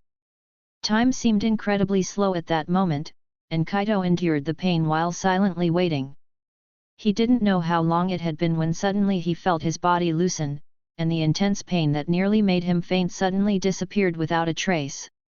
In its place was an indescribable comfort. He seemed to feel his body become lighter, and his coordination improved. Is it over? Kaido murmured to himself, raising his head to look out of the window. The sky had already turned dark, and the bright moonlight was shining on the floor through the window. He sat up slightly, only then realizing his sheet was already soaked, perhaps due to the intense headache that made him break out in a cold sweat. However, just then, Kaido suddenly discovered that the energy he thought had finished started fluctuating again. And this time, the energy spiraled towards his eyes. Kaido furrowed his brow slightly. Although his eyes were a bit swollen and painful, it wasn't terribly uncomfortable. Most importantly, he could feel the strength of his eyes beginning to increase. Such an enhancement was quite wonderful, making his eyes and body more attuned to each other. It was as if his chakra was becoming more robust and potent due to the improvement in his eyes. This was a normal evolutionary process, but Kaido's enhancement seemed to be happening in reverse. His physical enhancements were feeding back into his eyes, bringing both into a unified, well-suited condition. Moreover, it seems like my eyes have recovered a lot. Kaido raised an eyebrow. Although he had been using his eyes intensively these past few days, he had always been very restrained. But the Mangekyo Sharingan is not an eternal Mangekyo Sharingan, and no matter how much restraint, one cannot resist the ebb of power. Even if he didn't feel any impact on his vision, the discomfort was still present. However, now he seemed to sense a subtle resurgence in his eyes, which could be considered a great surprise. This reciprocal nourishment of his eyes didn't take long. Kaido quickly felt the transfer of this power starting to cease. And with this cessation, he clearly felt the mysterious substance energy inside his eyes start to increase. Furthermore, he could distinctly feel his eye strength and resilience dramatically enhanced. Both of these enhancements would allow him to use his Mangekyo Sharingan better and for a longer period. Indeed, such enhancements exceeded Kaido's expectations. Without mincing words, if Kaido were in this state last night, he could have lasted much longer, and his battle intensity and efficiency would have greatly increased. However, despite all these enhancements, my eyes have only reached a new limit, and haven't truly transcended to become the eternal Mangekyo Sharingan. Kaido was clear about his current situation.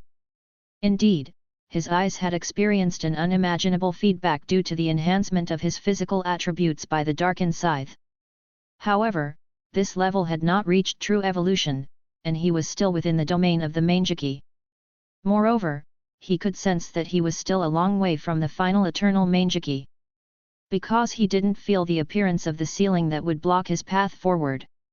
But not reaching the limit also means there's still a lot of room for improvement, and I can feel that I can enhance myself through training. Kaido thought to himself that the enhancement of his chakra after the activation of his Mangekyo wasn't instantaneous. Instead, it gradually increased through his familiarity and usage, continuously accumulating and enhancing. This time, even though the process of his physical enhancement was extremely painful, Kaido could also sense that there was a lot of room for growth. Kaido was really looking forward to seeing what would happen when he finally maxed out this enhancement in the future. Maybe, I can reach the level of the eternal Mangekyo. Lying on the bed again, a smile appeared on the corner of Kaido's mouth, but this was just his own thoughts. Kaido didn't quite understand what the definition of the eternal Mangekyo was, but he knew that it could only be obtained by the fusion of two Mangekyo Sharingans. He thought that these two Mangekyo were probably the fusion of jutsu and body, but there was no concrete evidence to prove this. Now, to some extent, Kaido has supplemented both jutsu and body, and his eyes have also received enormous feedback. All he has to do now is wait. Wait for his clan to become stronger, wait for more points to draw the things he wants. And wait for the final outcome of this physical change.